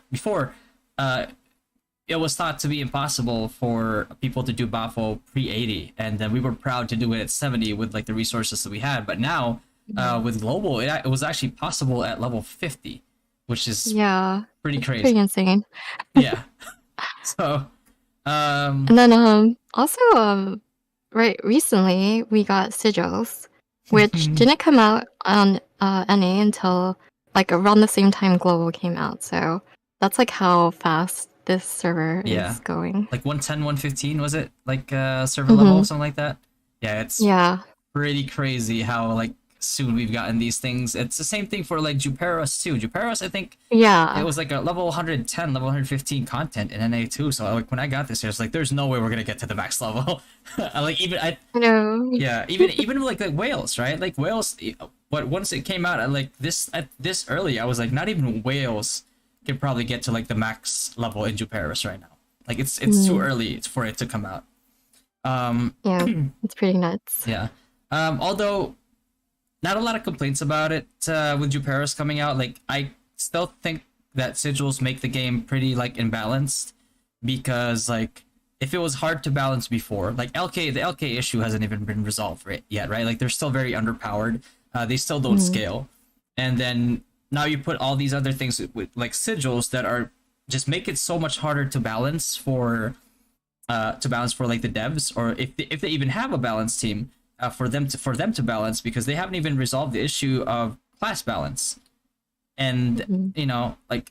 I was doing the sigil tier list earlier, and Yeah. as we were running through it was just like, wow, like a lot of these like shield sigils like indirectly nerf uh champs, for example, and they already got indirectly nerfed when HP values in PvP got like tripled. So Mhm. yeah, it's both filled with good and bad. Causes imbalance, but at the same time, Juperos is like just good because of the fact that like, hey, now free to play, as long as they do their Juperos like runs a week every week and their assists and everything, they actually have a steady stream of like Zenny income, which is Yes. like a consolation prize. Like it's a silver lining because of core maintenance does get pretty expensive. Um, Yes, it does. yeah, so that's Yeah, really that's what good. I heard about NA as well. Cause yeah, when Sigils came out, that's how people just started farming Zenny, Hmm. and it didn't become a problem anymore. Yeah. Um. So yeah. Besides sigils, we did mention that they were coming out with that update too fast. I think everything in general is coming like really fast as well. I mean, we're even being told of like cross server PvP already, which is incredibly fast. Yeah. Like 2 months into the game, we get it, which is a good thing, right? So like Yeah. things coming like like updates coming too fast. Definitely is not an indication that everything is bad. Like for a lot of the things, it is actually pretty good. Uh, Hmm. but like in terms of like content, which one are you looking forward to, like of getting released? Ooh, I'm excited for a GH release. GH release, yeah. Yes. Especially as priest, huh? Yeah. Lots of good leveling spots for people coming up. Mm-hmm. Lots of new cards, Mm-hmm. new Exactly. MVPs, minis. Yeah. Do you think that we're gonna suffer the same way that we suffered trying to clear Albaran? Like, Absolutely.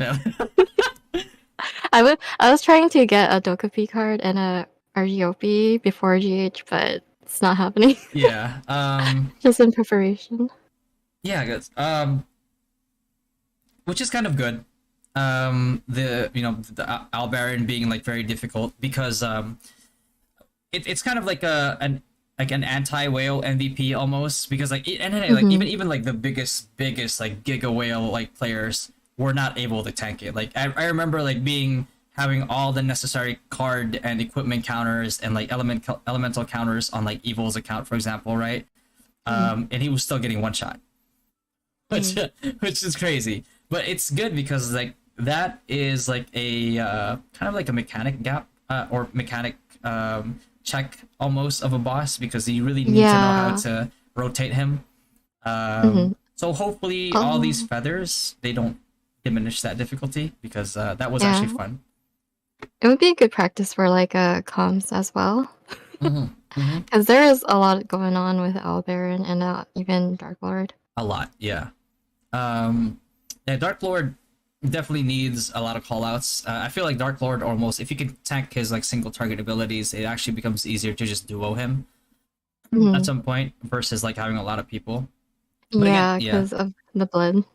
yeah, exactly. Like every time somebody dies, like he summons like an AoE on the ground that persists, Mhm. similar to like Bafo's Eye AoE. But in terms of like upcoming content, man, like last time is definitely a good one. I feel like last time, I'm looking forward to it, and I'm not at the same time, because Well, there's a lot of why not? shadow mobs there, and Oh, ghost damage deals less damage to shadow monsters. So grab look, field users, I'm a priest. I can't relate. oh my god! And one of the best like leveling mobs is Dark Frame, right? And he's Yes. shadow. Oh, So, mhm. I mean, Magnus priests are definitely gonna have a field day with Glassheim, but Gravity Field Wizards not so much. We might, Well, there's like other leveling spots that wizards did like go to, like sage worms yeah, Sage and Worms. close. Sage Worms are good, especially with Earthlord. I'd have to say. Hmm. Um, Eventually, Arklaus. Yeah. Arklaus is a pretty good spot. I think Arklaus is level 102.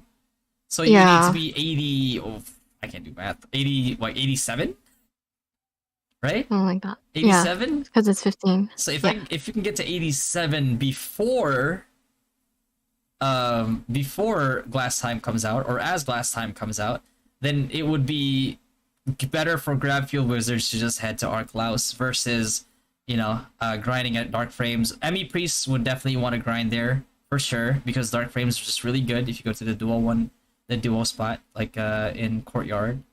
Um, but yeah, that's a silver lining. 87, that's the new goal. I'm 85 right now. I don't. We have. I have a month to get to 87. So I don't I know. mean, it's doable.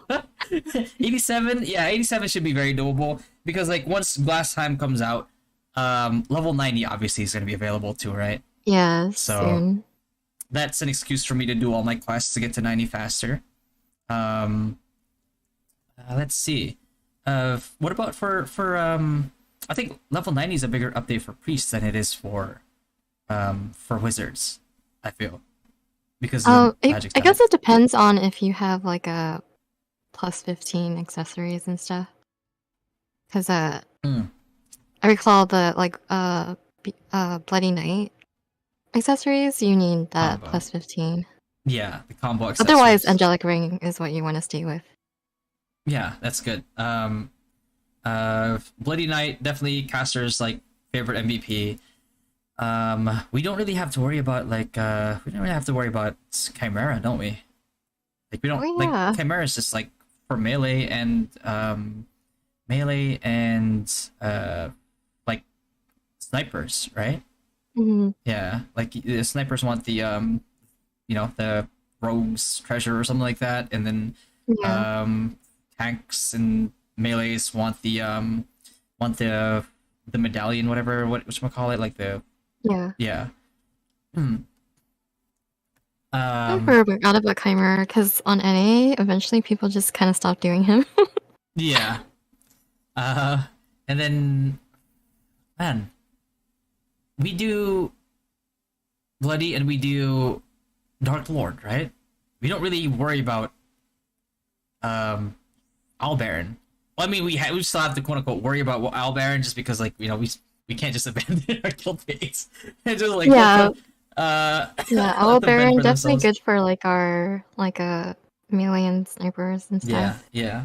Um, so we'll still have to help them with that. Hmm. Uh, but the thing that I'm like looking forward to, which I hope, because in NA, how long did it take? Like 4 months, 4 to 6 months before it released. It was War of Imperium. Yes, that was another thing that I was Hmm. gonna bring up is because on NA, well, War of Imperium came out before the GH update, but there Hmm. were longer gaps in updates. So, um, global having faster updates is kind of like nice player retention as well because a lot of people quit NA because they were waiting for War of Imperium, but it never came until like 6 months Yeah. later or so. That wait, But yeah, yeah, that wait was also very long, wasn't it? Like the in it between, like was. even like small updates in between, and Yeah. we kept getting like the really crappy events that Mhm. everybody hated. Yeah. Um, yeah, so Yeah, I'm um, curious of I know they're reworking War of Imperium for Global, so I'm curious when they're like planning to release it. yeah, It's kind of crazy that the cross server is being planned before WoW is even out, you know? yeah. It's especially crazy, especially like if you played RO before too, like we both have that. Uh, War of Imperium is like Ragnarok Online's most iconic game, PvP Hmm. mode, like Yes. hands down. Like it, like anytime I go into any type of like MMORPG after RO, I always look at their war, like their sieges, their castle sieges and stuff, and I always compare it to RO. And I feel Hmm. like RO, like War of Imperium, has always been just like that standard. Where if like other games don't meet that, then I'm like automatically just disappointed. Um, I mean, yeah, WoW was pretty. War of Imperium was pretty iconic. yeah, and I mean, owning a castle, just like defending it off, like going Yeah. offensive. Not only that, but like I mean, the War of Imperium NPC and chests here have such like good good items in it that help, especially like free to play players. Like Hmm. when you check like the War of Imperium NPCs right now in NA, for example, it gives you such like like much easier access to to feathers, like times threes Yeah. feathers, day feathers as well, like all the other yellows besides yellow feathers or orange feathers, however you want to call it, besides like the light and dark feathers. Hmm. So I feel like the sooner that comes out, the more player retention that we have, because when I was reading the patch notes, I was very visibly like disappointed at like how some and I've said it before, how like kind of saturated all the stat sticks that we're getting here with the new updates. Sigils, in a way, if it's balanced correctly, I feel like it's a good addition to the game because it would, to some degree, like enable certain builds to be more viable. But Mhm. if mishandled, it creates enormous like imbalance in the game, and Yeah, you know for sure.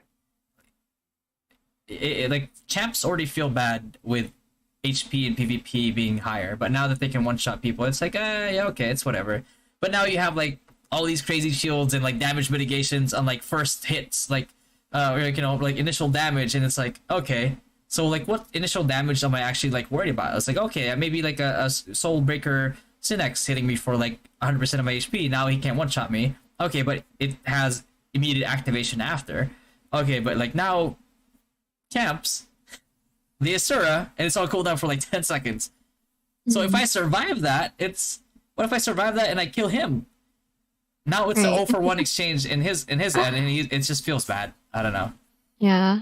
I remember on NA too, like champs definitely fell off. Yeah, because of the indirect update. I've heard of like just champs straight up quitting the game when that Yeah, or change like came out. swapping classes. Yeah, or swapping classes. I know like they've Raf actually changed from like champ to Synex, I believe, because of that. Mhm. Um, Yeah, I noticed a bunch of the champs turn swap to Synex yeah. on NA. The really geared ones at least, like the whale ones. Yeah. Otherwise, they were in for a worse time as Synex than they did as champ. Yeah, Uh, definitely. um, but yeah. It's just like things like that that's very hard to balance. But for the most part, this update also, like I said, has a silver lining with like Zenny accessibility, and then we have like Mhm. Blast Time coming out soon, and just more grind spots. Arc Cloud is really good. Like I said, Dark Frame is really good too.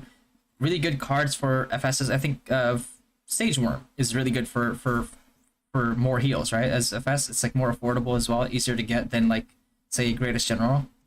Mhm, yeah. I'm not too well And versed there's in like FS, a but monster drop, yeah, yeah. versus a Um, mini. More costumes too for Oh yeah, MRing. more costumes. Yeah.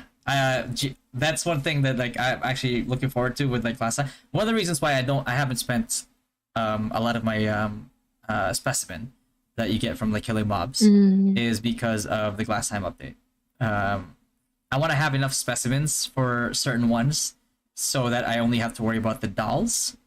Glass Oh, time update, man. The headgear, the headgears are pretty good. I gotta say. Um, like the actual like the little iron cane that you get from like the zombie prisoner. oh yeah, The clown mask from the clown like oh yeah. costume from Carrot. What else is there? I know Sage Worm has one. Uh, I think there's the right word hat or Yeah. Rideward hat. What else is there? But I don't know, those are like two iconic yeah. ones that people wanted. There's that like smile grimace face and Yeah. from I forgot the name of the monster. Nightmare Fuel headgear coming in from from Glass Time, which is on brand with like how Glass Time is. That's how it should be. But besides that, so Arclouse, Dark Frame, Sage Worm, really good spots. And you remember you remember the Raidrick Stadium spot? Yes. Yeah, that was a nightmare. Like we had to 5-man that just to try to get like Raider cards. Yeah. And I think you're It's the only like one who kind of got the it. only way. Yeah, it's kind of like the only way to get it because they hit really hard. Yeah. Maybe. Well, actually, no. The mobs here got buffed too, but I don't know about their damage, but definitely their mitigation and their HP, and we'll talk about that too. But I remember like playing a sniper. Playing a sniper, and then it felt good that you were able to kill like um you were able to kill Raidrix before they got to you, but they have this skill that is ranged. It deals a ton of damage and one shot me every single time. And that was like with like with my armor being like above +10 So I was like, oh, like how do I like what am I supposed to do here? Like, how can I tank this? Granted, like snipers are the squishiest class, but you know, it feels bad. It's like you're one advantage as like a range class when fighting a melee like mob or something is that you can try to kill them before they get to you, and then this guy just like gets a good 10 kills like they, from the ground. Like that's actually what it looks like. It's just like, Yeah. and then you just get one shot. I was like, okay, what's the point of me being Yeah, a? really painful. Oh man, and leading into glass time, the class that comes out with glass time is paladin. Yes, Paladin. Paladin. And then we're gonna see meta change it a bit again. The meta is 100% gonna change. Rosters are 100% gonna change. Mm-hmm. The guilds that have like good Devo type like paladins are 100% going to be have the edge over people that don't, because like if you push forward without Devo, there's a huge chance that you're just gonna die, right? You're gonna get Yeah. CC'd. If you're not Devo, if you have a Devo, you have like more staying power. You can actually push forward and be safe still, and drop an AOE on like the enemy stack and back out and reposition and still survive. So Mm-hmm. having that on your like hardest hitting AOEs is definitely game winning. I wonder how many guilds will adapt well to that into what I would assume is right around the time that cross server starts, because they announced it previously already, and Yeah. yeah, they announced it previously already, and then they did say that like this middle of the month, like towards like the 20th, 22nd, something like that. Yeah, around there. Yeah, they're gonna have a big update, and I would assume if they tease that and they put big update on that date, I would assume that like that's when it starts to happen. Mm-hmm. So That is our speculation. that is our speculation. So uh I mean, what else is there to look forward to last time besides like the fact that MVPs are gonna be? Oh yeah, I mean I don't think this is something to look forward to, but have you seen the amount of HP and like defense and magic defense that mobs have in like this one and global and Taiwan compared to like NA or KR? Mm-hmm. It's crazy. Yeah.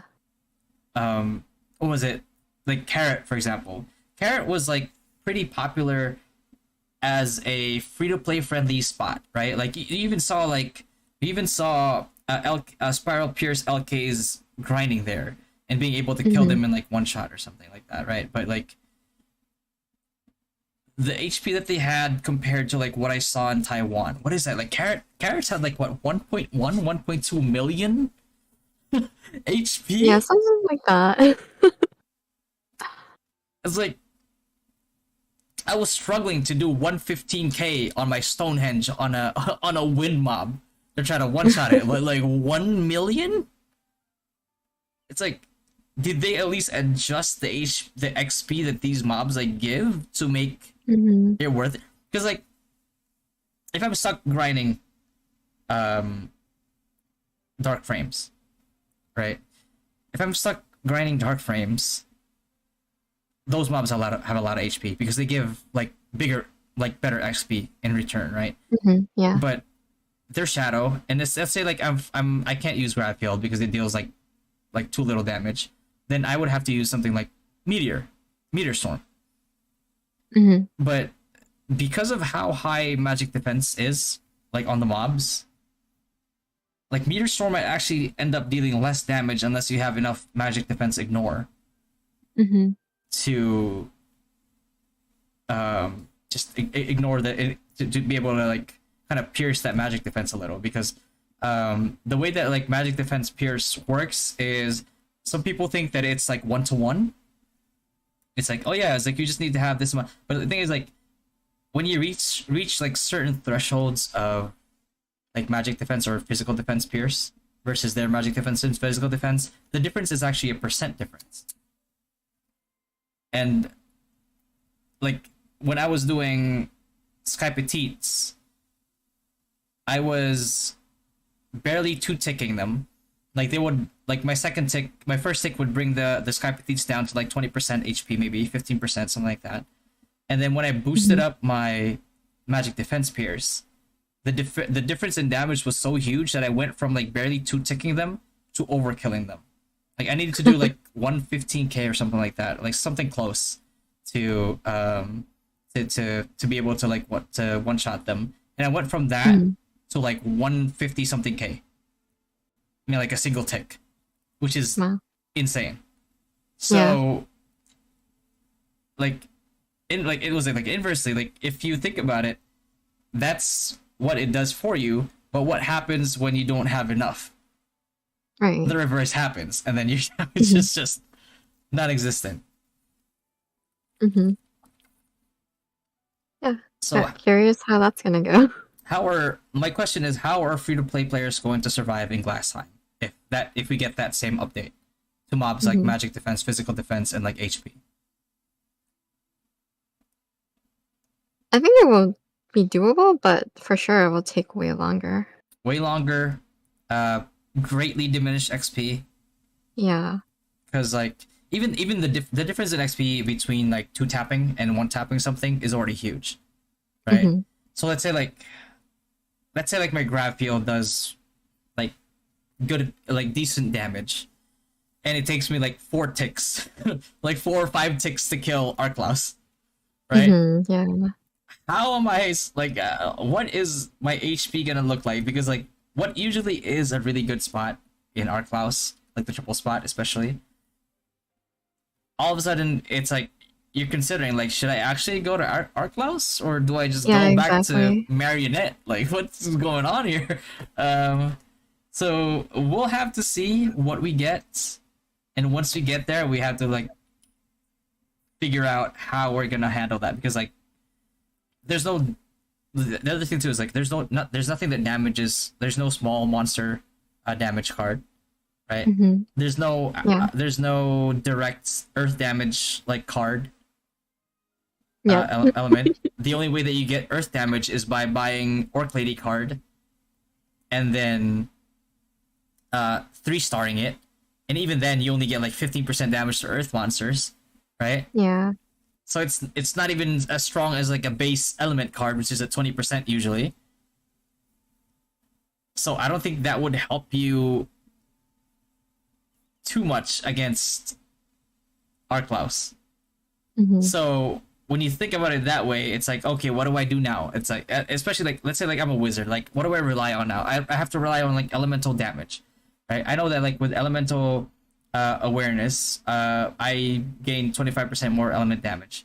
So if I hit them with meteor storm instead of 75, I'll do 100%. But what happens when my magic defense is not enough?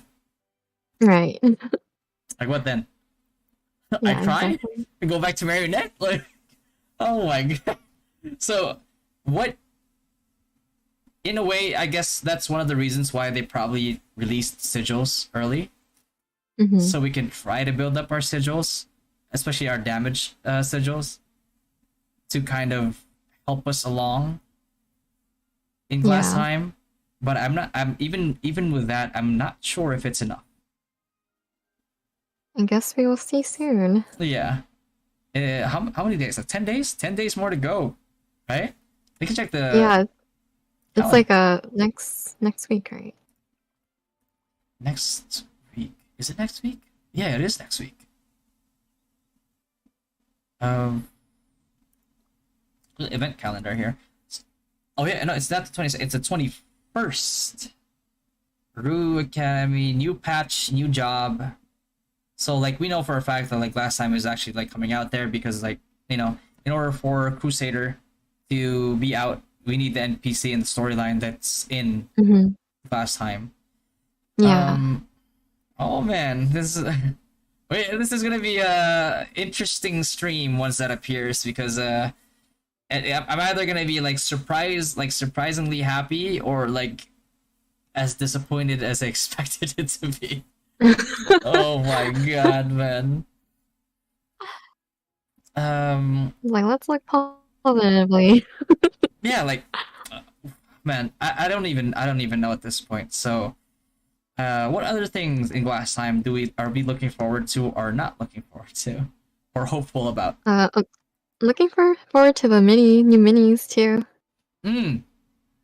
Abyssal Knight and Oh yes, that would be good for that Discord. yeah, and Dark There's a Illusion. Zelotus.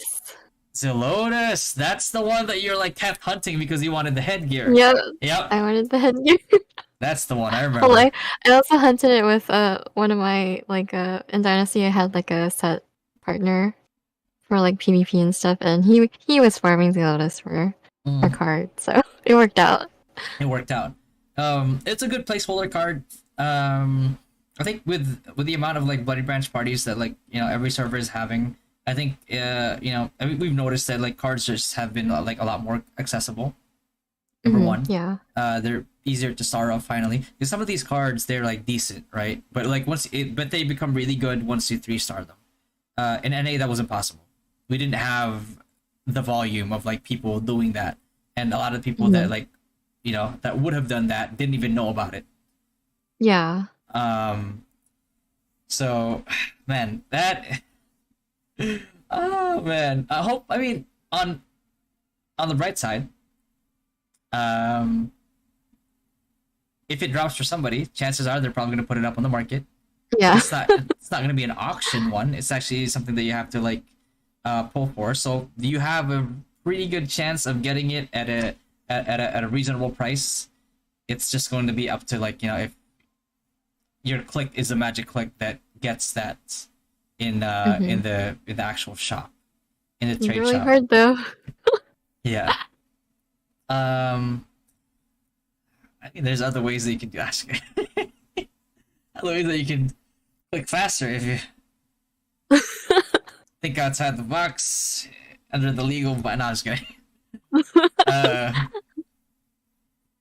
But yeah, that's good. That's a very it's a very actual viable way of you getting it versus like struggling to get it in NA, where like you have to wait until a certain point before much longer point before that actually appears in like bloody branches, for example, right? Yeah. But here at least because of how these updates are coming out, then you will more than likely get that a lot sooner than way sooner than you would have waited to get it in NA. Also, the fact that there's just way more players here too, so it like helps the market. Yeah, like in NA, like just to put into perspective, right? Like in NA, like Arklaus map was like the most popular map for grinding at the time. We couldn't even get 2 channels. Yeah.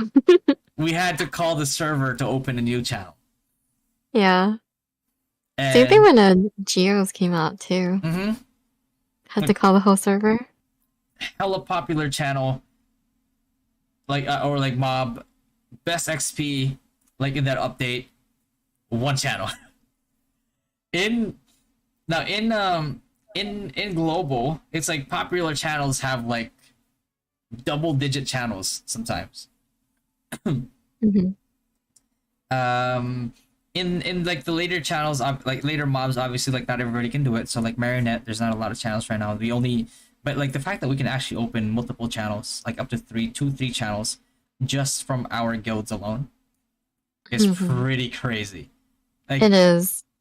300% more channels than the whole server in NA. That's nuts. So that's really good. And like the general population, which usually they can't grind in the spots that we're grinding at the moment, like general population can like like right now, like, what is it, like the most popular spot for like general population? It's like nightmares, right? Nightmares.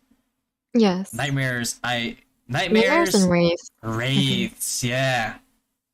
When I'm like hunting minis, it's so good because if I want to go hunt like Dark Priest or like the Infernal Nightmare, I get it done in like 10 minutes or less.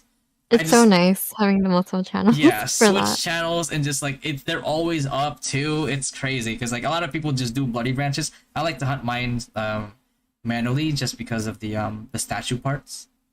The dual ones. it definitely saves a lot of money. Like you do it 5 every day. Let's say they get like maybe 2 or 3 a day, or 1, 2 or 3 a day. It adds up, right? Like in the span of like a week. Yeah. That's the reason why like right now my statue is like maxed out on these now. So like once the statue is like maxed out, like what do I do next, right? I dismantle all the ones that I get, and then I can use that in the point shop, and then go to like the statue shop, and then actually get the, the yellow ones, like the Mm-hmm. that is very rare for for non whales like ourselves, right? So Mm-hmm. um, that's something to look forward to. Uh, I remember, I know for a fact that people are gonna be buying for that Dark Illusion card for sure. Oh I think. yeah, for sure. Mm-hmm, mm-hmm. That was that and AK were like the two popular cards that came Notorious. out. Yeah, like everybody wanted that card. Yeah, People everyone was were, farming them constantly. yeah, people were overbidding it. People were constantly just farming it. Um, Hmm. but I think it's going to be like a bit easier here. Only thing is like, Dark Illusion card, snipers especially wanted that card. Uh, Hmm. Sharpshoot snipers in particular, like whaled out sharpshoot snipers, just because like if you can one shot somebody already, it's like what's the point in getting more damage, right? Like you might as well get that, that like cast time all the way down to like insta cast, and that's like one of the ways that like they can actually achieve that. So that is going to be very hotly contested. I don't think there are a lot of. There might be maybe two, like kind of whale-ish like snipers in our server right now. So they're gonna be vying for that and trying to get it to like 3 star. Hmm. Um, but I mean, some wizards might actually go for that as well. Like whale wizards will Yeah. probably want to go for that as well, just to get like gravity filled all the way down. Hmm. Um, but yeah, a lot of good content coming from Glass Time for sure. Yeah, Grind spots, definitely. cards, I think costumes. GH definitely is like one of the better updates. Oh yeah, for sure. And it's also one of the most iconic too, right? Yeah. It's one of the most Hmm. iconic spots in the game. It's like I'm pretty sure like everybody who's played like RO1 before remember the times when, mages and acolytes and like archers would head over to Glass Time and, kill steal each other to level Yeah. faster. Um, it brings a lot of like good memories, a lot of like Nostalgia. Yeah. nostalgia with when it comes to content too. So that's really great. Um, what else is there for Glass Time? There's so many things, man. I'm pretty sure like we're forgetting some of the stuff that come out with it too. Like there's Hmm. a lot of things. Was it Glass Time? Oh no, it wasn't Glass Time. I think it was around the time that Biochemist came out. That DSP came out. Mm. Dimensional Battles, which was the first crossover PvP mode. I'm trying to think. I don't. I maybe. Yeah. I think so. Yeah, because Because I don't remember a lot of biochemists though. I think I can't remember. I heard they got nerfed in Taiwan, but I Oh. saw recent patches that like acid demonstration got buffed again, and I know for a fact that the sigil for the class sigil, the first class sigil um for biochemist actually buffs acid demonstration. So Hmm. maybe they're actually, because I feel like biochemists have always been that like good. It's a good class for free to play, right? It is. The downside of it towards like people who want to whale out on it is that the global cooldown on acid demo is pretty long, but it does good damage, so it holds a lot more value for free to play players for sure.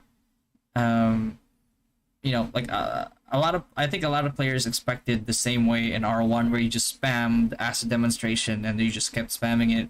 Not so much in Rue. It's not as Yeah. spammable, but it's still pretty potent. Breaks armor, does like really good damage. So hopefully once we get it, we can see some variety in there. And one thing too, I think you probably agree with me on this one, is that hope that the homunculus build actually gets buffed. Oh yeah. That's a very like I feel like that's gonna be like a very interesting build, having homunculus and kind of like, but I feel like they're in the same category as like Mastersmith turrets at this Mhm. point, where like they're there, they offer something. Like it's not probably something that you like want, although it got a little bit of help with the sigils currently, but Mhm. but hopefully we get some good updates on that. And speaking of biochemists too, speaking of like Mhm. biochemists, um, biochemists, one of the classes that we're gonna get first Yeah, after probably after, Paladin, yeah. yeah, right? Because like Because they'll come out with like Aldebaran and yeah, Clock Tower, because that's yeah, where they're, from. and the geographer spots, the infamous or Oh famous yes, yes. geographer spots as well. Mhm. So I think we're of the same mind with like our prediction. So a lot of people probably like were wondering like, oh, like what class, when is so and so class gonna come out? I know that they made a poll before the game started of like what classes are in demand, but um, I think that it's not easy. It's not that easy to get like other classes to come out first because But before we explain why don't we put out our predictions first for like what classes are coming out next? So it's Paladin, and then next one Paladin, is Bio, Biochemist. Next one is Bardin Dancer, yes. right? And then after Bardin And Dancer then is Sage, Sage and then after and Sage Rogue is is last. Rogue is last, right? Um, so the reason why we predicted the class order release to be that is there's a reasoning for that too. The reason why we predict those classes to come out first is because of the fact that like um, a lot of these classes are tied to certain maps and updates, Certain or content. yeah, or like as RO likes to call it, episodes, right? Yeah. Yeah, so they're tied to like certain episodes, and um, the only way for them to release a class sooner is if they completely change the storyline and they completely transfer over the NPCs for those classes to an earlier update, which takes Mhm. quite a bit of work and resources. Um, so I'm not sure if Gravity wants to do that, right? Yeah. I'm surprised that there was a poll of like classes in demand because I assumed they would just go in order. Mm-hmm. Yeah. So, Yeah. um, the only other way that they would do it maybe is, do you think, I'm not sure, like you tell me if you think this is like a possible thing that they're gonna do. Um, uh, will they release multiple episodes in one big release? Like I, it, I feel in my opinion, I feel like they wouldn't do that. yeah. I think it would be overload. Because the only way, let's say for example, right, like if they want to release Biochemist and Bar Dancer all in one update, because they said that they were gonna release all the classes in one within this year. Yeah. So I'm not sure if the rumors are true, but they're planning on not releasing anything for quarter 3 of this year. So they're saying that they're only releasing classes in quarter 2 and quarter 4. Interesting. So now it's like, what are we now? Like June? Yeah. We're halfway done with the year, a little bit more than halfway done with the year. And we only have Champion out right now, and then this month we'll get Paladin. So we have like 1, 2, 3, 4 more classes. So within those, so what is it like? We're at quarter 2, and then quarter 3, which is month after, and then 3 months after that, if they're not planning on releasing the other classes at that time, then which is July, August, like September, Mm-hmm. and then we have to wait till like October to see Biochemist. So I'm not sure if that plan is gonna work. I think they're gonna have to release classes in like quarter 3. Yeah. That's interesting that I thought they weren't planning to release any in quarter 3. Yeah. So I don't think the quarter 3 rumor is actually like true, because that's a huge gap Yeah, that's a huge gap. in content. Yeah, compared to like how they're doing it now, we're only 2 months in and we're already gonna get Paladin. So Yeah. like by how fast they're going, if they just stopped it, they kind of lose momentum for the game, I think. Yeah, and as I said, art classes gave with new maps. That's what we're saying. Like, yeah, that's what we said earlier. That the classes, the reason why like we have our prediction of classes, which is like champ, and then paladin, and then biochemist, and then bardin dancer, and then sage, and then after that is like rogue, is because like we're confident in that prediction because like the fact that like these classes, their job change quests and their stories are tied to certain episodes, right? Like Mm-hmm. class release is episodic in Rue. They're tied to that, and the only way that they can bring it out earlier, like I said earlier, is like either release multiple maps or bring those job change NPCs over to an earlier map and make them accessible. But then again, that requires like resources. That requires like a lot of work, and like me and Thai said, like I don't think Gravity's willing to do that. Mm-hmm. So we're like thinking of ways that they can do it, and I don't think that the current like rumors of like the timeline is like viable because I would expect like Sage to be out by maybe, if they're trying to get it out by this year, maybe Sage will be out by like, do you think like November, end of October? Yeah, And then Rogue probably finally in around December. there. Yeah. Rogue would be last then. Yeah. And hi to everybody in the chat, by the way. If you are just joining us, we're currently holding a live podcast with myself and Thai over here, my co-host, Oh. lovely co-host, and we're gonna do this every Sunday or Monday for some people around this time. And right now we're discussing our predictions for the classes that are come out. And if you're new to, if you just got here, our predictions are, so far we've been right, which is champion and then paladin, and then after that is going to be biochemist, and after that is going to be bardin dancer, and then sage, and then rogue at the end. Somebody asked who is this goddess. That is Thai. If you guys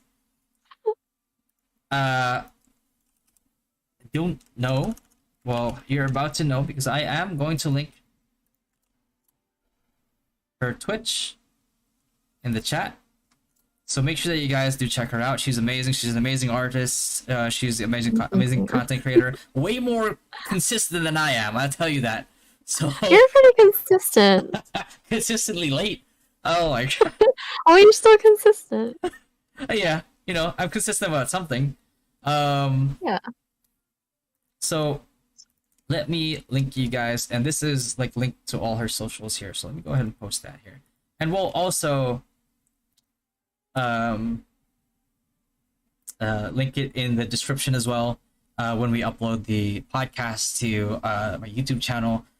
Doesn't she have any YouTube channel? She does, and I just linked you. She has YouTube, Instagram. She has a lot of links, actually. Like, I'm looking at it right now. It's like, yeah, she has her own website. She has Patreon. I do recommend her Patreon. She does like give exclusive like art to to their Patreon. Yes, I do a right? sticker and postcard club. Exactly, sticker postcard club. And it's all like I have yet to see art that she did that I didn't like yet. By the way, so if that's and you guys know how I am. If it's bad, I'm shit talking that right away, right? but like I haven't, Wow. so that means it's good. Like if I did anything bad, man, I would be like, "Fine, this is garbage. What are you doing?" Wow. Yeah. Hey Timo, thank you for the super chat, man. But yeah, like you guys know how I am. I'm very critical. You know, if I think that something is bad, I generally think something is bad. Like I have no filter, bro. Like I will describe it in the worst possible way with as many words that I can come up with in my vocabulary. So the fact that I haven't yet means that everything she does is pretty damn good. You know, so Oh, again, thank you. you're welcome. So again, that's carrd.co, and you know, if you have links to her Twitter, Instagram, for her art and stream Instagram, her personal Instagram as well, with all the food stuff that I always like, and then you know YouTube, you know, with the vlogs, Try to YouTube update gaming, that more. yeah, Yeah. yeah, and yeah, it's she does everything. I don't know how she does it and how she does it like consistently. Well, I do know, like your sleep schedule is like Garbage. Non-existent. non-existent. Well, yeah, I mean, you have a schedule. You know, it just goes very deep into the morning to the afternoon, and then you Yeah. sleep. So, Yeah, usually if I have IRL obligations, I will do them in the morning and then I'll sleep. yeah. So, you know, it's crazy. It's crazy good. You know, that you somehow make it work, but you know, somebody like as hardworking as like you know, like a lot of people don't understand like how hard it is to be a content creator. Like like It is. a lot of the stuff that you see on videos, a lot of the stuff that you see on live on stream, there's a lot of prep for that. And as somebody who, like, you guys don't know, like, you guys may or may not know, I used to be like, I basically work in the medical field, and I decided to take a risk, right? Because I was tired of like the whole rat race. I was tired of the whole, like, you know, long story short, I got backstabbed by a friend that I built up a company with, like a long-term Oh, care pharmacy no. with, and you know, I decided to make something that's mine, my own brand, Mhm. and everything. And then as I got into it, I had some idea before, but now, like, that I'm doing it at this like level, the amount of preparation needed to actually make it happen is insane. And I'm just looking at Thaya like, Thaya, bro, I can't even like post, I can't even log in on my Twitter. Like, how are you, like, you have like double digit links in your I'm like, how do you do it? And you know, if I am Hey, to, you do really good though. Like your YouTube has been growing a lot, so you know, for like jumping head first, good work. yeah, thank you, thank you. You know, but I'm trying to kind of like, but when I say that, like, I'm looking at like a fellow like content creator, and like I see what you do like live like every day, right? It's like I see like what you have to go through to like get the content out that you get out. And even then, like, I can still hear you say sometimes like, oh, it's not enough, I feel like I should like update my YouTube more, all that. And I'm like, Yeah. no, that's crazy. Like, what do you mean? I Like, was just, I just feel like I never do enough. yeah, and it's crazy. And I'm always like, I'm also getting like trudging along. I'm like, oh my god, like Thai's doing all this. Like what am I doing? And it's like people are like, bro, like you're doing a lot. It's like, no, you don't understand, You man. are doing a lot though. You're running a guild. You're pretty consistent with your YouTube updates and then Twitch and then all your sponsorships. You know, it's a lot. Yeah. Thank you. But like, you know, a lot of that is like, before I started, it's like I have friends that do content creation, one of you being them, and then like Fear as well. And then Mhm, yeah. but yours is probably Yeah. like one of the things that like I like just like looked at, and I'm like, I'm seeing this stuff that you put out, the high quality stuff that you put out, and like the amount that you're putting out at the same time. I'm like, oh my god. It's like, if I want this to work, I have to at least be doing that. Right? That's like a standard that I've set for myself almost, and I'm like, oh my god, this is a lot of work. But yeah, you know, but yeah. Again, guys, if you want to follow, you know, I'll post it here again. All right. Thank you. Yeah. Back at you. Back at you too, though. Doing good, Patty. You're doing good. Thank you. You know, but like back to the topic. that's our predictions, right? And that's the reason why like we predicted what we predicted, because of like how class releases, like I said, like are very episodic, and you know, So it would be strange if they changed it, the order. yeah, that's like an unnecessary expense. Yeah, it would be a lot of work. Yeah. Although, if you were to change, hypothetical, if you were to change the order, and let's say, what would you like to come after Paladin? Me personally, I would want Dancer. Dancer. Why? Why Dancer? Well, Dancer bar. So that was like my alt on NA, but that class is actually pretty good. So, my friend Alfie, me and him would just duo, but like we had alt, so I had my alt, and then he had his Evid's alt used to be on Dynasty, but he quit, but he gave it to Alfie. So because Alfie used to be a Synex. So then Evid was a blacksmith, so he needed him for the buffs. So it'd just be us four and our friend Mello. But sometimes it'd just be us, like, well, us two and then our ults. And then we could just like duo MVPs fine, because like Dancer and Bard, they for some reason like so they can heal, but then also like they take aggro pretty easily for MVPs. So they're always they were constantly like the ones that grab the aggro. So it was really easy to have like the excessive healing and then the tanking from like the Dancer or the Bard. So yeah. Incredible synergy. Oh, Mike actually like stopped by. Thank you for the super chat, Mike. But the recommendation for GC Paladin PvP, don't do it is my recommendation. But yeah, that's a really good insight actually, because I know Dancer also has. I'm pretty sure like at this point like Alfie probably had enough like crit, but like Dancer also has the crit buff, doesn't it? Which buff? The crit buff.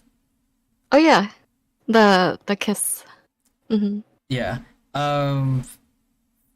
For me, which class would I want out first? I would say, I'd say Stalker. I'd probably say Stalker, because witnessing how Stalker works, right? Like Stalker is just like has like a lot of versatility. Like first of all, Stalker is kind of good for free to play, because Stalker is the only class where, like, you see this buff bar, right? Like right under your character's like portrait, right?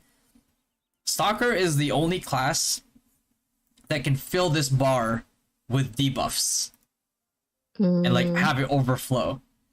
So essentially, you could shut down somebody who's like way more invested than you are. And then there's also this other thing that that stalkers do. It's I'm not sure what they're gonna call it here, but it's called like coerce. Basically, it's like a charm skill. So let's say their biggest carry, right? Let's say like they have like a high wizard or like a ME priest carry, hyper carry, and he steps forward. You coerce him, and then he follows you, and you bring him into the middle of your stack, kill him, and then he has no choice but to respawn. It's a work of art. A skilled stalker, a stalker that knows how to target like well, really shows with how hard they can carry you just by doing stuff like that. The only downside though, I'm not sure if it's going to be the same in global, but this is what happened in NA, is that if that hyper carry is not overextended, and by that I mean like they haven't severed their devotion, I think coerce actually charms the paladin instead, which is also good, because if you coerce the paladin close enough to where the carry is, chances are they're both going to be stepping on like AoEs, so that means the paladin is actually going to take double damage, and he's going to die sooner.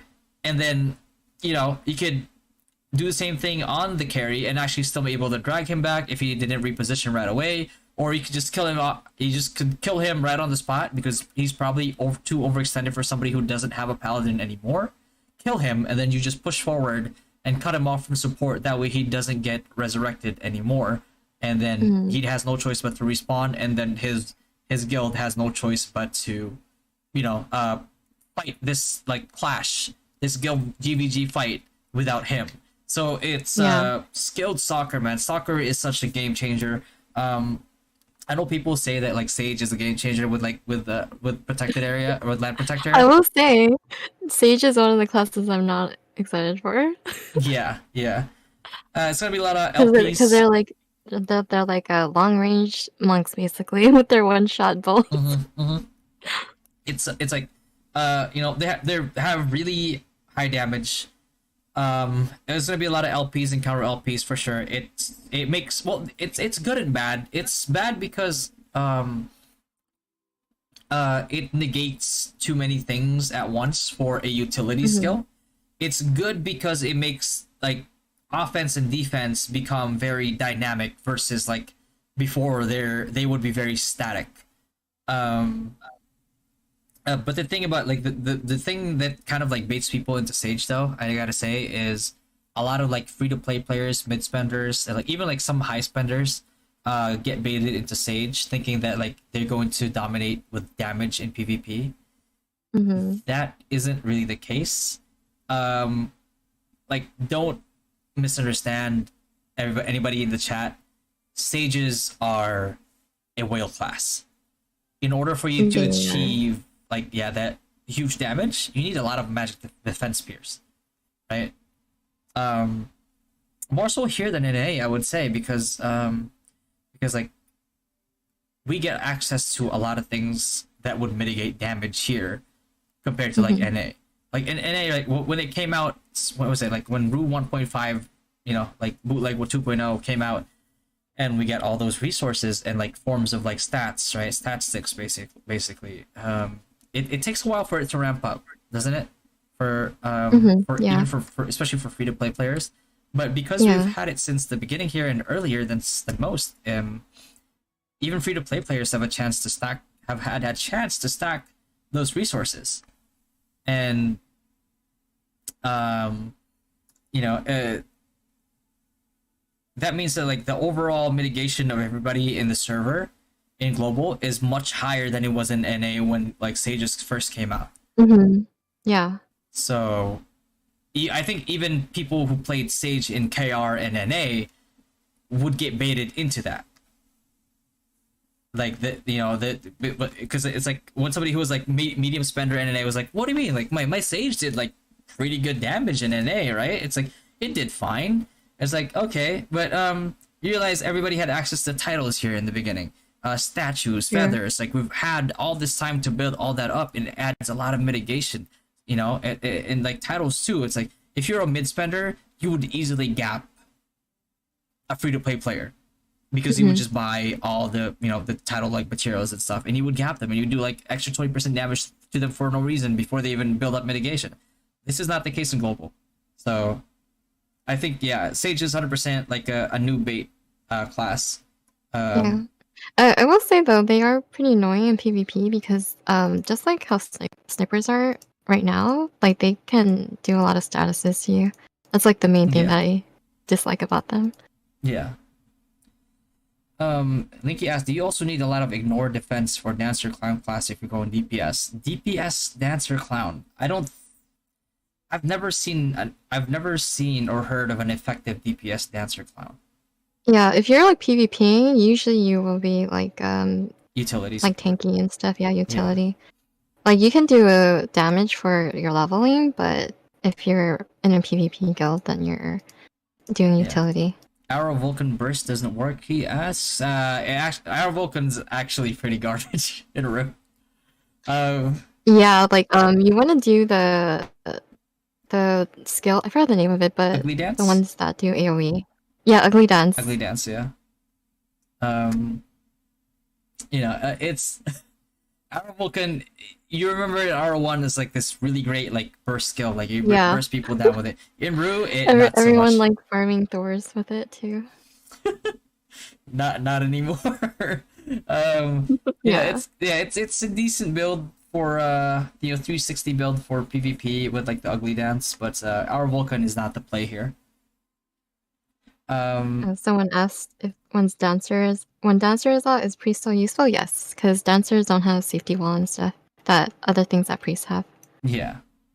Um, like the power of a priest who is like skilled, who knows how to use like Lex Divina on people and just shut them. Because like for example, right? Like if you're a mastersmith, um, and you're, let's say like you're really well out mastersmith, like you're like 1-2 tapping people and you're killing them like really fast, right? If you don't have Marduk card because you're stacking damage, um, if a priest Lex Divinas you, you get silenced. You use Panacea. Your Panacea is on like a 10-second cooldown. He Lex Divinas you again, and you get silenced again. You can't use your high speed cart ram. You don't do damage. Like you're not gonna auto attack somebody to death as a cart like type black mastersmith, you know. So what then, right? And the same thing with like, let's say like acid demonstration. You like any caster class. So you can't really discount priests because like priests do certain things that only priests can do that are very crucial and can easily change the tune of the fight. Right? Like the fact that they can shut down like giga whales is pretty crazy. So yeah, no, dancers and bards will not be replacing priests for sure. It's also hard to target res on dancer bard if they're not in your party, as opposed to, you know, priests. So yeah, priests you'll see the blue gem icon, but dancer bard you're out of luck. Exactly. Candace is asking, why is Mastersmith and LK like shit in Guild League? LK for obvious reasons. Mastersmith, okay. Here's the thing: if you are geared enough as a Mastersmith and an LK to be included in Guild League, you have to understand your role. A lot of the times, Mastersmiths and LKs things like, "Oh, I'm gonna dive into that whole stack." Like that's not your job as a Mastersmith and LK. Your job as a Mastersmith and an LK is to protect your flanks. Like like let's say like a random like you know, ME priest or wizard tries to flank your group, and you know you don't want him to drop a grab field on your stack, right? So it's your job as like a champion, as a mastersmith, as an LK to prevent that from happening, because that's your job. Your job is not to jump into that AoE and like stack of people and then die, and you know have to your priests have to risk themselves to res you. That's not how it should be. That's not how it should work. You need to you know should your be role. protecting. Yeah, exactly what I said. Yeah, you should be protecting your stack. So it's not like they're if you're looking to be a playmaker and get like lots of kills, you should be playing ME Priest or you should be playing like Grindfield Wizard. Like if that's what you want, right? But for Mastersmith and LK, the only time that you feel shitty is because you're not doing your job, so you don't feel effective, right? And I usually hate on LKs, but like if an LK that does their job is better than a Mastersmith that's like diving into the enemy stack and just dying. Is Alchemist magic damage or physical damage? Planning to change to Alchemist. I'm currently Wiz now. Is Alchemist magic damage or physical damage? Do you remember? I don't, because I didn't play it very long. I think it's a mix of both. No. I think so. Yeah, or mostly dictated by like physical damage. I could log into NA and check it, but I think they're doing. Oh, they should be done with WoW by now. I could probably check. I don't know if I have I don't have a biochemist account though. So I can check that for you later on, but I would have to log into NA.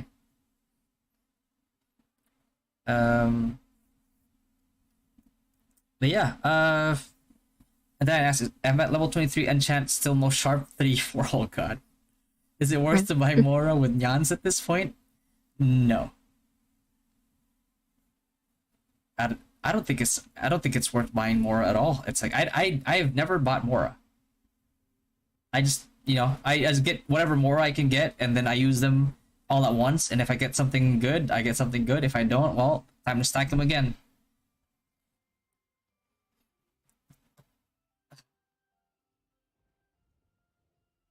Was it? Kenneth said that in our guild they genocide LKs and master smiths right now. What do you mean by genocide? Okay, so they just like keep dying? Okay, is in P attack just like an R1? Yeah. And yo, wait, yeah, because was it remember Curator in Mm-hmm. NA? He went Yeah. from wizard to biochemist. Biochemistry. Yeah. So that's why like I was thinking that it's like magic damage. Ken says no, they kicked them in our guild. Oh god. I mean, I don't know Oh, if you yeah. should kick LKs if they're future paladins, but if they're being stubborn about being LKs, then yeah. We have this guy called Tank Ew in our guild, and I told him like if you stick to LK. No, I was kidding. He already said that he's You're gonna. gonna say you're gonna kick you? He already said that he's not gonna stay. Because in his own words, this is what he told me. I told him like because he requested for like Goblin Leader cards, right? I just told him lol, and he's like, bro, I'm not gonna stick to LK, okay? I'm not gonna spend like $5 on this game just so I can get shit on. And I'm like, oh, okay. Like, what are you gonna change to? So I don't know if he decides to stay in X's party, he's gonna have to go Zero. paladin, yeah, because there's no Yeah. way that X is not gonna want a paladin. Um. But yeah, that's pretty much our predictions, and those are the classes that we want. Thai said that she would like to have Dancer come out first if she had the choice. Mine is a bit of a little bit more of a stretch by saying that I want like Stalkers come out first. It's not gonna happen. But you know, a man can dream. I feel like Stalkers definitely add a level of skill to the game where people are just forced to rethink their positioning. Like Yeah. stalkers will just make you think. That's the best thing about them. Because nothing's more embarrassing than being out of position and then getting coerced into like the enemy stack. Mm-hmm. Um, and then Kenneth also asked, Paladin's role in Guild League is just Devo, right? Sacripelled in Guild League is shit. Well, is Devo their main role in Guild League? Yes. You really need Devos on your hyper carries. Is Sacri build like garbage? No, it's actually the best build for Paladins. Is it good for free to play, low spender, mid spender, high spender? It's not good. Is it good for like Giga Whales? Absolutely. Like a sacrifice paladin that's like decked out will demolish you, and there's very little you can do against them because like what are you gonna do? Like if your hyper carries are probably gonna be like what, by like red cores come out like GT, Yeah, right? GT for sure. GT gets reflected, DD crit gets reflected, SBK deals less damage, right? Because of like defender. A lot of things like just deal less damage. Like if you can tank, like especially like uh if you're Sacred Paladin, you have a lot of HP. Chances are you could probably tank Asura. So if you have reflect, you can reflect and kill somebody with it. And then if you decide to engage, you have a lot of like tank stats that will make you just like more, you know, like you can basically do what LKs want to do. Like LKs want to dive in and they want to like wreck the enemy, but they die easily. If you're like a whale, the Giga Whale like Paladin, you have all those like defensive measures. It's, you know, it's like it's an LK's wet dream pretty much. So like what options do you have as like, you know, in order to fight that Paladin? It's like stages, right? Like Wizards, Grabfield. But what do you do when like that paladin also has like a Maya card? Oh my god. Like, what do you do? Like, cry? I don't know, man. Cry and die? Like, what? It's crazy, man. Uh, like, take a look, right? Take a look at, like, let's look at Mount Maya card right now. So let's go to MVPs, right? Just in case you guys don't remember what exactly, like, yeah, we guys have an idea of what it does, but what does it actually really do, right? When you take magic damage, there's a 20% chance to deflect the damage back to your enemy. When you unseal it, it becomes, for every 1 bit you have, which if you're a sacrifice paladin, duh, you know, the deflected damage is increased by 0.2 up to 40%. So that is 60%. Like, oh man, 60% deflected damage?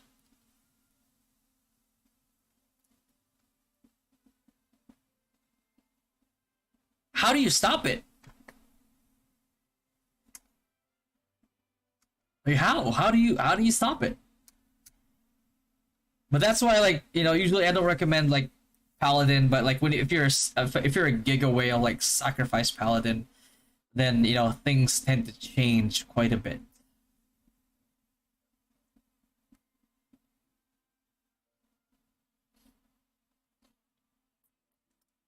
And shout out to Yuji and Ginto, by the way. What's going on, guys? You remember Ginto, right? Hi. Yeah. Yeah, we're in Panda, I think.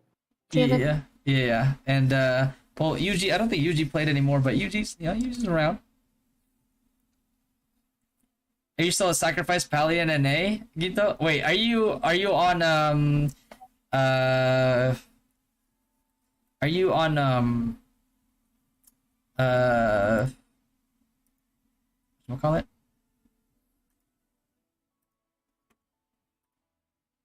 Are you on Gaga Bootyful?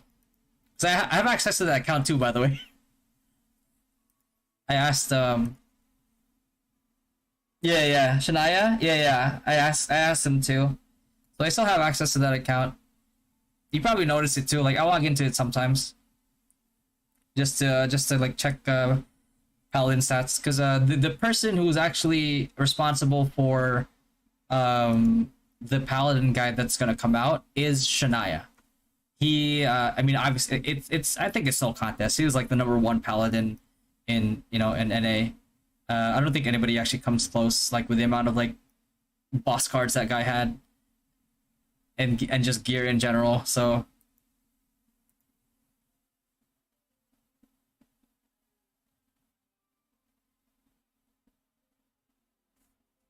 should be 40. No, it doesn't matter, Noniam. You're gonna die regardless.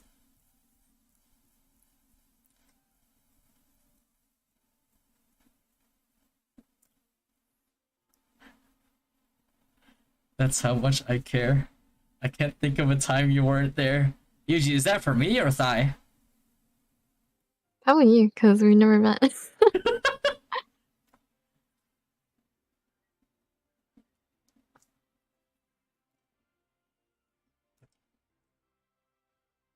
Um,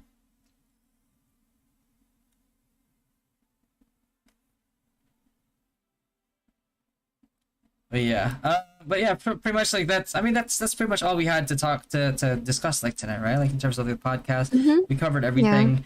So I think we can probably end the podcast here, and I'll go ahead and pull it and just do minimal edits to it.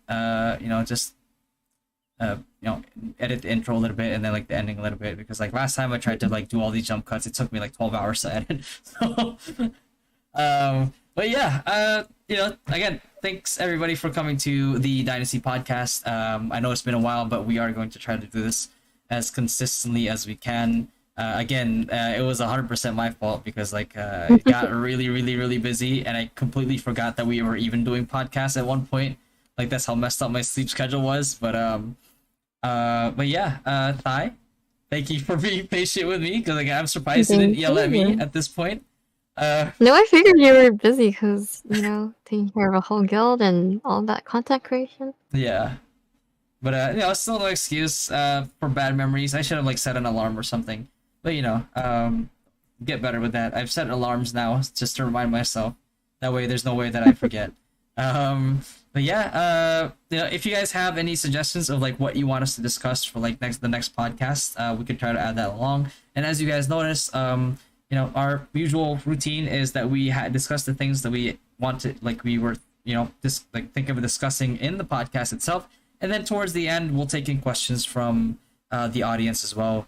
So with that said, thank you for everybody for coming, and hope to see you here again next Sunday with my co-host Thai. Thai, would you like to lead us out? I know I'm putting you on the spot again. All right. First off, shout out to my boy M2K. 2K.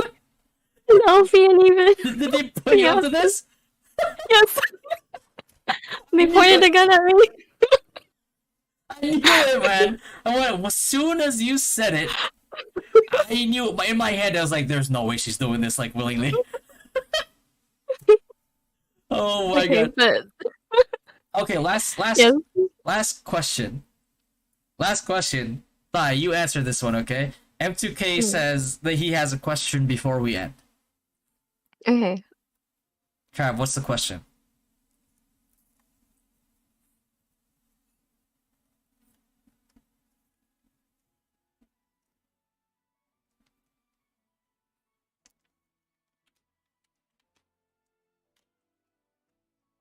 Oh, Thai, his question. Debate or M2K? In what regards? I have no idea. How about M2Bay? M2Bay. Alright, okay, so let's end the podcast with that. Alright, everybody, good night. See you next week. Good night, everybody. Thank you for joining us. Good night.